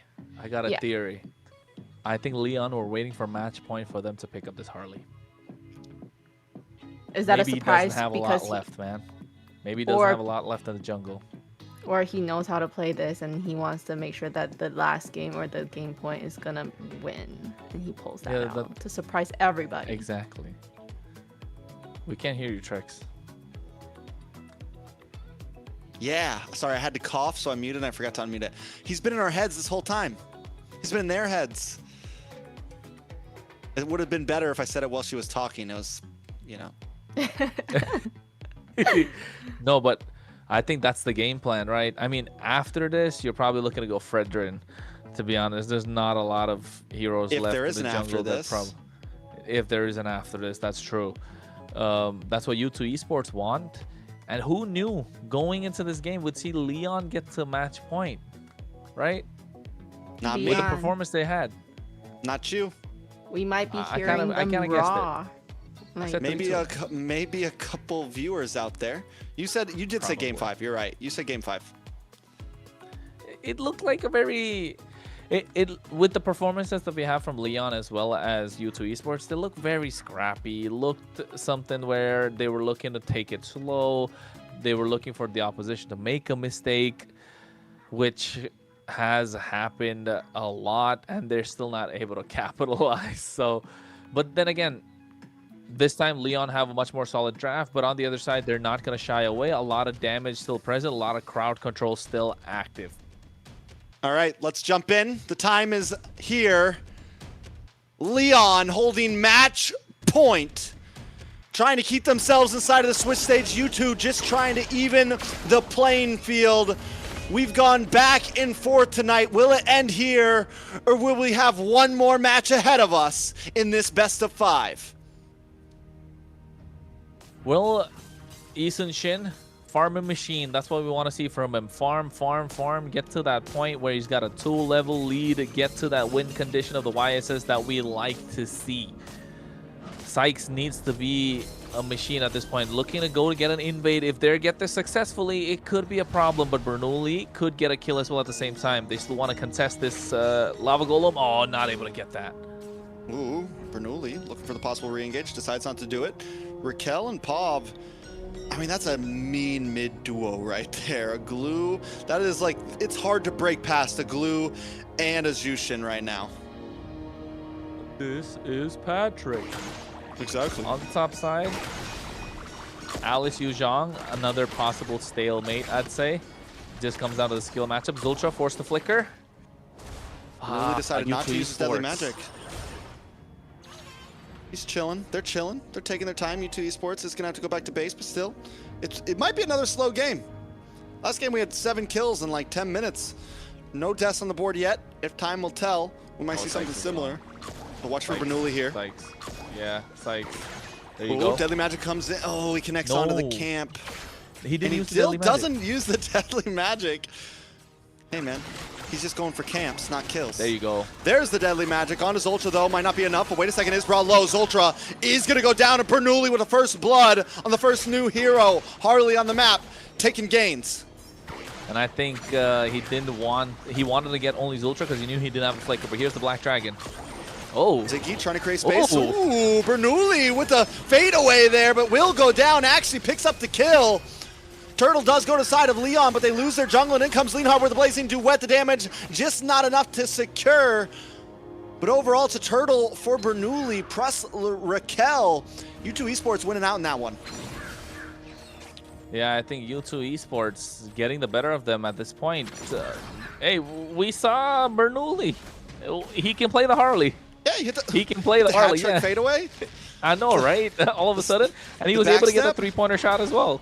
He was able to secure that turtle. Accuracy found him after, but still, we see the possibilities. We see he's got some moves and grooves to him. He's now going to move in on accuracy. Ooh. Won't get the kill on that one, but close. Unlucky, I'd say. Very close, but Zultra here playing with a little bit of fire. Okay, I cursed the slow play game. We're getting some action. It's 2-2, 4 kills. Some would say, is that a good curse or is that a bad one? I don't know. Depends. Depends, right? Which side you're on. But here, Ziggy's still having a good time. 1-0-1, going straight for the War Axe early on. Same thing with InK. No boots, nothing. They're going to walk bare feet in the land of dawn. So U2 Esports have an earlier power spike on their sides. Only thing is YSS is going to have a slight bit of a late game. Mid to late game, you could say, but Bernoulli's doing a good job. We want a couple more kills if you're Bernoulli for Leon, but if you're U2 Esports, you're doing fine. You get the Hunter Strike in the hands of Sykes. Ziggy's going to pop off in the next turtle. Same thing with InK, and they need to make a clear up top fast to be present, to make it a 5v5. And that Mountain Shocker is going to do a lot of work, providing vision, providing info.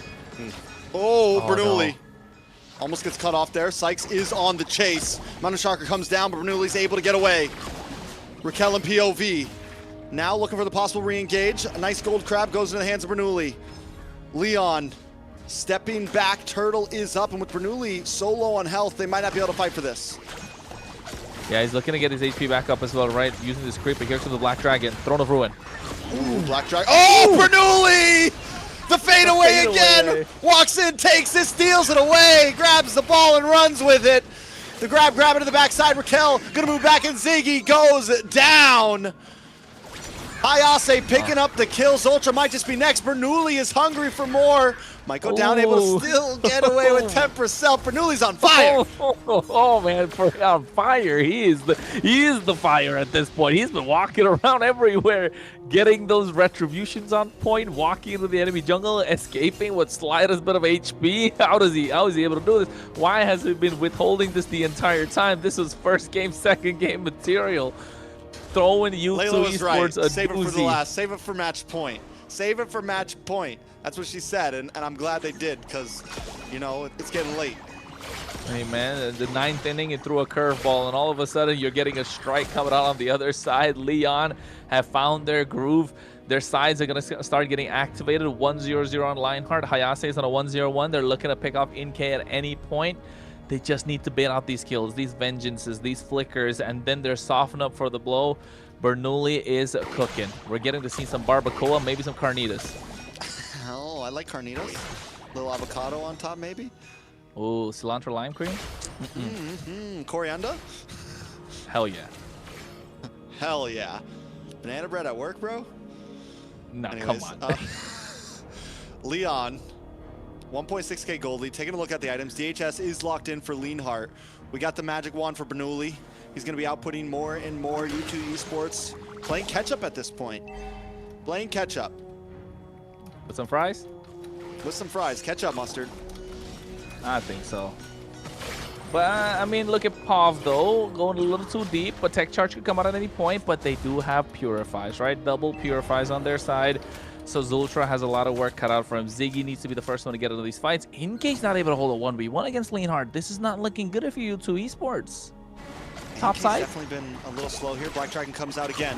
Bernoulli messes up on the hat trick, or no, Jin decided not to use it. Back in the backside, though, check. look at Hayase just keeping Sykes at bay. Zultra goes down. Leonhardt comes in with a blazing duet. Bernoulli locks on a Ziggy. Not able to get the kill, but still the space, and now Inke's in trouble as well. Might not get pulled back, and POV flickers in and catches the view. Takes Inke down. What? They extended that team fight. What a play as well. NK was body blocking shots for Ziggy to survive, and next thing you know, POV, Pav just diving straight in. That Crimson Beacon picks him up, puts him down. A 6-2 is the kill score, gets the turtle in his hands as well. Bernoulli saving that retribution to get a couple of invades, maybe that orange buff on the top side. But you know Zultra's not having a good time. 0-3-0 on a comfort hero. The confidence on the side of U2 Esports is an all-time low. And it's all thanks to the mind games that Leon have been playing with U2 Esports the entire time. Look at it. Oh, Bernoulli. He's playing with his food. Yeah, he is. I mean, they're having fun. Leon seems to be playing this well. Where was this team the past couple days? Last week? Leon just seems like a different beast. I don't know what happened today after taking that loss that they took against U2 Esports, but now they're just on fire. Maybe Bernoulli needs to always be jungle. I know, right? Maybe give him the Harley every single game. If only that was possible. Global ban. If only that was possible. But then again, at this point, the Alice is going to start popping off, right? Those big Throne of Ruin sets are going to come in. And the point being, no one's going to be able to stop this Alice to get to the back line. No one has the shred. Inke needs to start racking these items. One kind of good thing you can say is Sykes and the rest of U2 Esports haven't given that much of a gold lead. It's not 5k yet, 4k. Easton Shin's still been farming like a machine, holding his own. You're level 11 to level 11. So yes, Raquel. Something. There's just nothing they can do to Raquel right now. Raquel is a nuisance, a menace, holding down the front side. Nobody can put any big damage on him. And the thing is, that's what Inke's supposed to be here for. Inke needs to get online to where the shred can matter, to where that kiting shred that you get with the CC becomes a problem so they can chip through Hayase and chip through Raquel. They need to find chips, you're right. And how is it going to come through, though? How is it going to come through? It has to come through from Inke. Oh, there might be go for a play here. Ooh, nice knock-up on a Hayase from Zultra. Black Dragon just to really get away. Hayase still holds down the front side. Leonhardt with a blazing duet into the backside. Onto the carries. Accuracy goes down as Zultra still just on the run. But Raquel doesn't want to let him. Boom, stunned. Boom, stunned. Boom, stunned. You got to use the flicker to get away from that one right now. Sykes just wants his orange buff. The rest of the team is trying to recover as Leon chips away onto the Lord. Yeah, they're getting that nicely done. This is the brawly meta that we're talking about. This is the reason why you don't see Glue being let up a lot of times. And along with the Alice, yeah, he wasn't allowed to move. That was kind of funny. He just walks into the stun from Glue, and then the Alice stuns as well. He can't really move. Oh no. U2 Esports backs against the wall. They didn't really see this coming. Hit them like a freight train, and the tempo of the game completely on the side of Leon. U2 Esports needs to dish out some really big ultimates. Ooh. Nice ruin on multiple members. Leonhardt doesn't really connect with that blazing duet. It's okay though. You're allowed a mistake when you're this far ahead. I mean, yeah, 6k goal lead on their side, right? Lord is still launching on the top side. Tier 2 on the bot lane's already secured. Tier 2 on the mid lane's going to be next right now, unless U2 Esports really want to defend this. I don't think it's really worth it, unless they go for the big tech charge. Nope. They're just keeping it chill. U2 Esports knows that, really, honestly, their win condition is late game at this point. We're talking like 7 more minutes of late game, honestly. If they can get there. Inke needs to come online. Sykes needs to be able to output damage, accuracy as well. And then they still need like a big knock-up. And I think that opportunity is going to come in the bottleneck of these towers, right? They need to let Leon come to them a little bit. They cannot engage. They need to let Leon come in and look for that big play response. And it's all going to come in from Zultra for U2 Esports. And they need to find someone, but 2 Purifies need to get baited out first. So accuracy takes that Throne of Ruin. Inke taking a lot of damage. Vengeance popped as well. Oh, that's a lot just to survive. Without a Vengeance, it's 70 seconds for that. Lord up in 78, so you still have time to get some skills back. I think my question to you is, do they even contest for this next Lord? Do they have the opportunity to contest for this next Lord? No, I think if you're U2 Esports, you don't really look at that because you can get, firstly, you can get picked off by Bernoulli. Look at his items as well. He's going to go for a Holy Crystal. Alice is getting that Guardian's helmet. Trinity online for the Claude. Glue is already a menace. We're just, oh no. Okay. Hey, or you could get a pick off. I was gonna say the only way they could possibly make it happen is if they get a pick off, because they have a +1 on the other side, with Leon having the ability to get a pick off. But if U2 Esports catch somebody off guard like that, they can. But good thing for Leon, Hayase is still gonna make it back in time for the Lord. And look at the towers; they haven't lost a single one. Yes, topside's barely hanging, but the minions are going to stay strong. So U2 Esports needs to apply pressure in the far lane, which they're not able to do because they don't have that high mobility heroes. They have big ticket ultimates, but they need to layer it really well. They get one on the top side finally, but the bot side is going to pressure in. And by the time they're doing the Lord Dance, the Cha-Cha when it's started, the waves of the bot side will be crashing into that inhibitor. Ooh, a lot of damage on Raquel there. Inke is starting to output finally. On the bot side, though, you know, you said it. It's a dangerous, U2 Esports, for them to send someone off into the off lane, it's a dangerous place to be. You got Bernoulli as a threat. You've got everyone else as a threat. But you go by yourself somewhere, and you're pretty much asking for death. So U2 Esports is forced to stick together right now and hold strong. Zultra might get caught out. Here comes the throne. Of any point, Hayase, Black Dragon goes in. Ooh, does finally pop out. Blaze Duet in the backside. That was Lean Hard. Shreds down onto Sykes. There's no escape. Ziggy falls as well. And now the collapse down onto Accuracy and Zultra. Zultra does have the ult maybe to help out, but no, Accuracy, you're on your own. I can't save you here.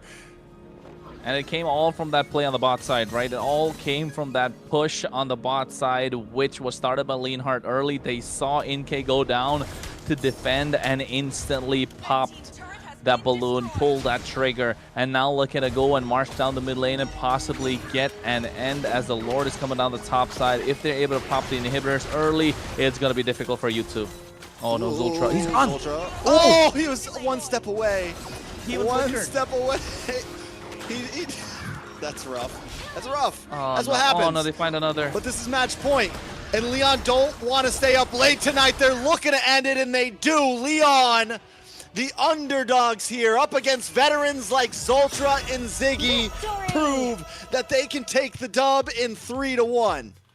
Bernoulli got it. Bernoulli's on fire. He's able to bob, he's able to weave, he's able to juke, get that Hakeem Olajuwon bang bang fade away. Yeah, exactly. Surprise. Huge surprise. But, you know, if that was the time to pull the, you know, the jungle, his name? The little kid with the hat. Harley. No, the Harley. There we go. Oh my goodness. That hat. escaped. Oh, okay, long day. If that was the time to pull it, that would have been the time. So now we know he's got some other heroes in his tool bag. Mm-hmm. And honestly, at any point, they can sub Bernoulli in. Like, knowing that they have that backup player who can play so many things so well, at any point, they can even throw in a curveball and be like, Bernoulli's jumping in game 2. You know, things like that. So, pretty hype. Yeah. Very much. Definitely did not think that was going to happen. But good for them. Definitely good for sad, them. Layla. I know, right? I was about to I'm say. a little. Let's check. Oh, 12 kills against the 3 that they pulled. I really feel bad for Sykes because his YSS just could not. I mean, this is the reason, right? You were asking the draft tracks. You were asking before the second phase started, is it good for the YSS?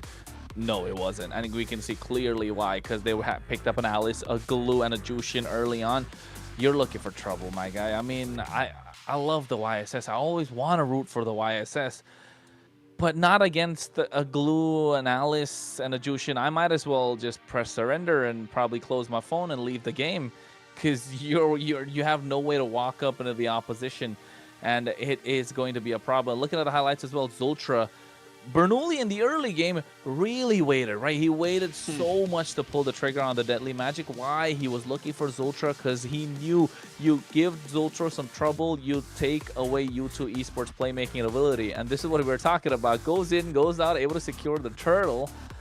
Of course, at the end of the day, U2 Esports did put up a fight in the early game, so they had that going for themselves with a 2-1 lead. It's just that the Easton Shin, even though he had the goal, even though he had the farm, he had the damage, just couldn't walk up in these fights for the aggression and the crowd control that Leon were offering and were putting on the table. U2 Esports didn't have any sort of answer apart from the Grok.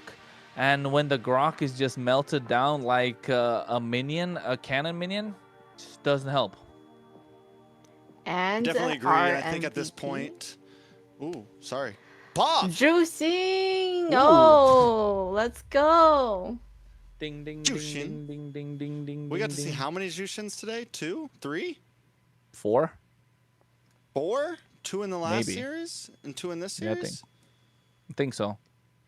And we haven't seen her at all so far. Yeah, they've been. I mean, we've seen it at least a really- couple times for sure. They've been trying to Just ban today, her though. That's every the game. only time. Yeah, she got to come out and she got an MVP.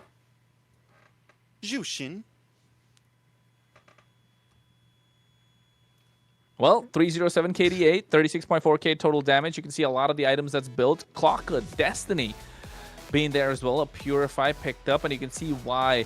Just dropping down those disco lights and making U2 Esports dance to their tune. We could see a lot of big ticket ultimates come in, but Pav always in the back line, making them dance to his tune, making sure they understand the way you do the samba. Leon able to get the victory off of that, and it was so good.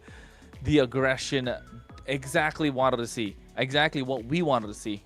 So Pav playing really well, being the support to Bernoulli, and not just that, it was this play. This play was massive, right?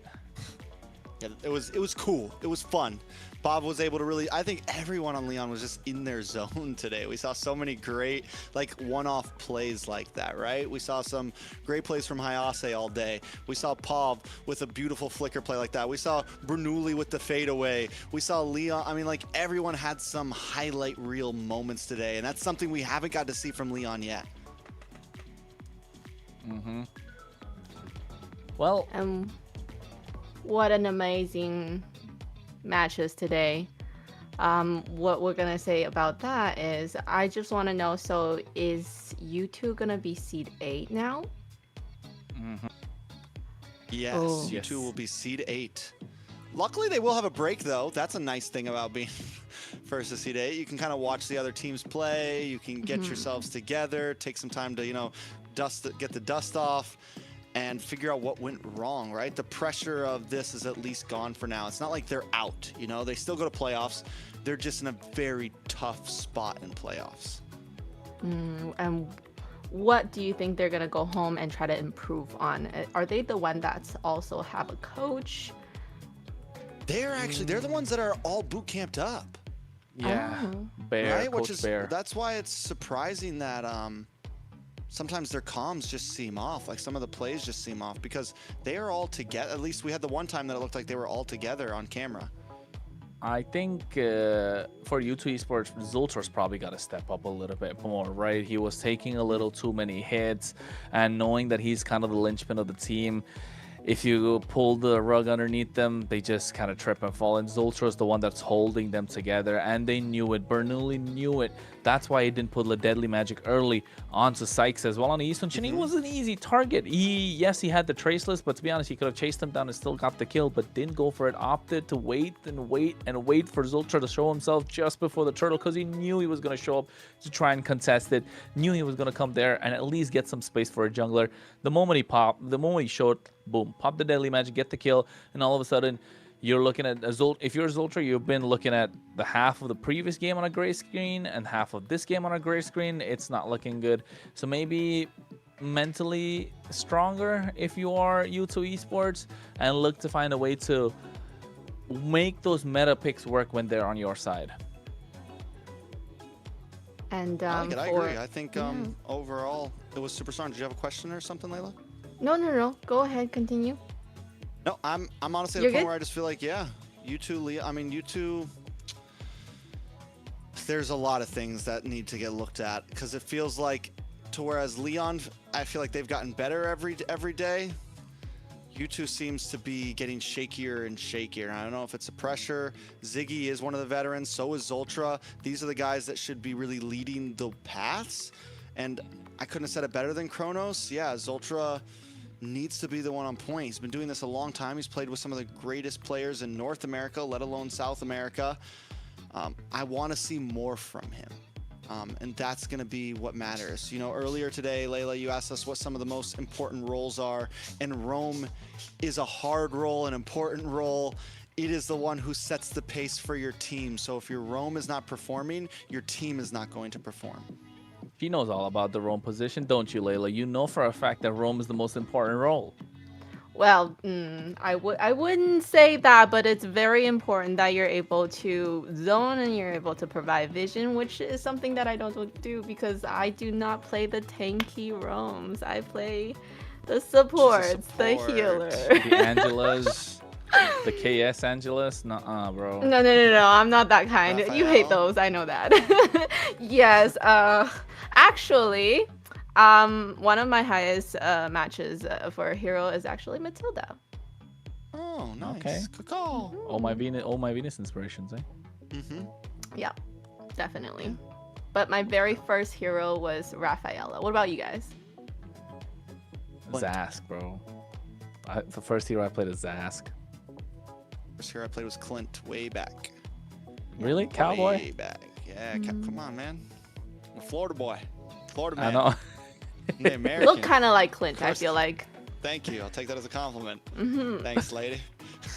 Yeah, I feel no. Actually, I would say the first hero for everybody is Layla. Fair enough. Nah, Fair enough. I mean, yeah, fair enough. Yeah. Fair enough. All right. So, you two, Leon, have finished their matches, and that means we get to take a look at the results overall for today. We started off with a best of 3 between Leviathan and Nighthord, and it went the distance. It did not disappoint, but Nighthord did come out on top 2-1. After that, a best of 5 finished 1 game short. You two tried to put up a fight, but Leon ends up cleaning house 3-1, stopping Kronos from getting his best of 5, best of 3 prediction at the beginning of today's schedule. Close. I was so close, right? But then again, it's all right. You get a 2-1, get a 3-1. You got to keep everyone happy at some point. But the Mexican face-off, the Mexican standoff, Leon kind of getting that one. That's a surprise for I think a lot of us. We did not see that coming, and I want to see more of Bernoulli. I think he definitely I want to see a lot more Bernoulli. Surprised us, and then we want to see what else he has in store, right? Mm-hmm. So what do you? It was great games. Yeah. So what are we gonna have coming up tomorrow or? Oh, not tomorrow. Next week. Next week. We're done for the week. It's Friday. I know. It feels like it's all blurring together. Is everybody gonna go? It's moving fast now. We're done for the week, but don't forget, MCT still continues. The AMER Championship Sword still continues because we got South Covenant tomorrow. And of course, we got Xena, Rico, and Private. They're going to pull up as well on the desk. So make sure you join them, folks, because the South is packed with a lot of action, unexpected results. The only team unbeaten, Octa Gaming. I don't know if, and you know what? Octa Gaming made it from the ADT. They basically made it through the open qualifiers from the South all the way and then finding their groove, of course. So I think that's a good thing to watch out for. Alpha 7 of the South lost, so that's another big thing. So I guess things are getting shaken up down there, huh? Yeah, they are 100%. So I'm pretty excited about it. They had a lot of roster shuffles before the season started, and I think they're taking their time to find their groove, of course. But the same thing in the north side of things, a lot of roster shuffles happened. Teams were kind of made on the fly as well, getting to see Shark and Cold World in the same team playing at the same time. Who would have ever thought that would happen a year ago? But I think with everything that's gone about, MCT AMER, yeah, the hype is real. It's not just on paper. It's not just on graphics. I think the excitement is there. The games have been crazy. The teams are living up to the expectation that we've had. Maybe not yet exceeded, we'd say, right, Trex? Not exceeded. Not exceeded yet. But I think one of the things that you just said that really excites me about this is the qualifier teams are popping off. We got Vendetta and Nighthord over here that are honestly challengers. Like I could see Vendetta or maybe even Nighthord getting to grand finals. I could see one of them stealing away grand finals. And now we have down south, we got Octa Gaming, another qualifier team, just shredding through all of these organizations. That's hype. It is super hyped. So, I mean, Layla, have you been following the South? I have been watching a little bit. I do think what's happening down there is definitely something that I don't follow much, but I really do should. I'm definitely going to be watching tomorrow. How should I follow it? You got to follow the socials. That's how you do it, right? Look at this. All of a sudden, I got a magic trick. It's going to pop up right underneath. MLBB Esports. See, I told you about it. So make sure follow us. And then make sure you follow us on all the socials, MLBB Esports, and then we're gonna have now a look at tomorrow's schedule, see what teams are gonna be going up against each other. And take it away, Kronos. And these are banging matches, Trex. I'm not gonna lie. If you've got time tomorrow, watch Party Worthy, man. Influence Rage versus Dream Max, two orgs that have been going at it for the longest of times. That's a BO3 that's gonna go all the way, and the BO5 Entity 7 and Octa Gaming. We saw the Mexican standoff today. I think Peruvian face-off tomorrow. It's gonna be a banger still. Entity 7, they've got a strong lineup, a good core in the mid trio. Same thing with Octa Gaming. So yes, I think Private, Rico, and Xena, you've got a treat tomorrow, and I'd say 8 possible games tomorrow as well.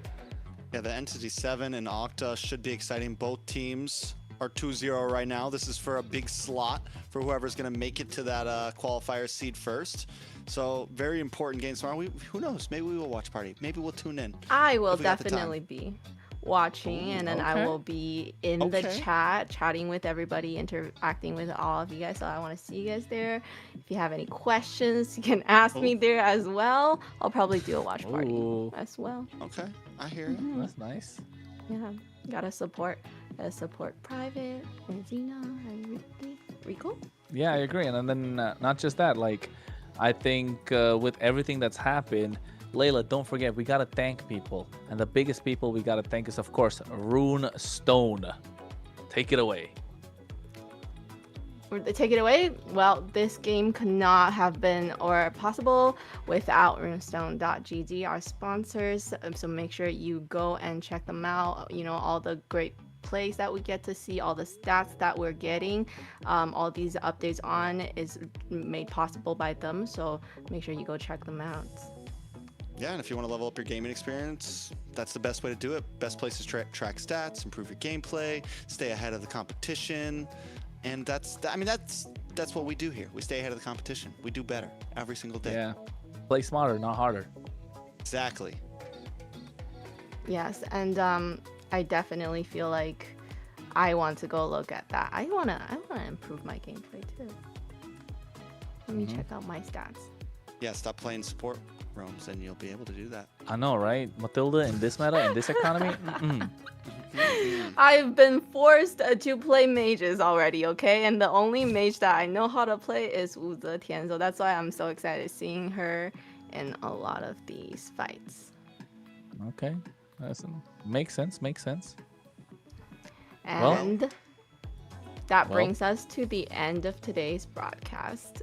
It's kind of sad, but that's what it is. A huge thank you to our casters, Trex and Kronos, carrying us through, guiding us through all the amazing coverage of the day. And of course, I want to thank all of you for watching and supporting us. and your energy truly makes it different. So I'm your host, Layla.